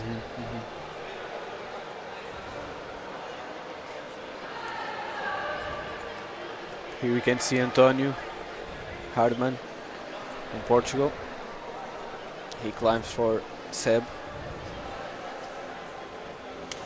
I think slabs are his Portugal favorite type of climbing, Okay. or let's at see least what he's it the is. stronger in slab climbing, so let's see how he does. Let's see.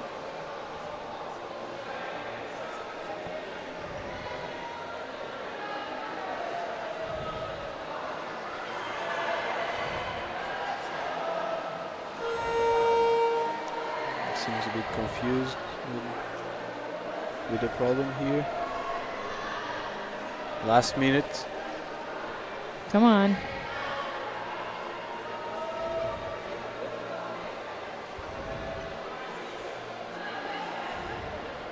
Oof. This is Diogo Bell. You can see him talking to the coach here. What's the rules around coach communicating with their athletes? Is there any constraints that they need to follow? I think in the qualification round, it's free. Like, I think you can do anything. Gets a bit less permissive in the finals. Yeah, in the finals, they cannot have any type of contact.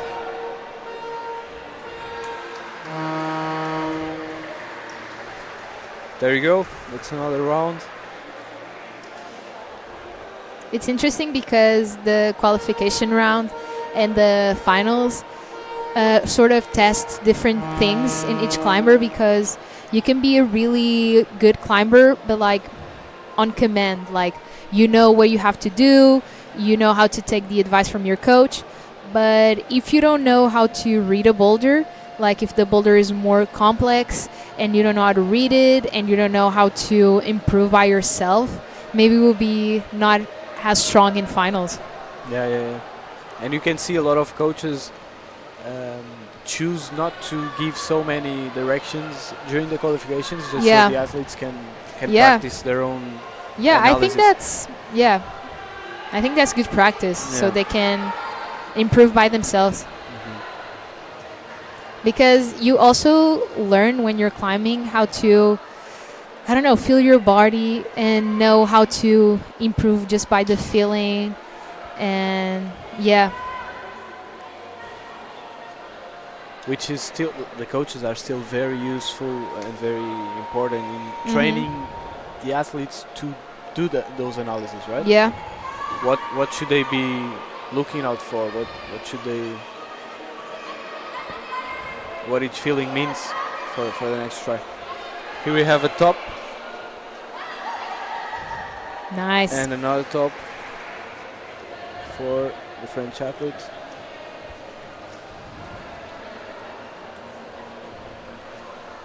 This was Cristina Coussa from France.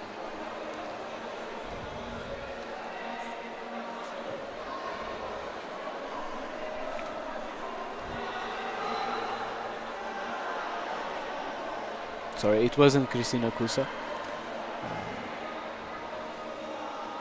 I'll get back to you with the right name once I have it. We're really sorry if we call you the wrong name or even pronounce it wrong. There's so many athletes. Yeah. And it's quick. There's so many athletes and they're always... Big chalk explosion.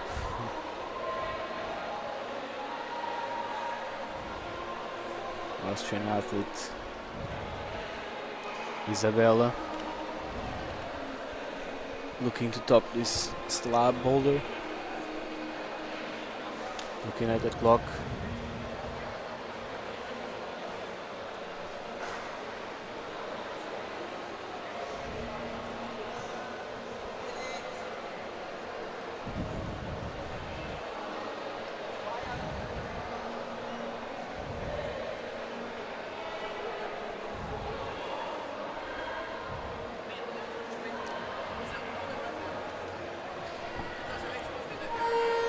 Last minute.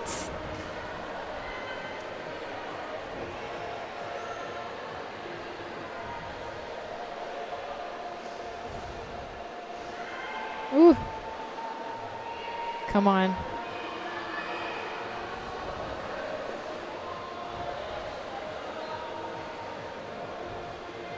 Ooh, statically. Ooh, my God. Man. Nice.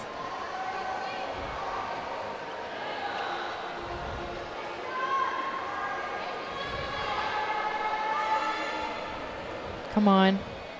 Jessica Ward from United Kingdom.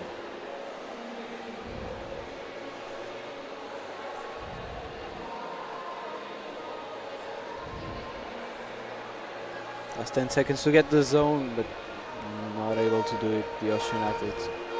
I can see already some athletes looking at the live scoreboard, like looking nervous. Maybe they're in the zone where you don't know if you're going to make it to finals or not. Expecting.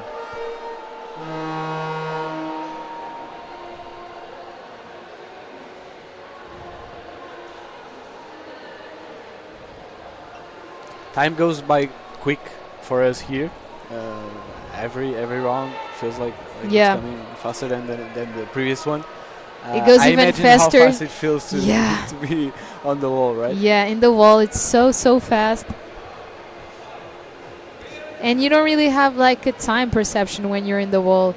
When I climb in like the last seconds, I know I have like 40 seconds, but as soon as I start, I don't know how much time I have left. I completely lose the perception of time. Yeah.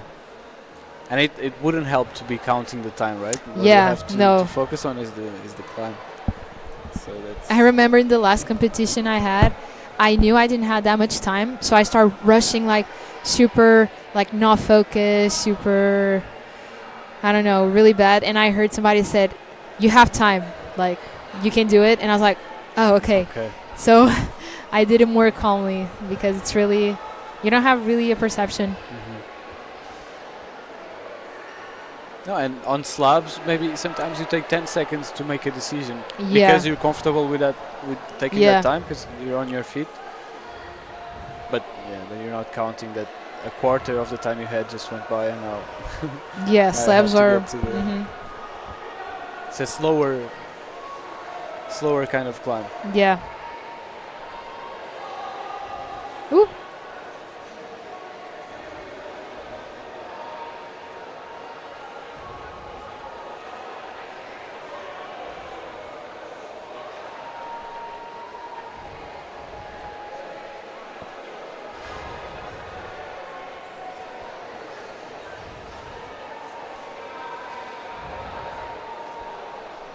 Everybody's tired. This is the second round for everybody. How much time did they have between? It really Between depends on the number of people competing, because you have to, because there are basically two groups, and in order for a person to go to the second round, the first group has to finish. So if there's a lot of athletes, they'll have to wait longer. If it's least athletes, they have to wait less time. So it really depends. So as soon as a round finishes, the Yeah. second round starts from, Yeah. from the first athlete of the first round. So that's also very hard to adapt. Like an athlete doesn't have like a specific routine because their rest time is always changing. Right. Nice. So you can see last minute we have Antonio from Portugal on the wall on that really cool dyno move. Really powerful, really grabbing that pinch. Yeah. And we have Olivier from Switzerland. We can see that the starting hold is already turning black from all the rubber.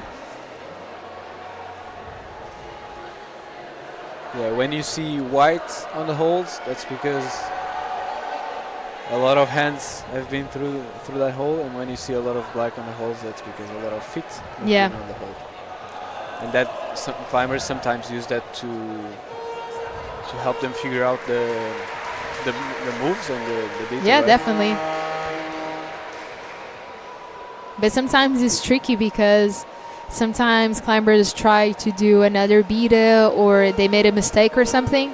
So they accidentally put chalk on like a foothold and that tricks other climbings into do the same thing. Yeah, yeah.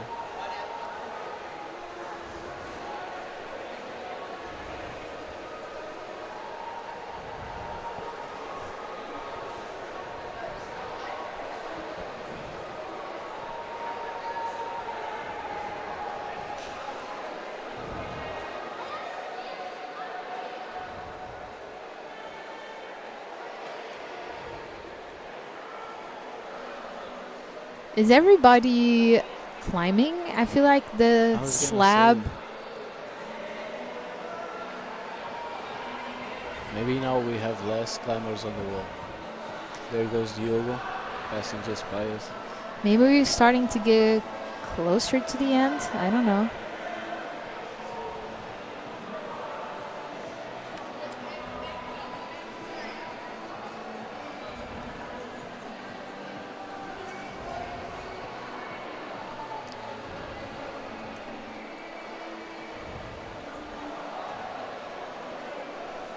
Imagine being like the last athlete to go.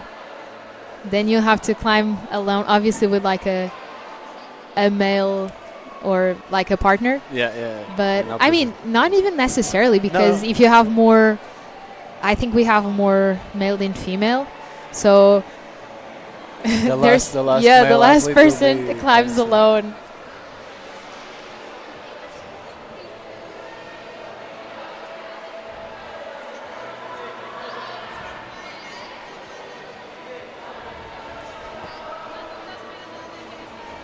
You can really see just behind this athlete the yellow spray wall you see. That's where the athletes warm up before entering Yeah. the competition wall. And if you've been to a warm-up zone, you can really feel like the pressure. And I feel like also the athletes, when they're warming up in the spray wall, I feel like they try to intimidate a little bit each other. Okay, I see. Yeah.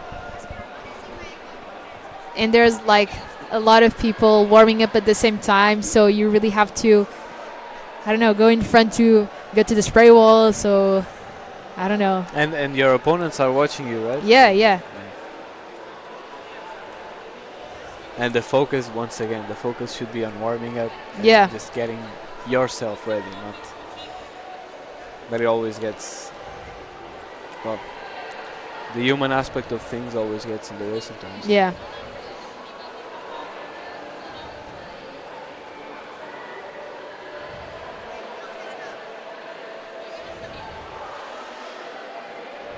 Nice. This is a very cool move. You have to quickly swap your feet on that small foothold, and you have to engage your toe hook on the left hold.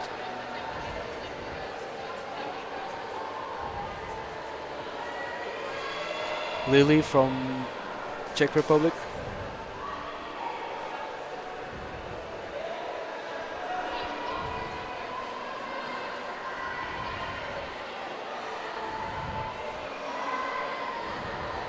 I think we're definitely over some athletes because not everybody's in the wall.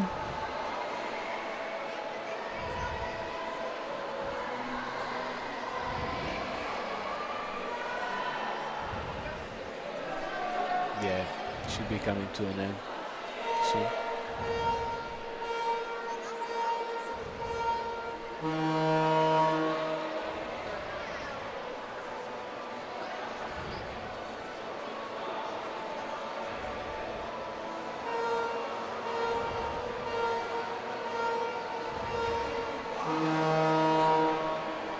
And another round starting now.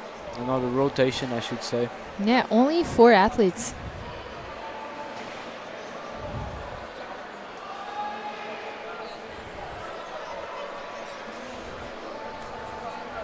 I think maybe they're finishing at the same time because at the beginning there was only male athletes, I think. So I think they Okay. synced it up to finish at the same time. Okay. So we won't have that issue there. Yeah. Imagine. From Switzerland, this is Olivier. Once again, reaching for that top hold but missing it. Looking to brush.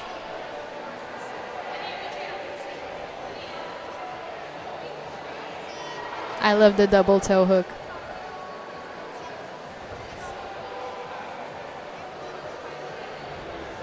This is an interesting battle too, when they're reaching with the right hand, matching that on the edge of the volume, and then coming back to the first hold with the right hand.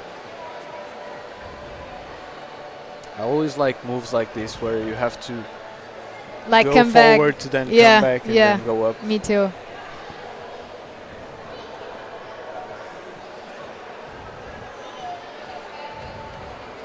This is looks like a fun start. Yeah. Jumping against a flat wall and then trying to Yeah. hold it.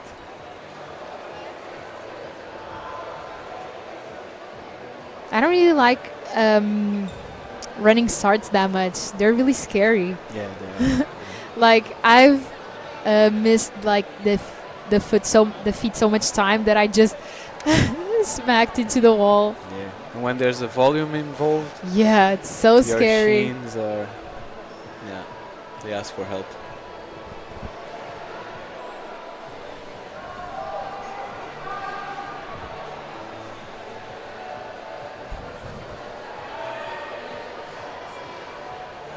Okay, let's see.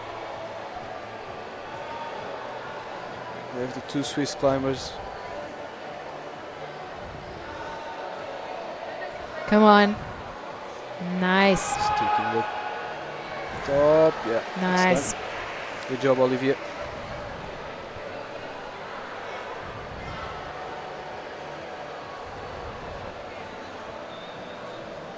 Shout out to the judges who have been watching the same boulder for like over 3 hours. Right.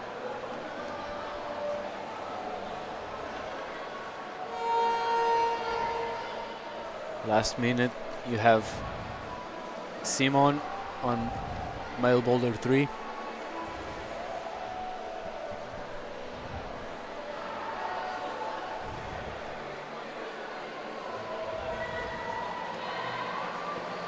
Come on.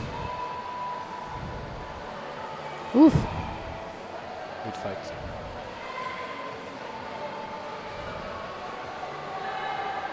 Oi. Sometimes it's better to just let yourself, Just go. instead of getting a foot stuck on Yeah. a hold. I'm really scared of that. Like when you put it really, really good, like heel hook, I'm really scared of falling and the feet just stay there. And the more you commit, the more likely you are to fall.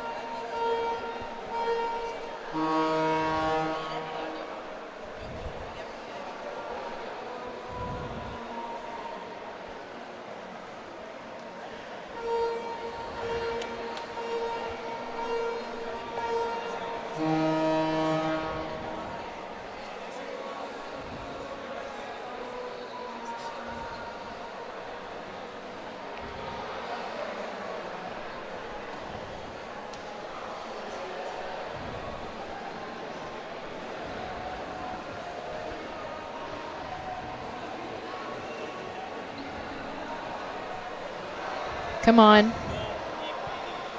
Last effort.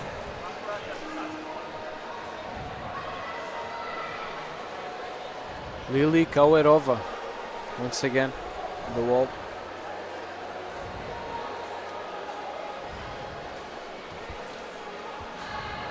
Lily is 15 years old, first time climbing in an European competition.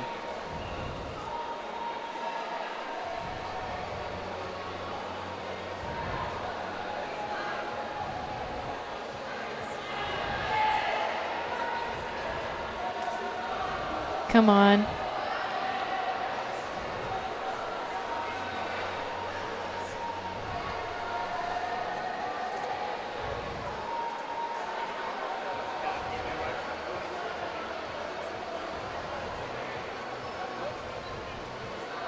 Come on. Nice. This sloper might seem okay, but It's not. it's not. It's not, guys. Yeah, especially after all this climbing before them. All the chalk on the hole, and the tiredness that they may Yeah. be feeling right now. And they can also feel like the room is getting more agitated because like the end of the round. So I think the athletes feel that also. And more dispersed. Yeah.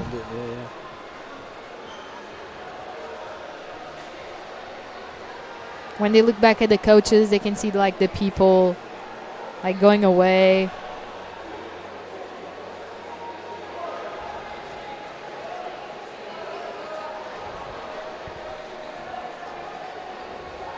Come on, Lily. Unfortunate.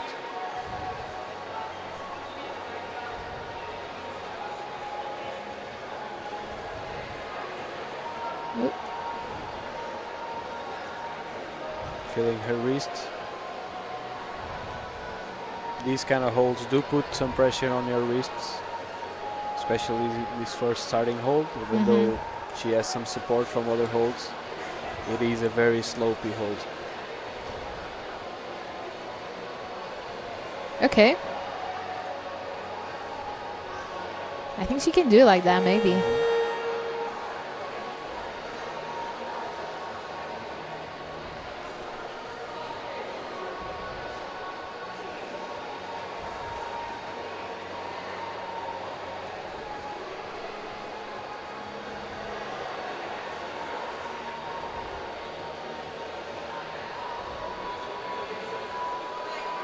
Come on.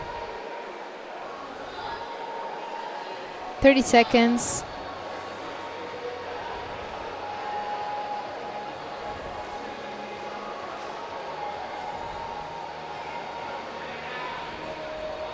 Come on, for the zone.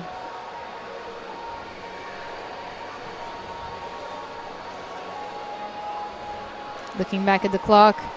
10 more seconds. For the zone, come Maybe on. She gets the zone, yeah. Ooh.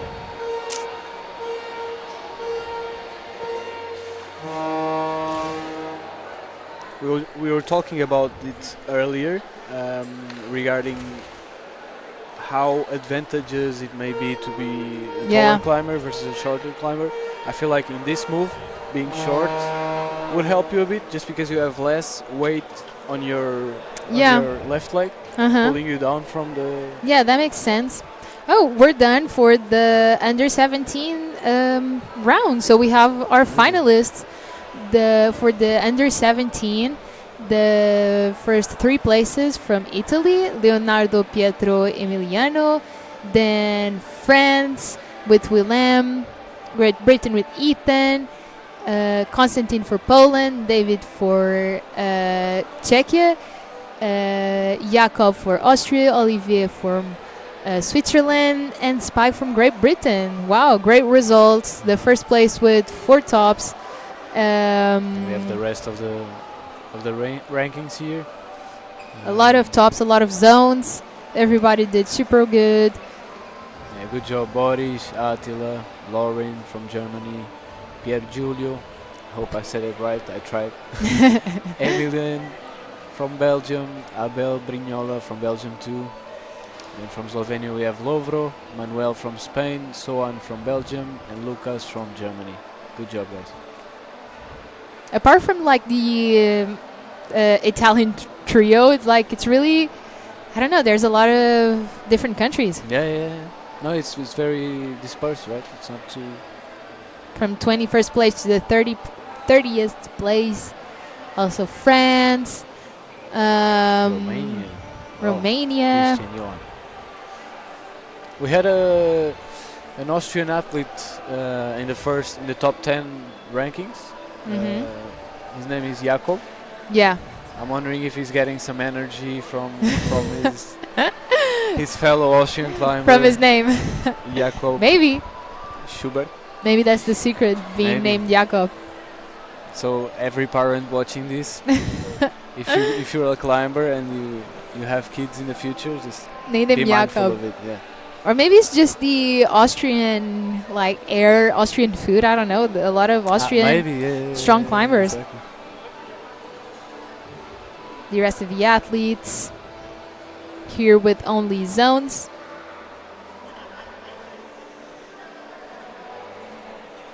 And the last athletes. Really nice. Romania, Bulgaria. No Portuguese finalists in this round, unfortunately. We'll get there. Next year. We still have the under 19s, Luna. Yeah, that is true. Let's see. I hope we can see the female results now in any minute. Great. Female finalists. Amélie from Switzerland, Ami from France, Iloe from France, Geke, sorry if I mispronounced it, from the Netherlands, Chiara, Italy, Flavia, Switzerland again. Really strong team, Switzerland, actually. Jessica from Great Britain, Rebecca from Spain. She was the one who was looking really nervously at the scoreboard. Congratulations, you made it to finals. Nienke from the Netherlands and Carolina from Italy. Very impressive top 3 with all boulders topped. And the Netherlands looking strong with 2 or 3 athletes in the finals. Definitely. From 11th place to the 20th place. And we have Ida from Germany here, and Adela from Czech Republic, Celia from Spain, Marta from Croatia, Julia from France. We have Neva from Slovenia. Congratulations on your 16th place. Lisa from France, Leonora from Italy, Yeva from Bulgaria, and then Valentina from Switzerland. These are the top 20 athletes. I think we got more tops in the female athletes, if I'm not mistaken. Almost every boulder was tops. Only one boulder was not, which was the male red boulder with the pinches. I think they had zones, I think. Yeah, I think they had zones. Only not tops. Yeah. Okay. They did. And what does that mean for the route setters? So now they should be, maybe they're together watching these qualification rounds and analyzing their work and seeing how the climbers choose to climb their boulders. The fact that they had one boulder that didn't get topped. Yeah. What does that mean for them? Is it a good point? I don't know. We have to ask them. I think that the route setters want every boulder to be topped, I would say. But I don't know. Maybe for the finals, I don't know if they have also a pinch boulder. Maybe they'll make it easier. But I don't know. Okay. We can ask a route setter if they're going to change anything for the finals. Because, for example, for the female athletes, the female who came up first, she only fell 5 times. So did they think they were not that strong? Are they going to make it harder? I don't know. Yeah, makes sense. Yeah, there's a lot of info that they can take from definitely these qualification rounds and adapt. If needed, they can adapt the boulders to the final. Tonight they're going to take everything down to make room for the finals. And I don't know, they're also adapting the boulders now for the under 19. They cannot change anything from these boulders for the under 19 because they already gave them the videos. But for the finals, they can do anything. Okay. So, well, now I guess we'll watch the highlights from this a little first bit of highlights round for the under 17. And see you in a minute.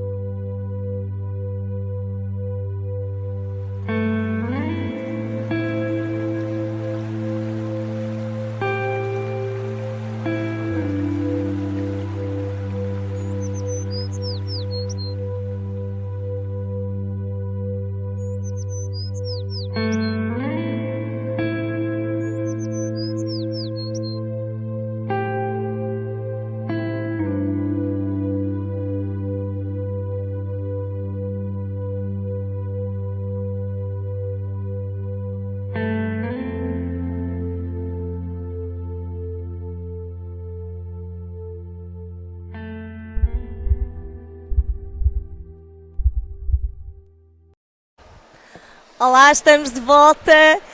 Espero que tenham gostado deste vídeo fantástico. Venham visitar a Soure. E aqui comigo está Alberto Cruz, presidente da FPME, a Federação Portuguesa de Escalada de Competição. Bem-vindo, Alberto. Obrigado, é um prazer estar aqui. Queria-te dar os parabéns. Então, estamos a celebrar quanto tempo do europeu? Esta prova é a 10ª consecutiva. Portanto, fazemos 10 anos consecutivos da Taça da Europa da Escalada aqui em Portugal. Tivemos uma interrupção, que foi a interrupção do Covid, mas a nível europeu tivemos 2 anos de interrupção das competições e nós só tivemos um, porque como o nosso país também nessa altura esteve muito bem, conseguimos fazer num dos anos do Covid, em que tudo estava fechado, conseguimos fazer uma competição. Portanto, esta é a 10ª competição. Estou muito curiosa porque, assim, aqui em Soure é uma máquina, é uma referência da escalada em Portugal. Portanto, fala-nos um pouco desta equipa, tu tens vindo a aprimorar ao longo dos anos. Conta-me, como é que tu consegues fazer isto tudo? Temos 250 atletas, mais coisa, menos coisa, 25 países a participar. Como é que consegues, isto a logística é massiva, recursos humanos, recursos materiais, conta-nos. Assim, pronto. Primeiro, eu acho que para conseguir fazer uma coisa destas tenho o apoio da Câmara Municipal.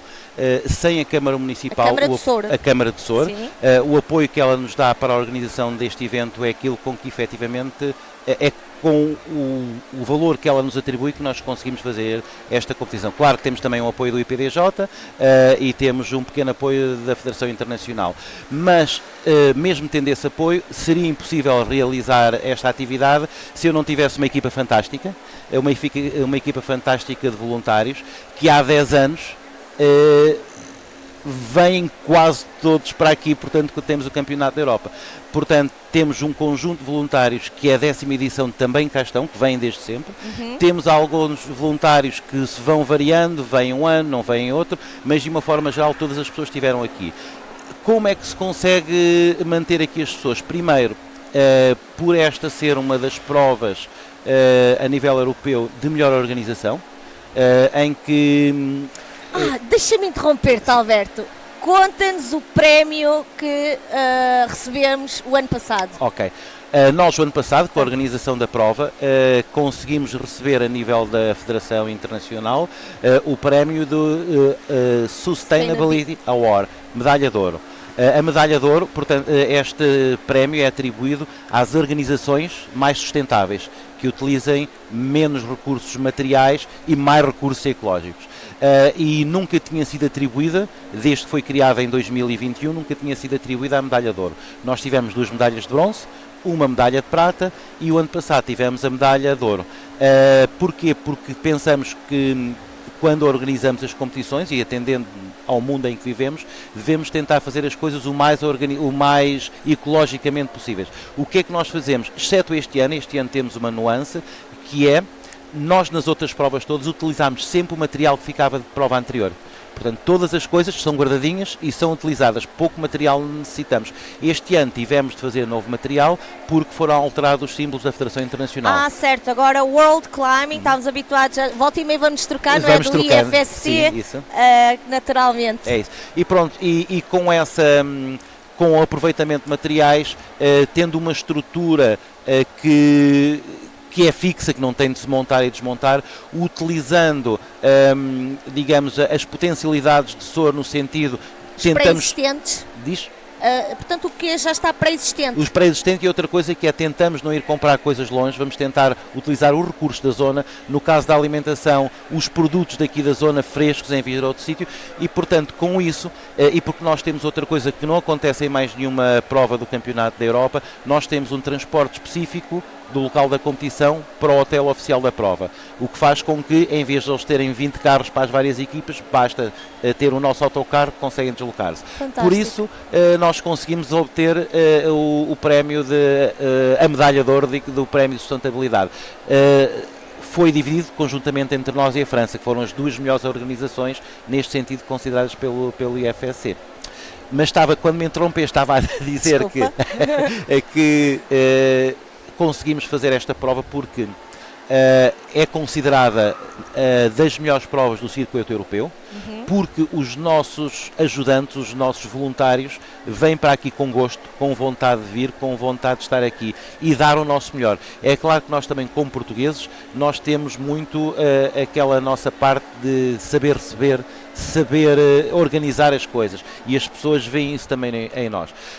E portanto esta equipa de voluntários vai se mantendo, e é também o que faz com que a nossa prova tenha qualidade. Porquê? Porque as pessoas já sabem ao que vêm e para onde vão. Chegam aqui no dia em que têm de chegar e já sabem o que é que vão fazer, sabem o seu trabalho, portanto é menos organização e é muito mais fácil de fazer. A máquina vai estando cada vez mais calibrada, aliada, certo? Sim.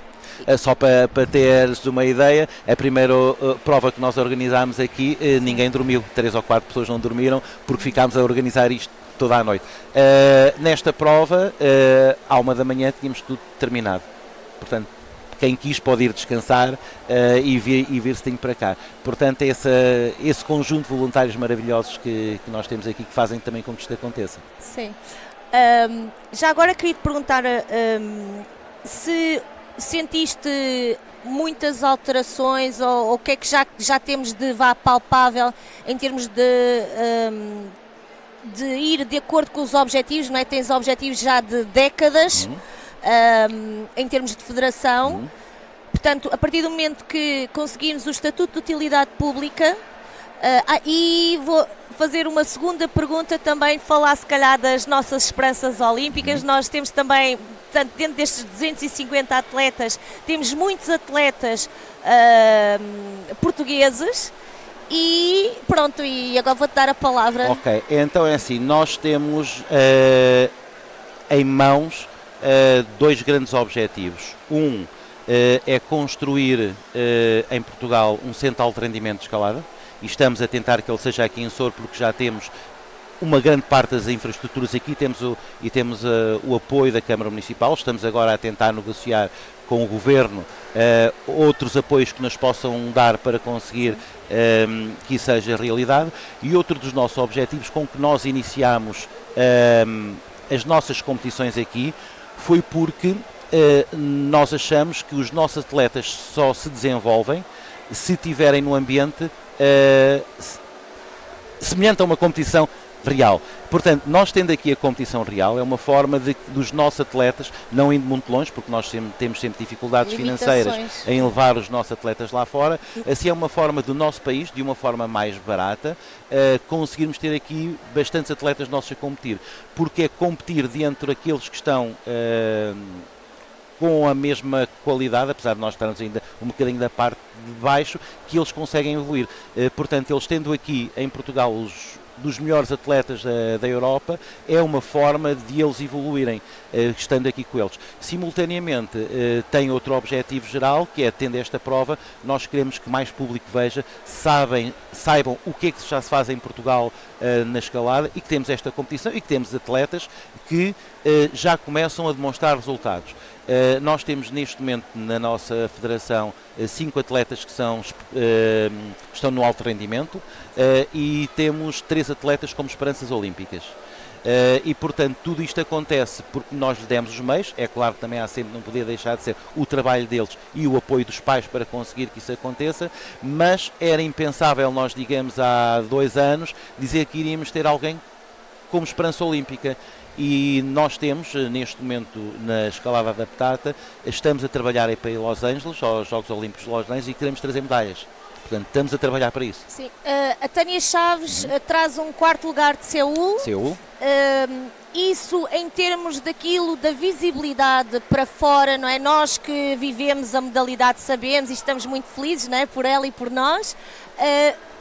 A nível superior, o que é que isso traduz? A nível superior, a Tânia, além do 4º lugar, teve 3º lugar já no ano passado, tem tido muito bons resultados. Sim, mas as coisas andavam por aqui porque não tínhamos utilidade pública desportiva, ou não integrávamos o Comitê Olímpico ou o Comitê Paralímpico. Agora integramos, o que nos faz também ter mais apoio dessas instituições. O que é que aconteceu com a Tânia? A Tânia teve em Seul o 4º lugar no Campeonato do Mundo de Escalada Adaptada, e nós propusemos-la, porque cabia dentro dos critérios de ser esperança olímpica, propuseram para integrar as esperanças olímpicas do Comitê Paralímpico. A situação foi analisada e, portanto, ela obteve esse estatuto. O que é que este estatuto dá? Dá um apoio ao atleta, portanto, dá-lhe uma verba financeira que lhe permite, durante o ano, participar a mais competições, ter um psicólogo particular, portanto, uma verba que lhe permite estar mais à vontade, em vez de utilizar o seu dinheiro para evoluir na escalada, utiliza estes fundos. Simultaneamente, dá-nos à Federação também um apoio extra, de forma a nós a conseguirmos levar a mais competições e ter um trabalho mais concreto com ela. É claro que, simultaneamente, também lhe dá mais motivação a ela e ela está a trabalhar super motivada. Sim, com o treinador. Com o treinador, que é o Filipe Costa, que a tem acompanhado desde o início. Já o vi aqui hoje. Sim, ele anda aí, porque que ele, além de ser o treinador da escalada adaptada, é também o técnico, é o nosso técnico da escalada adaptada e também é o responsável do Clube de Escalada de Braga e tem alguns atletas deles aqui na seleção que estão a competir. Portanto, ele está aqui nessas duas funções. Mas a Tânia, tendo tido esta visibilidade, também começamos a aparecer nas instituições. A Tânia recebeu um cumprimento especial da Confederação de Desporto quando obteve esses resultados, do Comitê Paralímpico, do próprio Comitê Olímpico, do Secretário de Estado, o que faz com que quer ela tenha visibilidade, quer nós como Federação também o tenhamos. Muito bem. Não sei, será que alguma pergunta que eu não tenha feito gostarias que eu te fizesse? Alguma coisa que queiras dizer lá para casa? Sim, eu penso que é importante nós pensarmos... Nós temos uma dificuldade muito grande no nosso país, que é uma das dificuldades de escalada, que é não temos muitas estruturas ainda em que possam ser utilizadas para pegarmos nos nossos jovens e começarmos desde pequeninos com eles. Temos sim ginásios de escalada que estão a trabalhar de norte e sul do país, com o grande boom que foi dado há cerca de 4, 5 anos, e que também as pessoas podem utilizar, mas muitas vezes têm a ideia de que a escalada é uma coisa muito perigosa e que, portanto, mais vale não tentar. A escalada não é uma atividade perigosa, é uma atividade desportiva e, como todas as outras, tem riscos, como o basquete, como o futebol. E aquilo que nós tentamos fazer é minimizar o risco, como em todas as atividades. E eu penso que é importante, a mensagem que eu queria transmitir é, nos locais onde as pessoas estejam, procurem um ginásio de escalada, é um bom sítio para passar um final de tarde, depois do trabalho, ir desanuviar um bocadinho, a fazer um bocado da atividade desportiva, até porque depois se conseguem encontrar grandes amigos e cria-se um grupo que pode estar. E isso é importante para o desenvolvimento da escalada, criar grupos, criar pessoas que estejam dentro, que estejam a escalar, nem que seja não de uma forma competitiva, mas de uma forma em convívio no final do dia de trabalho. Portanto, é importante as pessoas verem também esta atividade não só de uma forma competitiva, mas como um lazer e saudável, sim. Atividade física para a saúde. Pronto. Eu queria te dar os parabéns. A consistência da qualidade mostra que tens vindo a promover e a desenvolver esta modalidade. E pronto, e em nome de uma série de escaladores, com certeza dar-te os parabéns pelo trabalho que tens feito e as pessoas de quem te tens rodeado também, porque eu penso que saber liderar também passa por saber escolher uma boa equipa e fazer os devidos reajustes, porque só falha quem faz. Precisamente. Nós estamos sempre a fazer reajustes, não é? Porque nada é perfeito, fazemos uma coisa, umas vezes fazemos coisas muito bem, outras fazemos coisas menos bem, mas isso faz parte do processo da aprendizagem e sempre.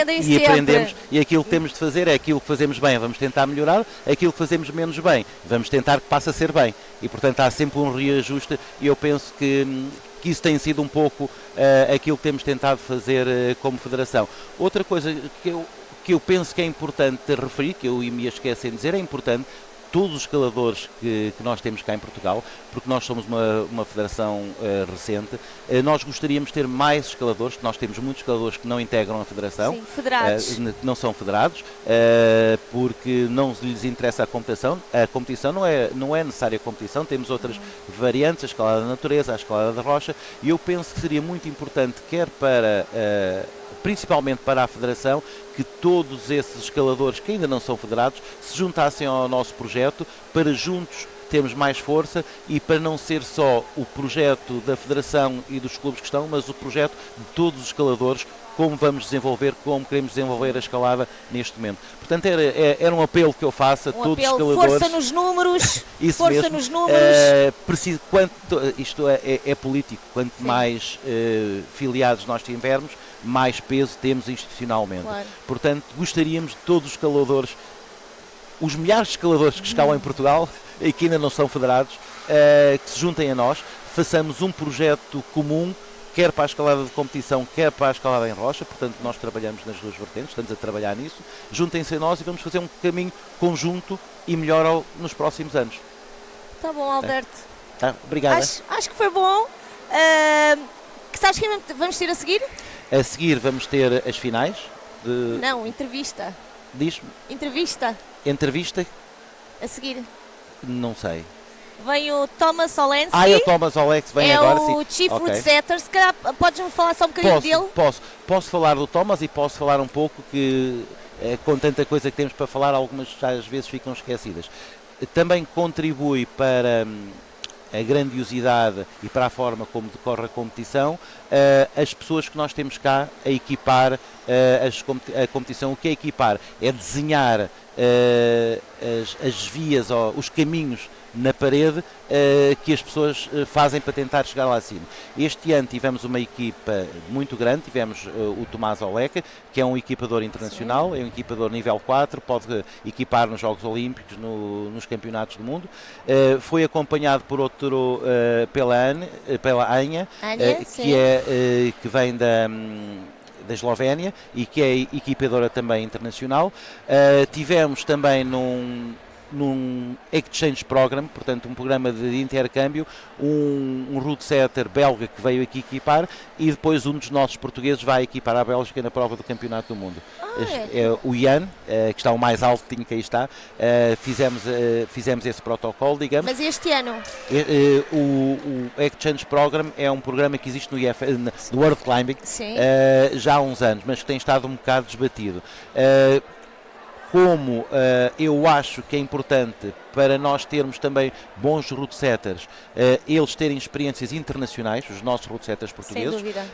Nós tentamos fazer uma parceria com outras federações, quer para os route setters das outras federações virem aqui, quer aos nossos irem lá. E portanto o Ian veio nesse intercâmbio, e depois temos a equipa portuguesa que foi constituída pela Maragda, que é também uma equipadora internacional, pelo Belotto, pelo Gustavo, que são, digamos, eram os equipadores portugueses oficiais, e depois tivemos como convidados o João Évora, que é equipador também internacional nível 2, e o Pedro Pato, que estiveram aqui, que também como convidado desta prova, que veio trabalhar para tentar melhorar e para estar dentro da equipa, é o que vai participar no Exchange Program na Bélgica.